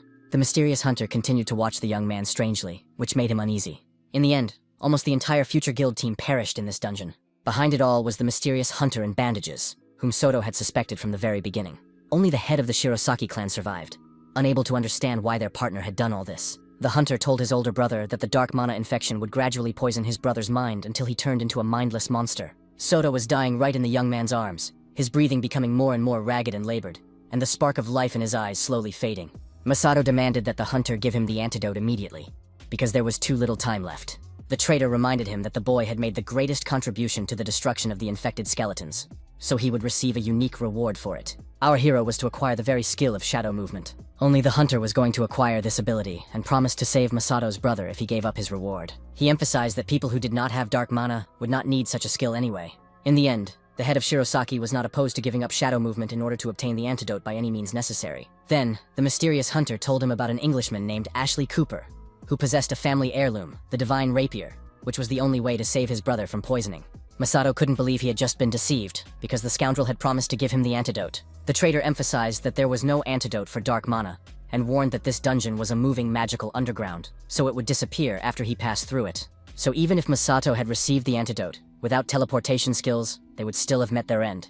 Now Masato understood that this man had intended to kill them from the very beginning. The mysterious hunter, with a smirk on his face, explained that he couldn't allow the existence of dark mana and dark skills to become known to the whole world. In the end, he escaped from the dungeon, while Masato desperately tried to shout to his younger brother to try to use his return skill. Sato decided to pass on an item he had found in the boss's room and considered it to be something special. His older brother tearfully tried to convey that now was not the right time to talk about it, and asked him to use the skill as soon as possible. The dark mana was poisoning Soto more and more, so he explained that he would not be able to keep his promise to Masato. In the end, the young man used the return skill only on his brother to save him from the destructive dungeon. The head of the Shirosaki clan was devastated that Soto had decided to sacrifice himself and stay behind. He couldn't do anything about his younger brother's decision, so he had already moved back home.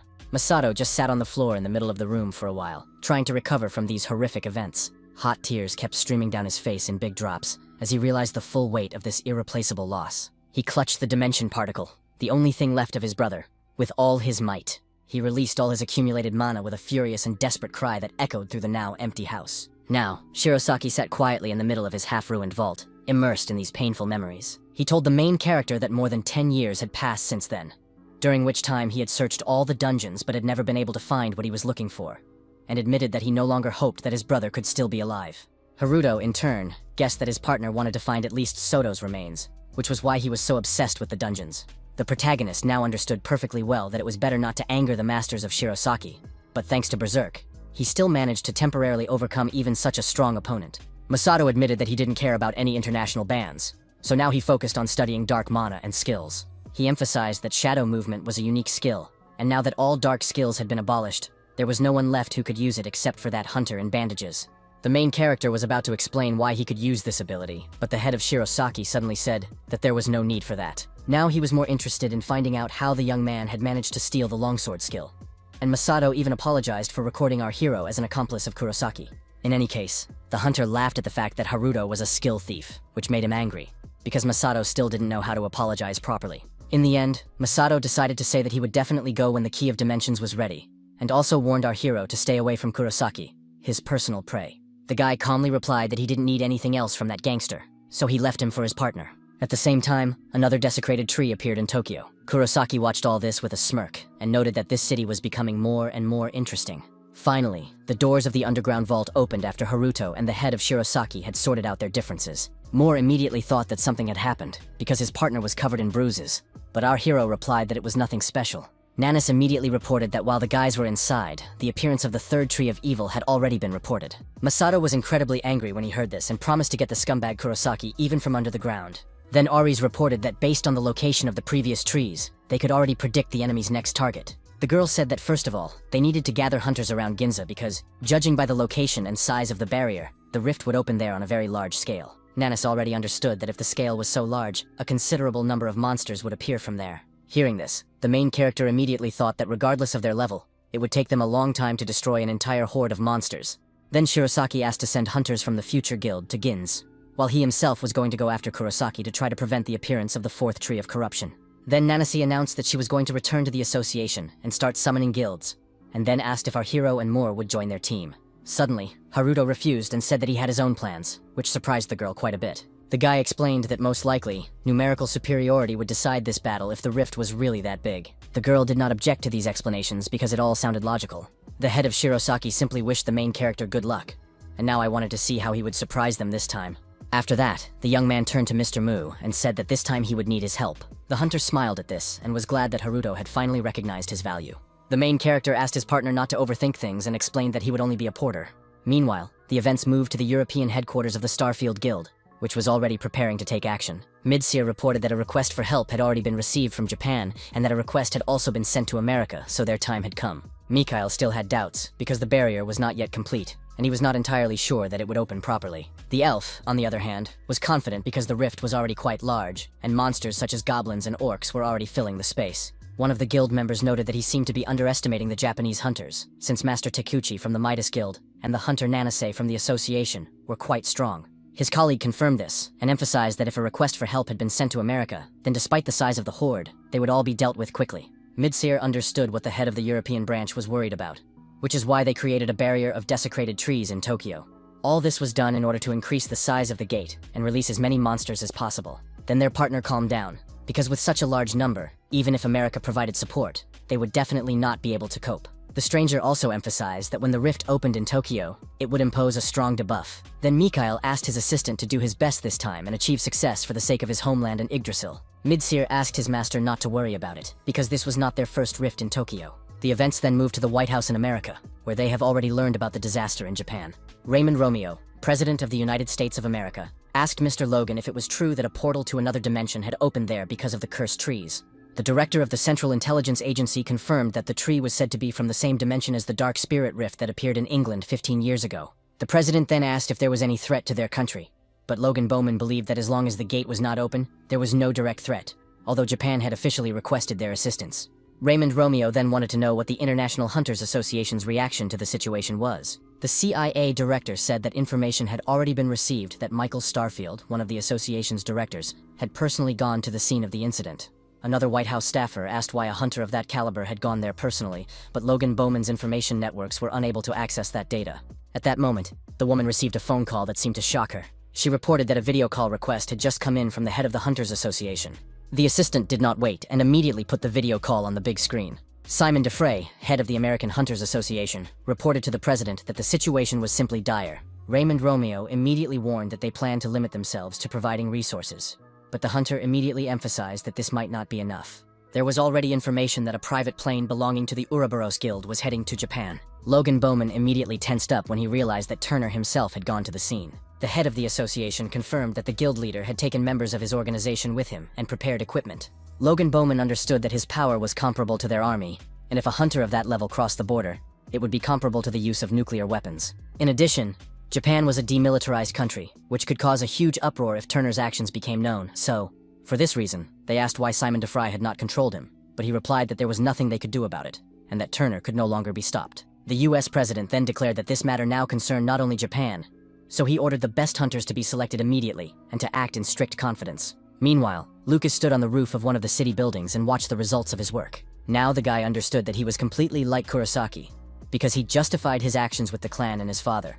But in the end, it was all his fault. The day he received the control and F-curse from the Supreme Being, hell began. Wherever the boy was, all information from any source, as well as human resentments and desires, filled his head. Sometimes Lucas even felt the thoughts of monsters or the sensations of their deaths. After a week, the young man could no longer remain conscious and tried to free himself from the curse. But oddly enough, it was there that the guy found hope to live on, despite all this torment. It was a family heirloom that had been decorating the hallway of their house all this time. Lucas finally remembered the sacred blade, the divine rapier, which could neutralize the curse. This is what allowed him to control the flow of information coming from his cursed skill and escape from hellish torment. When the rift to another dimension opened, the hunter Nishihara asked to borrow the rapier, but his father refused in order to protect his son. As a result, England suffered enormous losses, and the Cooper family lost its influence, status, and power. After that, Lucas tried everything to learn to control his skill on his own, and absorbing dark mana turned out to be the only way to manage it. In his search for dark mana, he met Mikhail and Midzir in order to restore his family's influence,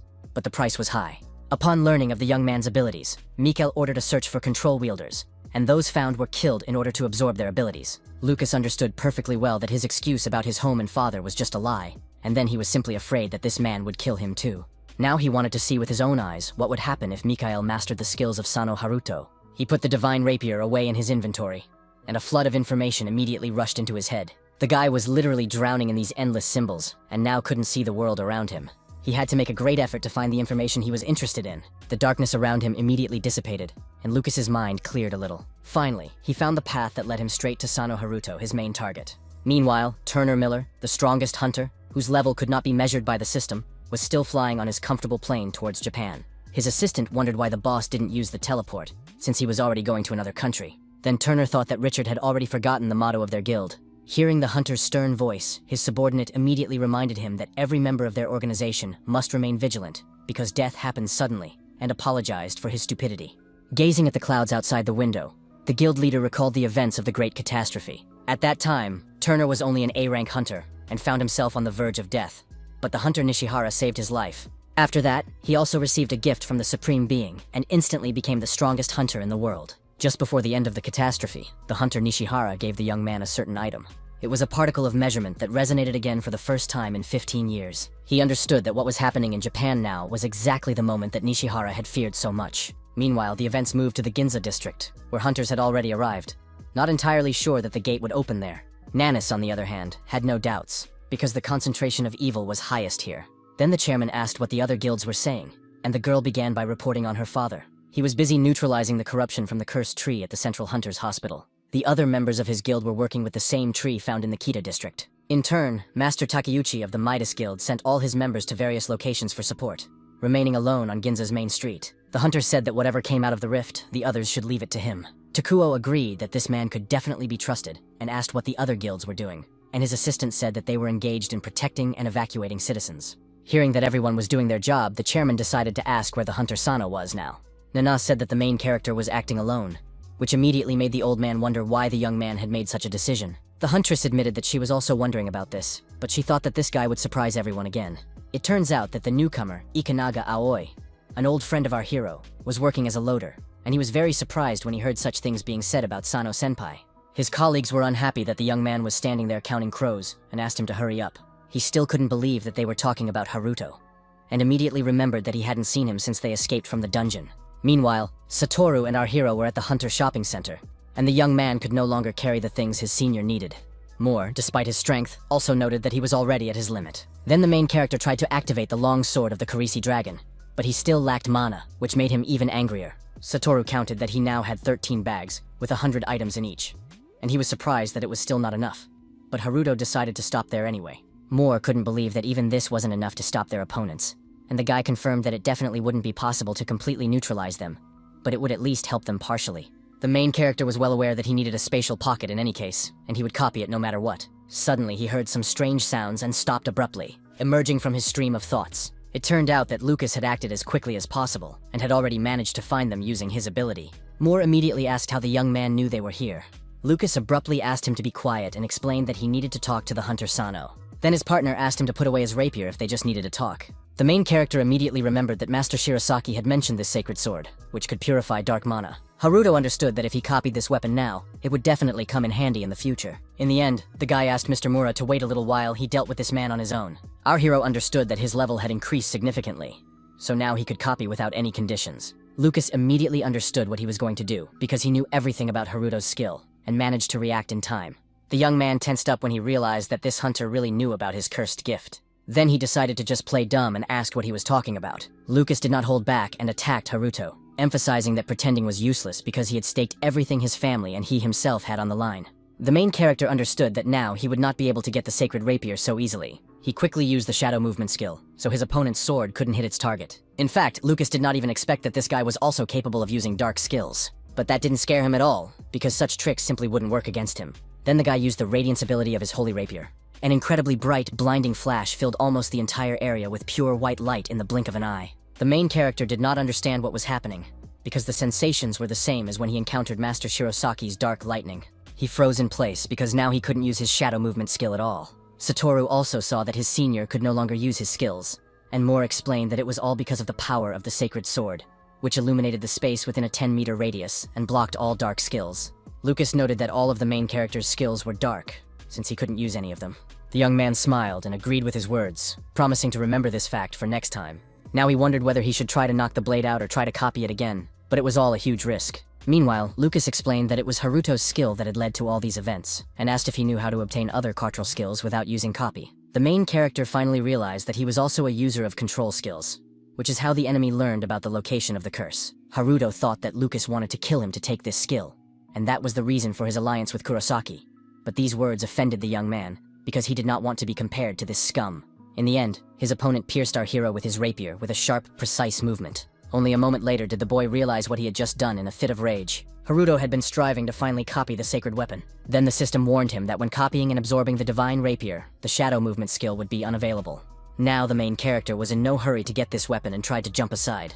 He immediately took a healing potion from his inventory to quickly recover from his injury. Previously, Haruto thought that everything would be fine as long as he didn't use dark mana, but now he was in no hurry to exchange shadow movement for some toothpick. Lucas was impressed that our hero could use his ability even after being wounded.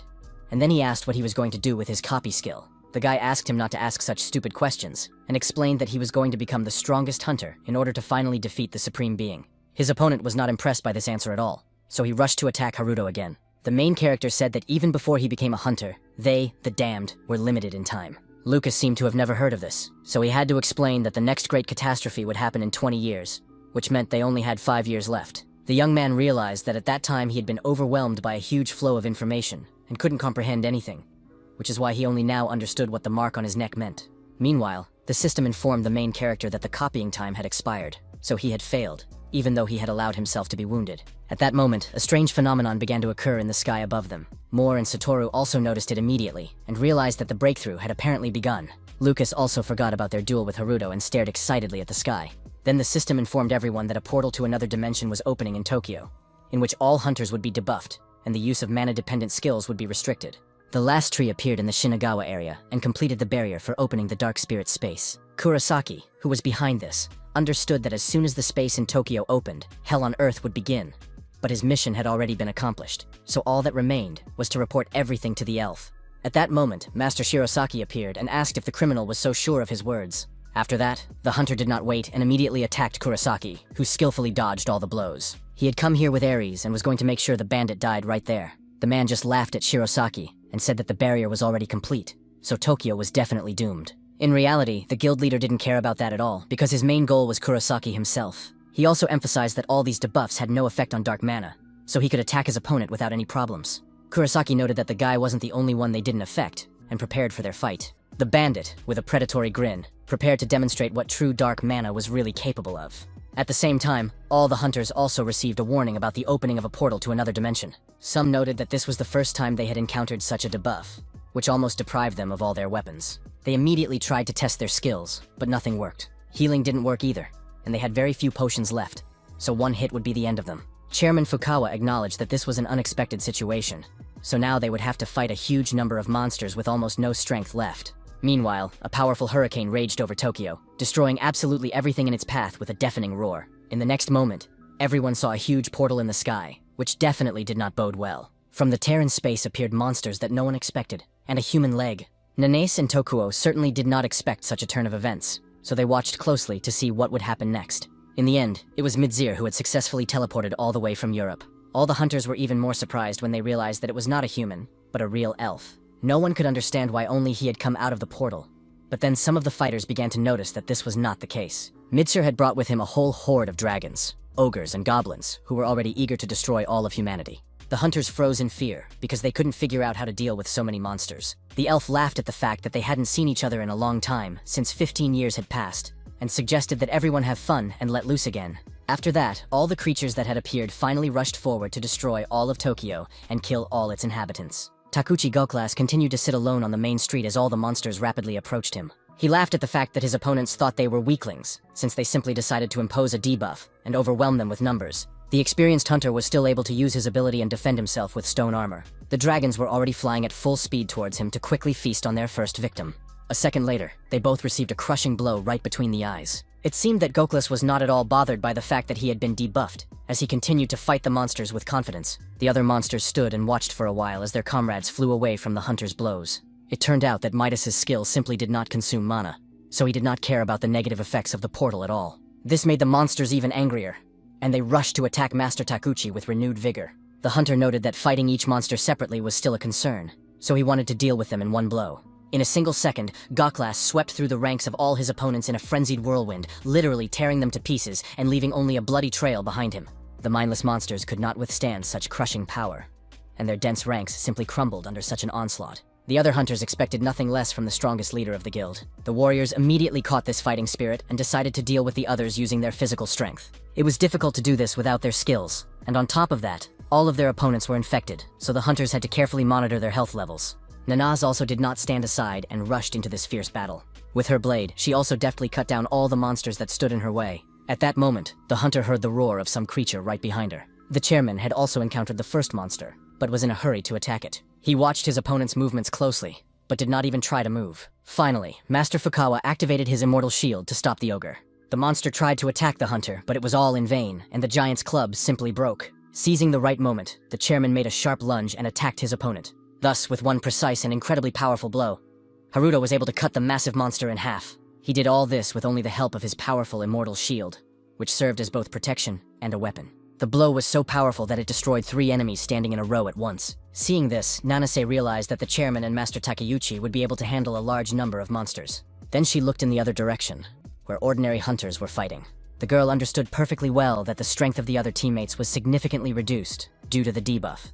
If this continued, it seemed that even support from abroad would not help them, because there was no end to the monsters. Lost in her thoughts, Nanase didn't notice that a monster had appeared right above her head. Hearing strange sounds, the girl finally looked up in fear at the sudden enemy.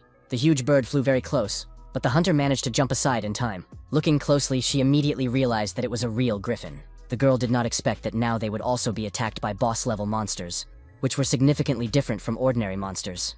Nanase did not panic because she understood perfectly well that the griffin itself was not strong, but its main feature was its fiery breath. She knew that its fire would not go out until it had incinerated absolutely everything in its path. Without healing skills, any hunter caught in its attack would die, so Nanase wanted to get rid of this dangerous monster as quickly as possible. All this time, the griffin continued to breathe its scorching fire, so it was quite difficult to get close to it. At the same time, Satoru and Moore couldn't understand how they could be debuffed if they weren't in the dungeon. The hunter assumed that it was possible if the boss was activated in an open-type dungeon, but the restriction on skills that required mana was still a rather dirty trick. In the end, the main character told Lucas that they couldn't waste any more time on all this talk. At that very moment, the characteristic sounds of powerful monster wings could be heard somewhere nearby. Monsters filled the sky above the area where our heroes were located. Satoru and Moore desperately tried to escape from the wyverns, because they didn't have time to deal with each one. The main character hoped that Lucas understood everything and promised to talk after they had dealt with all of this. An irritated Haruto couldn't understand why this guy kept staring at him so intently.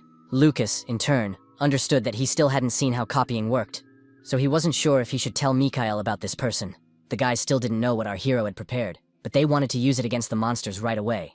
But he emphasized that everything had its time. All this time, Nanis was still desperately trying to deal with the griffin. Because she was delayed, she had to go through the fiery breath. But the girl was not afraid of this, as she was sure that she would somehow be able to break through it all. Suddenly, someone else rushed right in front of the hunter, throwing themselves into the very heart of the raging fire. Then the griffin attacked with renewed vigor, increasing the flow of spewing flames. Nanis looked in surprise to see who had come to her aid and saw a shield in front of her. It was Fukawa Tokuo, who, with his ability, could easily withstand this torrent of flames. The chairman was not afraid of even such powerful attacks, and continued to stand motionless, like a granite rock. After that, he turned to Nanase and told her to cut off Griffin's head right now. The hunter immediately and without hesitation accepted Master Fukawa's order. When the monster calmed down, the girl began to rapidly close the distance between them. Then the griffin attacked her with renewed vigor, releasing another stream of fire from its mouth. It began to turn quickly in all directions to find Nanase's silhouette. The girl, in turn, stood at a safe distance and waited for the right moment. Finally, she made one precise jump and found herself right next to the griffin's head. The hunter tried to cut off the monster's head, but it suddenly jerked away so that she missed. Nanase was shocked when she saw that her cunning opponent had exposed another part of its body to the blow. Then the griffin tried to grab the confused girl with its clawed paw. At the last moment, she was able to react to the danger and put her blade in the way of the blow. Nanis held on with all her strength so that the monster couldn't grab her. Meanwhile, the monster had already begun to prepare another fiery attack. Suddenly, a blow from the other side distracted the griffin from Nanase. Despite this, the enemy managed to jump out of the way in time to avoid the attack. It was Fukawa Tokuo again, who now stopped next to his assistant. Landing right in front of her, he asked with sincere concern in his voice if Nanase was okay. The girl replied that she was fine, and thanked the chairman for his help. The old man explained that now their opponent would definitely not come down to the ground, and if he missed with his shield, they would never be able to catch him. In turn, the enraged griffin wasted no time and tried again to burn our heroes. The chairman warned that the monster would attack them from the air, so he asked Nanase to stand behind him. The girl seemed to have come up with a different plan, so she asked the master to throw the shield at the enemy. A smile immediately appeared on the old man's face because he was glad that she had made the decision on her own. Tokuo directed his immortal shield so that it would protect his partner from the flames. After that, Nanis used it as a support and jumped so that she ended up right next to the griffin's head, who couldn't understand what was happening. She didn't hesitate and immediately delivered a crushing blow to her partner. Thus, she finally decapitated the griffin when her blade cut through its thick skin with one precise and lightning-fast movement. After her successful attack, Nanis landed on the ground, leaning on her weapon. Behind her, the heavy carcass of the defeated griffin fell with a loud crash. The girl noticed that a huge amount of miasma was coming out of the monster's body, but that was not surprising, since it was considered a boss. The hunter began to realize that the more monsters they defeated, the more hunters would die from miasma. Meanwhile, the other fighters began to encounter monsters stronger than ordinary goblins. They understood that without skills, such small fry could not be defeated, so the mages had to use their scrolls. The guy asked his partner not to complain later, because it was their last scroll. He asked the other hunters to crouch down and, with the help of a spell, cut the monster into 4 pieces. After that, the magic paper in the magician's hands crumbled to ashes, and he watched intently to see if he had managed to defeat his opponent. Ikanaga Aoi was with them, unable to understand why his companion did not use it immediately. At that moment, one of them suddenly grabbed his throat and began coughing up blood. Aoi also began to cough, unable to say a word, when a sharp pain pierced his body. They all began to bleed profusely, so now no one could continue the fight. The mage immediately guessed that it was all because of the miasma emanating from the corpse. Then Midzir came to them and noted that the guys were a little too slow on the uptake. He explained that all monsters were infected with miasma, so when they died, the evil escaped from their bodies, infecting humans. The elf laughed at the fact that people die along with monsters, even though they need to fight to survive. Midzir asked everyone not to worry, because there would be enough monsters for every dumb-headed hunter who tried to turn his sword against them. Aoi understood that at this rate, not only would Tokyo be destroyed, but the entire country would be. At that moment, other hunters finally came to their aid, giving them at least some hope. It was Haruto and his team, who declared that the battle was just beginning. His sidekick, caught up in the heat of battle, also instantly took up a fighting stance and supported his comrades. Aoi was speechless when he saw that his friend had come to save his life again. He tried to ask what the main character was doing there, but he only noted that they hadn't seen each other since their last meeting. To begin with, Haruto decided to give his comrade a potion to help him recover from the miasma infection. Aoi didn't understand why his friend had taken such a risk and come to such a dangerous place. But Haruto asked him not to worry, and suggested they discuss everything later. The guy couldn't believe that it was Haruto-senpai standing in front of him, and was surprised that he had such a rare potion. Finally, our heroes were able to take off all the heavy backpacks they had been carrying. First, the young man was going to deal with this maddening debuff that was seriously tying their hands. He used his copy skill hundreds of times to generate enough mana.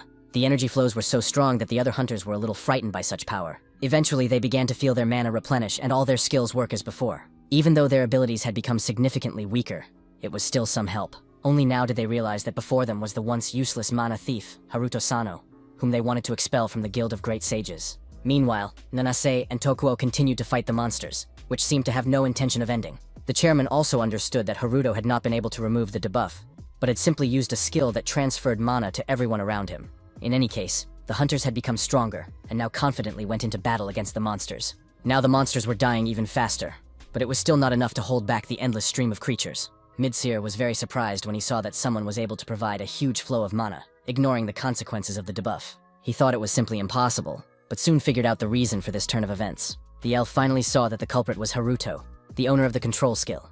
At the same time, despite the hunters' desperate resistance, the monsters attacked with renewed vigor. Even though mana had appeared, it was still difficult to fight such powerful creatures. The warriors continued to suffer heavy injuries from the claws and fangs of the powerful beasts. They began to realize that if things continued at this pace, they would still lose to the monsters, despite all their efforts. At that moment, one of the guys' attention was drawn to other hunters who quickly rushed past their team. It was Haruto's squad, which now included Lucas, who was also carrying a heavy backpack on his back. No one could understand why the guys were running with such determination straight towards the approaching horde of monsters, ignoring the obvious mortal danger. The giant monsters were growing in number with every passing second, so now was definitely the time for the main character's plan. Satoru, seeing such giants, noted that they seemed to have gotten too close to the enemy. Haruto asked his partner not to worry and not to waste time, because they needed to quickly take all the items out of their bags. It turns out that all this time they had been carrying hundreds of copied migrating golem cores here. At the command of the main character, all the guys emptied their bags so that he could summon an entire army of stone monsters. None of the hunters could understand why, in such a situation, these guys decided to unload a ton of balls. When all the golem cores were thrown out of the bags, Haruto finally activated them. Only Nanase and Tokuo began to understand that these were not just balls, but a reward for defeating the boss. Meanwhile, Lucas still couldn't understand what our hero was going to do with all these ordinary balls. Finally, the guy demonstrated the true power of these balls to everyone by creating stone helpers. Thus, they had an entire army of golems, whose numbers were no less than those of the monsters. All this time, the new cores continued to gather stones around themselves, forming small warriors. Nanis realized that these were golem cores from the snow mountains, which are usually buried in the ground to make them difficult to find and destroy. Seeing such a huge number of new opponents, the monsters rushed at them with even greater fury. The golems also advanced, completely unafraid of the fact that they were dozens of times smaller than their enemies. In the end, the monsters were so gigantic that they could destroy a huge number of stone helpers with a single blow. The hunters couldn't understand what use these dumbbells were if the creatures could smash them in 1 or 2 blows. A couple of seconds later, the golems proved the opposite when they began to climb right onto the slow-moving giants, who could do nothing about it. They turned their hands into small stone blades that could easily cut through the monster's skin. Thus, the golems attacked their opponents from all sides, and the giants could do nothing about it. They knocked down the first giant fairly quickly, and immediately set about dealing with the rest. In response, the monsters only growled angrily, unable to resist these little fighters in any way. Over time, the creatures began to fall one by one under a hail of precise blows from the golems. Now the hunters realized that these helpers were not useless at all, and were helping to defeat their opponents. Then Satoru and Moore briefly informed Haruto that they would immediately go to help their other comrades. Meanwhile, the golems had already risen to level 3, so the distance at which they could be controlled had increased, and it was now possible to give them specific instructions. The main character was delighted to see that his assistants had become many times stronger. Then he used the golem's first skill, which allowed him to create any shape for them. All the little ones immediately joined together and created a more terrifying giant monster. Now it was time to finally deal with stronger and more dangerous opponents. The main character finally made the final decision to attack the flock of wyverns that had been circling in the sky all this time and giving them no peace. The golems turned into a giant dragon that could stand up to these flying monsters. The stone-flying lizard roared menacingly as it gathered itself together. Rising above the battlefield, it soared into the air to finally reach its targets. The hunters watched in amazement as the golems took the form of a huge dragon, because they had no idea they were capable of such a thing. The wyverns also did not hesitate and already opened their jaws, preparing to spew scorching flames. All this fire flew in a single powerful stream toward the golem. In turn, the stone dragon waited for the perfect moment to attack the monsters. In the end, the golem was caught in the flames, and its stone body instantly heated up and began to disintegrate. The wyvern immediately rushed forward to finish off its opponent. The monster grabbed the dragon with its powerful paw, not allowing it to even move. The huge golem crashed to the ground with a loud bang, and finally disintegrated into lifeless stones, unable to withstand the destructive effect of the flames. The hunters understood that this was quite expected, because not everyone could withstand the fiery breath. Now Haruto understood that the wyvern could not be defeated by fair means, so he decided to try a different strategy. He quickly used the golem's resurrection. turning them into small dragons. His companions believed that this decision was useless, because such power could not defeat the wyvern. Some still asked their comrades not to rush to conclusions, because those golems had sharp beaks. The hunters also noted that the stone dragons were like real bullets. The wyverns did not wait and immediately tried to burn all these small opponents. Nanis believed that even such a change in form was useless against the wyvern, which was too strong an opponent. It turned out that this time the golems did not burn in the flames and continued to fly onward. They began to spin at tremendous speed, drawing the flames into a fiery vortex. In this way, the stone dragons created several tornadoes in a powerful stream of flame. After that, they flew forward rapidly, cutting through the air to attack the wyverns with a devastating wave. It seemed that the dragons did not expect such a turn of events at all, so they did not have time to react to this attack. The golems flew right through the bodies of their enemies, as if they were truly giant bullets. None of the wyverns could escape such a lightning-fast attack, so they just screamed in agony. After that, the golems calmly flew between the scattered pieces of their defeated enemies. The main character stood calmly and watched as his assistants successfully dealt with the annoying monsters and, in addition, also gained a level. The other hunters couldn't believe their eyes when they saw that the young man had indeed dealt with all the wyverns. Only Nanas was able to bring them to their senses and shouted for the fighters not to stand still, but to deal with the remaining monsters. Then Haruto also sent his golems to deal with the monsters on the ground. With a smirk on his face, the boy declared that from this moment on, auto-farming experience would begin. Meanwhile, Goklas didn't stop for a second, destroying every monster that came his way. At one point, he did stop to see how his allies were doing.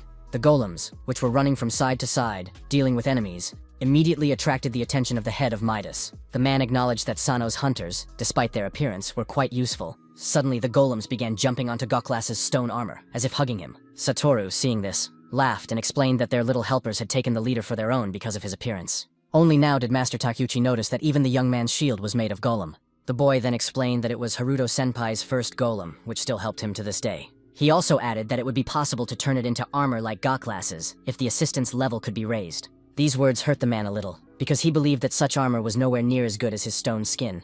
Out of anger, he immediately decided to demonstrate his power on the nearest monster. Goklas did not stop at just one monster and ordered Satoru not to even compare some stone babies to his ability. His opponents continued to die from just one accurate blow from the hunter, unable to offer any defense against his overwhelming power. The young man was seriously frightened by such a violent reaction and suspected that he could represent the golems in place of these opponents. At the same time, Lucas was also busy destroying monsters. Seeing how the main character pumped up the golems, which were able to kill the wyverns, he finally understood the true power of his skill. The guy understood perfectly well that other users of the cursed gift would never reach evolution. He wondered what would happen if Mikhail gained such an ability. But someone pulled him out of his train of thought. It was the main character, who wanted to know if Lucas had discovered this subspace. It seemed that the young man himself was angry that someone dared to think that he could betray his clan for the sake of some mission. In fact, Haruto guessed that Lucas himself also didn't like everything that was happening around him. He felt that something was gnawing at the young man, and it had been that way since their first meeting, and even before that. The main character emphasized that now they needed to focus on something else, namely finding the culprit who had opened the subspace. Lucas just smiled at how smoothly the guy was talking, as if he knew absolutely everything. Before he could finish, the ground beneath them suddenly shook and cracked. Suddenly, roots burst out of the ground and engulfed Haruto, while Lucas managed to jump aside. The main character didn't even have time to scream and just looked at the young man in fear, trying to grab onto something. The young man immediately recognized that it was the branch of Yggdrasil, a skill that belonged to Midir. If you get caught in the snares of Yggdrasil, the poisoning works twice as fast. But it also meant that the situation for the elf himself was looking dire, since he had decided to resort to this skill, and perhaps they would still manage to lure the stranger out. Lucas was sure that his saint would not give in to him, so first he had to cut the bonds and free the hunter Sano. At that moment, the powerful roots finally grabbed the young man, immobilizing him with a death grip. They began to quickly wrap around his leg, tightening more and more, so that Lucas could not escape from this trap. The boy looked at all this in fear, feverishly going over the options in his head and trying to figure out what to do. All this time, he tried to keep his hand with the divine rapier higher to protect at least his weapon. Finally, a huge tangle of Yggdrasil branches appeared in the middle of the city, spreading dark mana in all directions. The hunters couldn't understand what it was, and also noticed that these sprouts were exuding something strange. Nanace noted that they were not in a special zone, but the level of contamination rose sharply, and the branches continued to grow. Then the hunter began to suspect that someone was controlling this cursed plant. Very soon, she saw the one who was responsible for spreading the evil above this tree. The girl was even more surprised when she realized that it was a real elf who had somehow found his way into their world. At that moment, the head of the Shirasaki clan tried to destroy Kurosaki with his black lightning, but it seemed to be useless. The hunter was shocked when he saw that his opponent had simply absorbed his most powerful ability. Then, Takumi explained that dark mana has its own characteristics, and if you overcome your dependence on it and touch the abyss that lies beyond the edge, you can master it perfectly. In turn, Shirosaki didn't really understand what he meant when he talked about some kind of dependence. The bandit didn't bother to explain anything else to him and rushed to attack again. Masato didn't have time to jump out of the way, so Kurosaki was able to break through his defense. It turned out that the enemy's power was so great that he was able to break through this reinforced magic shield. The guy did not expect his barrier to be so easily destroyed, so he did not have time to react to the blade that was already right in front of his face. At the last moment, he managed to knock Kurosaki's sword aside and jumped back. Then the head of Shirosaki realized that there was a way to survive dark mana poisoning after all. His younger brother immediately came to mind, who might also be able to do it. In any case, the young man could not afford to be distracted, so he refocused on the fierce battle. The bandit immediately guessed what his opponent had just thought, and emphasized that not everyone was capable of such a thing. To do so, one must constantly absorb dark mana and possess dark skills, which Soto did not have. Ares felt that this man had an incredible amount of dark mana, and Shirosaki reported that he was even able to absorb his black lightning. Then Kurosaki delivered a powerful blow, concentrating a colossal amount of energy in his blade. Seeing this, Masato immediately warned his partner that they needed to get out of there fast. The hunters instantly scattered in different directions, so that this destructive slash would pass right between them without hitting any of them. In the end, all this crushing force crashed into the house at full speed, instantly turning the massive building into a pile of rubble. Shirosaki looked at the scale of the destruction with apprehension, realizing that they definitely hadn't survived such an impact. Kurosaki, on the other hand, confidently declared that the hunter's annoying skills were no longer a hindrance to him. He didn't stop for a second and prepared for a new, even more devastating attack. Then Ares stopped him with her ice crystals, which instantly grew out of the ground, immobilizing him. It turned out that the girl had gained enough mana to finally use her skills. Shirosaki thought that the debuff had already been removed, but his partner guessed that it was all the work of the hunter Sano, who supplied mana to everyone on the battlefield. She explained that she had only recovered half of her strength, but it should be enough to stop the enemy. Kurosaki also heard them talking about the very same Monono that was still haunting him even now. Despite all this, the bandit still began to concentrate his mana to try to break free from these icy shackles. In the end, he succeeded, and the ice cracked with a deafening roar into thousands of sparkling shards that flew in all directions. Now, Ares realized that despite the help, she still didn't have enough mana to stand up to such an enemy. She still tried to capture Kurosaki in her icy trap again. The bandit began to get angry that the huntress was pointlessly using her damn ice claws. He easily avoided the trap and was already heading towards Ares. Takumi wondered if the girl realized that she was fighting the master of the Blood Tower Guild himself. The huntress herself concentrated as much as possible on resisting him. Ares used all her remaining strength to cast another spell. In this way, she was finally able to defend herself against the crazed Kurosaki. The man only laughed at this pathetic attempt, because dark mana was actually fueled by ordinary mana. That's why he didn't stop for a second and attacked Ares' shield. In the end, the hunter's barrier shattered into pieces, leaving her completely defenseless. In a panic, she immediately reached for the hidden scroll, her last hope for salvation. Tearing the magical parchment in half, the hunter used the spell written on it. Now, a huge magical wall appeared between them, forcing Kurosaki to stop again. Her opponent only laughed at all this, because the girl's actions only made him stronger. With renewed strength, he unleashed a series of furious blows on the powerful magical barrier. Even this defense could not withstand Takumi, so Ares was completely helpless against his blade. Finally, Shirosaki came to her aid and managed to block the attack just in time. Without wasting any time, the hunter immediately tried to use lightning spears against his opponent. Kurosaki understood that Masato's attacks were still dangerous for him. At the last moment, he managed to dodge the spell, so all its power crashed into the cobblestones. Even so, the bandit had to try hard and show agility to avoid injury. Ares, in turn, did not miss the opportunity and tried to use her spell again. Sharp ice spikes immediately appeared around her, forming a deadly ring. Takumi didn't even have time to react, so he stumbled upon one of the spikes. Thus, he was finally caught in the trap when the ice completely froze his body. Shirosaki emphasized that the bandit was not a guild master, but the leader of a small group of assassins. Now he was interested in how exactly the criminal had acquired the shadow skill, and advised him to tell him quickly if he wanted to die without suffering. Kurosaki asked if the guy was really only interested in information about his abilities. The bandit couldn't believe that this was obvious only to himself. The head of the Shirosaki clan had no intention of playing these meaningless games, and ordered him to answer right now who had given him the shadow skill. In the end, the man finally admitted that Lucas had taught him a couple of interesting things. Kurosaki didn't bother explaining anything else, and focused on breaking free from the icy shell that bound him. A huge amount of dark mana burst out in a violent stream, tightly enveloping Masato from all sides. Suddenly, the hunter felt his consciousness begin to cloud under the pressure of this extraordinary force. A few seconds later, Master Shirosaki found himself in a cave, where he was not alone. As it turned out, his younger brother was lying motionless on the cold floor below. Our hero simply could not believe his eyes when he saw Soto alive. The boy was still infected with dark mana, which made it difficult for him to even breathe. Meanwhile, Mizir had already descended to the people after catching Lucas and Haruto with his skill. Now he wanted to know when their ally had managed to befriend the owner of the Control and See skill. The elf immediately took the divine rapier from the young man before he could figure out how he knew about the existence of the copy skill. In fact, Midzir didn't even think he would be able to get his hands on this legendary sword today. Now Lucas began to suspect that the stranger had befriended him only to get the weapon. Then the elf hinted that he would need the young man's strength to find the hunter with the control and see skill. He explained that with the powers of the holy sword and copying, he would finally be able to save his home. In addition, the stranger said that he would share a secret with the young man in exchange for the sword. Midzir said that there was also a curse in the world of elves, and that he himself was one of them. Upon hearing this, Lucas immediately began to suspect that he was going to absorb the power of the main character. The elf admitted that unfortunately he could not absorb a curse from another world, but the young man himself could do it. All this time, the main character, who was nearby, listened calmly as they planned to kill him to take his skill. The stranger thought that this plan was trivially simple, so when Mr. Mikhail arrived, Midzir would kill both of them at once to take their curses. Lucas was incredibly angry that his family had been nothing more than pawns to him from the very beginning. The main character finally took action because he had heard enough. He broke free from the grip of Yggdrasil's branches and tried to attack Midzir. The elf didn't even flinch and immediately defended himself with the tree itself. In the end, the blow only hit the tree, and his opponent remained unharmed. The stranger did not even expect that Haruto had also managed to copy the shadow skills. In turn, the main character was finally able to see the one who opened the subspace and caused chaos in Tokyo. The guy tried to use the Great Spider's web to capture his opponent. Midzir only laughed contemptuously at the fact that this was all the power Haruto was capable of. The elf expected that with his abilities, the young man would be able to copy something much more powerful. He considered these to be merely pathetic attempts by the protagonist, as he possessed a defense that no one could penetrate. Haruto, on the other hand, believed that even with such skills, it was possible to create something truly unique if one knew how to use them. The main character activated Spider Thread and Bear Claw at once, as well as the skill Bloodsucker of the longsword of the Carizian dragon. Thus, Haruto managed to break the branches of Yggdrasil, which shattered into splinters with a deafening crash. Now Mitsuru had to work hard to avoid getting caught in the web. The elf had only just learned that the main character could not only copy the skills of others, but also combine them, which made him realize that this was indeed the strongest curse of all. A moment later, Haruto appeared right behind Mitsuru and cheekily asked how he felt before falling victim to the very skills he had so rashly underestimated.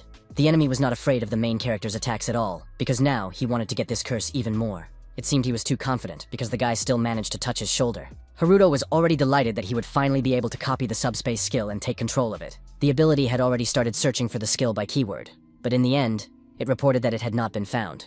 Then Midzir grabbed the main character by the arm and explained that he simply could not copy his skills. He threw Haruto aside with all his might and immediately tried to grab him with the branches of Yggdrasil. All those damn sprouts rushed towards the main character, trying to trap him again.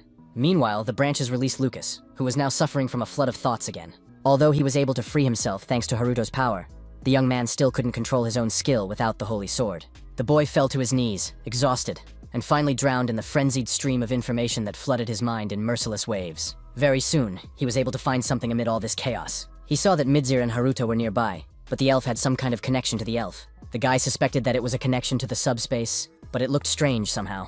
He was able to analyze skills and parameters through the power of the curse, but he was unable to see material entities, such as the holy sword. Lucas realized that subspace was actually an item, not a skill, and it was obvious that the hunter Sano was probably trying to copy Midzir's skills. In that case, there was only one way for the main character to succeed. At that moment, Kurosaki had finally broken free from the icy trap, crushing the last sparkling shackles. Ares did not expect her ice spells to be destroyed with such frightening ease, and froze in shock for a moment. In turn, the bandit said that Shirosaki would remain in this state until he freed him. In addition, the man already knew perfectly well that he was facing the daughter of the legendary Nishihara. He believed that the girl had inherited her parents' great talent, but because of her temperament, she was unable to reveal it, and would now end her life right here. Ares did not give up so easily, so she used the spell again to stop Kurosaki's blade. The girl managed to build an ice shield in front of her in time and stop her opponent. The man was not surprised that she used the barrier again and decided to try something else. The bandit tried to use dark mana to get through her shield. Ares had to retreat rapidly, literally breaking free from the blow of this devastating attack. Kurosaki laughed at the fact that she was going to run away, because it wouldn't save her from death anyway. The girl raised her shield again, stopping another fierce blow from her opponent with a loud clang. The man smiled and noted that her fierce stubbornness was so sincere and unshakable that the sight literally brought tears to his eyes. The girl believed that perseverance was the strongest weapon a person could possess, and that those who devoted themselves to a single path became truly strong. Then she firmly stated that her magic was capable of creating much more than just protective barriers. In fact, Kurosaki did not even expect Ares to be capable of such a thing. The man turned sharply and at the last moment saw a huge chunk of ice flying straight at him. He couldn't even understand how Ares had managed to form such a huge projectile. Small fragments rained down on his opponent, scratching his unprotected skin. In the end, Kurosaki had to cling to his sword with a death grip to stay on his feet. He thought that Ares had completely lost her mind, deciding to throw a block of ice in the middle of the city. The man was so distracted by all this that he didn't even notice when he was caught in the icy shackles again. The girl explained that the people had been evacuated long ago, so no one was hurt, and warned that Master Shirosaki had also devoted himself to the path of stubbornness. Kurosaki couldn't understand what exactly the girl meant, which made him a little uneasy. In the end, he saw that the guy had managed to break free from the shackles of his dark mana after all. The man was incredibly shocked when he saw this, because he couldn't understand how it had happened. Shirosaki's eyes also flashed with an ominous light, radiating a thick dark mana. Noticing this ominous glow, Kurosaki realized the incredible and understood that he had indeed managed to absorb the abyss itself. Masato, in turn, reminded him that he had promised to finish off the scoundrel with a single blow. With one precise movement, he unleashed a huge stream of dark mana directly at the bandit, who did not even have time to cry out under such pressure. Thus, Shirosaki was finally able to fulfill his cherished desire and completely deal with his main target. After that, the bandit fell lifeless to the ground, finally defeated by the crushing power of dark mana, which instantly burned away the last of his life force. The guy himself still clearly felt this colossal force flowing through his veins like a burning stream. Ares was surprised that her partner had decided to kill the enemy, because initially they had planned to interrogate him. The head of Shirazaki noted that this was no longer necessary, as sending him into the abyss was Kurosaki's biggest mistake. Overcoming the red dark mana, the guy was able to find a clue in his own skills. It turned out that he had already encountered them in the past when his younger brother was mastering new abilities. Sato asked Masato what he thought about this skill that used dark mana, but Masato emphasized that mastering it was a dangerous pursuit that only murderers and thugs engaged in. The young man still didn't know what was wrong with his new abilities, since he wasn't a criminal himself. Soto had always been intelligent, which made Shirosaki think that he had ultimately managed to acquire dark skills and perhaps find a way to overcome his dependence on mana. Then the boy told Ares that they needed to return to the hunter Sano to finally put an end to this madness. The girl really wanted to know what the head of Shirosaki had seen in the abyss, but he replied that he would tell her about it a little later. In any case, he was now certain that they had a chance to win this difficult battle. All this time, the main character continued to fight desperately against Midseer, who attacked him with the branches of Yggdrasil. Despite this, Haruto was able to use shadow movement without any problems to escape these traps. He teleported right behind his opponent and tried to deliver a surprise blow. The elf still managed to react to these fierce attacks in time, and in a moment, their blades clashed with a clang. His opponent had already admitted that he was tired of the main character's skill, which made him impossible to catch. Then, instead of attacking Haruto himself, he pierced his shadow skill. In the end, the shadow simply dissolved, so the main character could no longer use this ability. Only now did the young man realize that he had completely failed to anticipate such a turn of events. Midseer, with a smirk on his face, reminded him that the divine rapier could dispel any dark skill. The main character had no intention of stopping, because he understood that this condition worked for both of them. The elf noted that he was not dependent on dark mana, so he could use skills without consequences. The branches of Yggdrasil rushed forward again and grabbed Haruto tightly, depriving him of any chance to maneuver. Then Midseer swung his rapier to finally finish off the annoying hunter. The main character managed to put his blade in front of him in time, taking the crushing blow on the steel. The attack was so devastating that the sword could not withstand it, and shattered into small pieces with a sharp ring. Haruto realized that he would not be able to fight with a normal sword, so he had to take out the longsword of the Karisi dragon. Midseer was surprised when he saw a perfect copy of Frederick's legendary weapon in the young man's hands. With one sharp and confident movement, the main character easily cut through the branches that were holding him back. Immediately after that, Haruto swiftly attacked Midseer himself, and at the moment of collision, a dazzling flash appeared. The elf still managed to withstand the crushing power, even though everything around him was destroyed. He admired the true power of Frederick's sword, and if it had been a real blade, he would surely have died. In turn, the main character declared that his skills did not end there. Haruto jumped high and swung his long sword to deliver another blow to his opponent. A smirk immediately appeared on Midseer's face, because he had been waiting for this moment. Then the stranger simply went into subspace so that our hero couldn't reach him. Thus, the young man simply cut through the air in front of him with a deafening whistle, completely missing his target. The powerful blow with a deafening roar hit only the empty asphalt, knocking a fountain of stone chips out of it. Meanwhile, Midseer teleported and was about to attack Haruto from the other side. Seizing the moment, his opponent pierced the main character's shoulder with a sharp and accurate thrust. The guy, overcome by a wave of sudden pain, fell to the ground in surprise. The elf agreed that Haruto's sword was close to the power of the original, but the young man clearly lacked experience. Barely regaining his senses, the main character jumped away from Midseer with a sharp and desperate leap. Now the young man learned that it was also possible to teleport within subspace itself, and he wanted even more to copy this skill. The main character quickly grabbed a magic potion to recover from his injuries. Thanks to the use of the highest level elixir, all external damage was restored 100%, but internal injuries inflicted by sacred power could not be healed. The elf explained that healing elixirs are created with holy power, so even if the guy drank it, the wounds from the holy sword would not heal, which was its terrifying power. He attacked Haruto again and asked him to show what he had managed to copy. Midzir was sure that the main character still had some tricks up his sleeve. The guy admitted that he had nothing left, but he was sure that he would manage somehow. At that moment, Nanis intervened in their fight, using the witch's blade against the elf. His opponent did not expect such a turn of events, so he only raised his rapier at the last moment to parry the blow. He still didn't have enough strength to withstand such a blow, so the holy sword flew to the side. As a result, the divine rapier stuck several meters away from Midsira.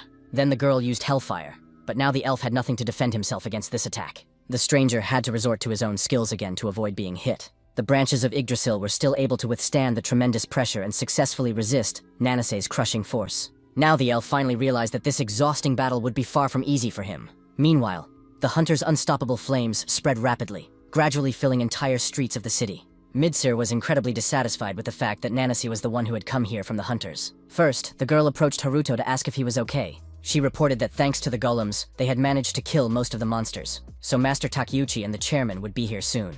The main character was glad that his plan had worked, and thanks to his assistance, his experience continued to grow rapidly. Lucas had also arrived and finally got his weapon. The guy, barely coping with the exhausting, endless flow of information, was finally able to calm down. Now he was going to make Midsir pay for using him and his family. All this time, the branches of Yggdrasil were rapidly burning in Nanasi's hellish flames. Midsir agreed that its destructive power was certainly impressive, but he was still confident that the hunter would not be able to use it for long. The elf continued to attack our heroes to see how long they could hold out. Nanis replied with unwavering confidence in her voice that her magical power would definitely be enough for all these roots. Midzir smiled coldly, believing that all these loud statements by the hunter were just hasty conclusions. The girl immediately noticed that the elf seemed to be plotting something cunning. The branches of Yggdrasil burst out of the ground like lightning, breaking through the asphalt and tried to grab her. In the end, the huntress was unable to dodge in time and escape this trap. The elf wondered if the girl would be able to use hellfire in this state. It turned out that the huntress was capable of doing so and used the witch's blade. After escaping from the wooden cage, Nanase emphasized that she had more skills than just fire. The elf was greatly annoyed that he had encountered such strong opponents that he could not get rid of. All this distracted Midsira, allowing the main character to get behind him and try to attack him. Haruto continued to skillfully and swiftly slash with his blade until the stranger reacted to him. For a moment, the hunters stopped and tried to see if they had managed to hit their opponent. Midsir managed to react at the very last millisecond and teleported away. He angrily declared that the prolonged games were over, and now the final battle was beginning. Suddenly, the ground beneath our heroes' feet began to crumble with a deafening crash, and an unknown force began to burst out of the cracks. Now, cursed fruits began to appear here, infecting everything around them with evil, so it was necessary to act quickly. Nanase found herself right in the middle of these sprouts, trying to understand what was going on. The girl was seriously angry that the elf thought she couldn't handle some weeds. In an instant, she released hellfire, which incinerated all the cursed fruits with a single touch. Even under the fierce onslaught of fire, the ancient sprouts of Yggdrasil were in no hurry to burn to the ground. Finally, with a deafening roar, a huge stream of dark mana burst forth from them. Nanis instantly felt the suffocating effect of this burst of energy.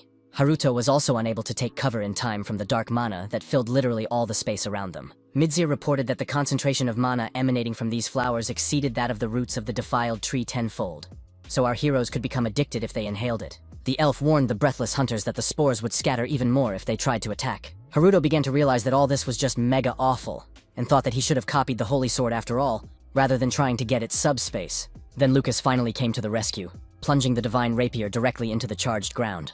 Without wasting a second, the young man instantly activated consecration, and a wave of blinding white light poured out in all directions, destroying all the dark mana.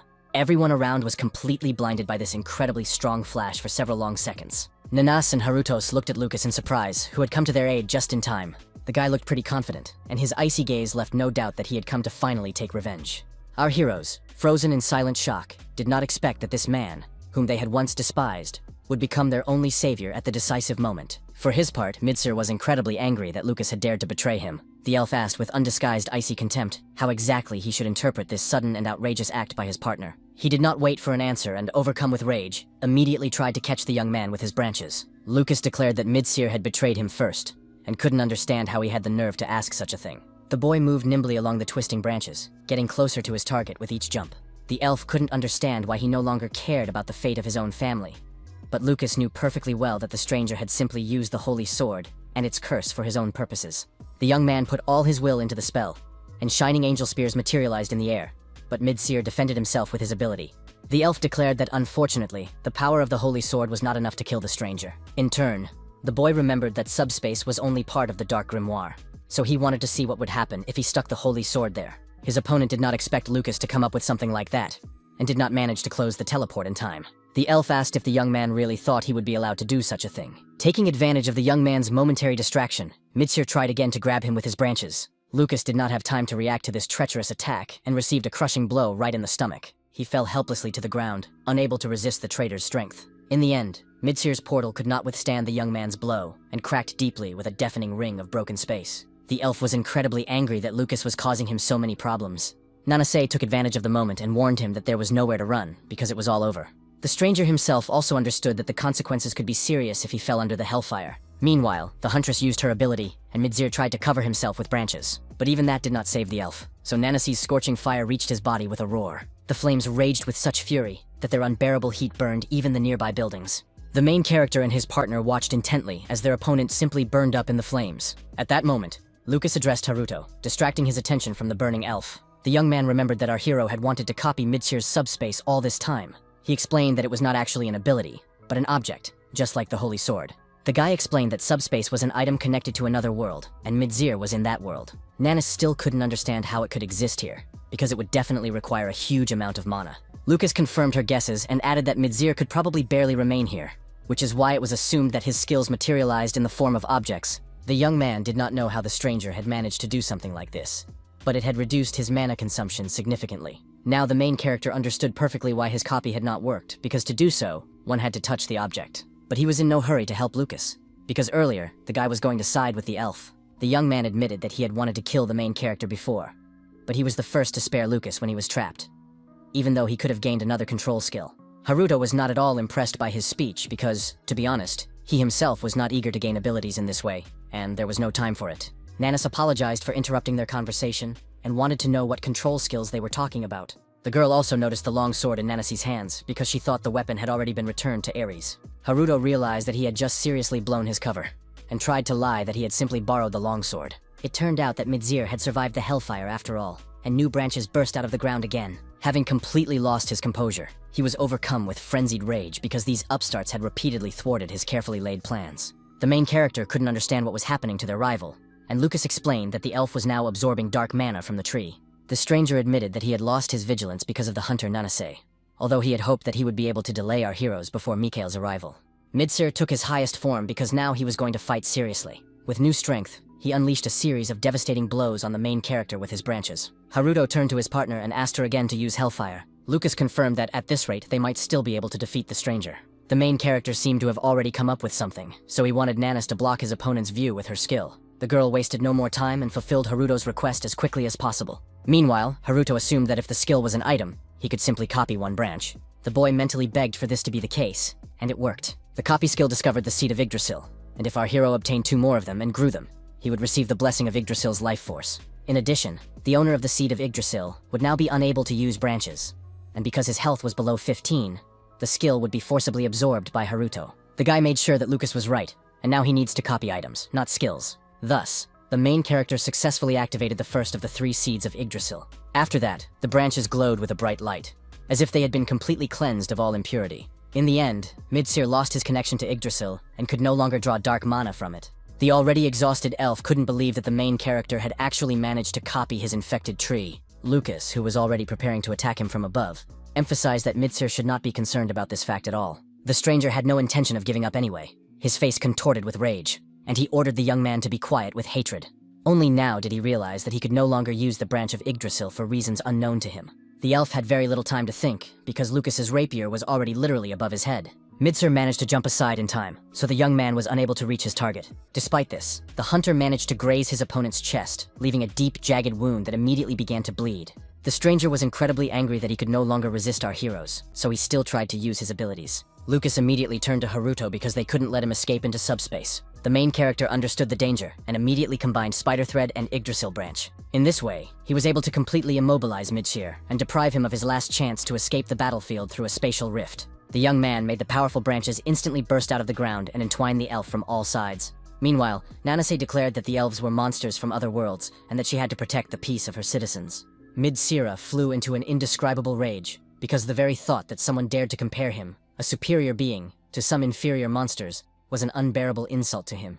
The girl didn't care at all, because she always had a short conversation with creatures. Once again, she used Hellfire, trying to finally destroy their enemy. Despite the fact that she had used her ability many times before, the attacks remained just as powerful. Midseer felt his life force finally drain away under the relentless onslaught, and felt the effects of the flames on his body.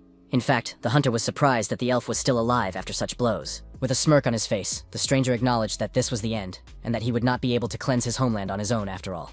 He was going to make humanity feel the same and know true despair. Lucas understood perfectly well what forbidden or desperate measure the elf was going to resort to in his agony. But it was too late, because Midseer had used his remaining strength after all. The boy tried to stop him because he knew that even Mikhail would not be able to cope with this, and therefore not only Tokyo, but the whole world would be destroyed. The wounded elf declared that he had been ready for this from the very beginning, and besides, all these problems would no longer concern him. In turn, the main character understood that the true space had finally opened up before him, which was his chance. Haruto didn't even waste precious seconds thinking about it, and immediately rushed forward. It seemed that Midseer did not expect the young man to take such a risky action. The stranger saw the longsword flying straight at him at full speed, cutting through the air in front of him. Finally, the blade, reinforced with all the young man's strength, pierced the elf through and through with a dull thud. The momentum of the blow was so great that Haruto flew straight into the portal along with his opponent. In an instant, they were transported at full speed to another space. Nene's froze in place, overcome with shock when she saw where the hunter Sano had gone. Lucas was at a loss for words, realizing how incredibly risky Haruto's move had been. Meanwhile, Midseer was trying to recover from his injury and teleportation, while our hero looked around. The guy understood that this was the very subspace that was the elf's unique item. The main character wasn't going to waste time thinking and wanted to copy it as quickly as possible. Then the system warned him that a complete copy was impossible because this item was connected to another world. Immediately after that, a system notification appeared before Haruto's eyes, stating that the absorption of part of the dark subspace was complete, but that a dimension key was required to gain full control over it.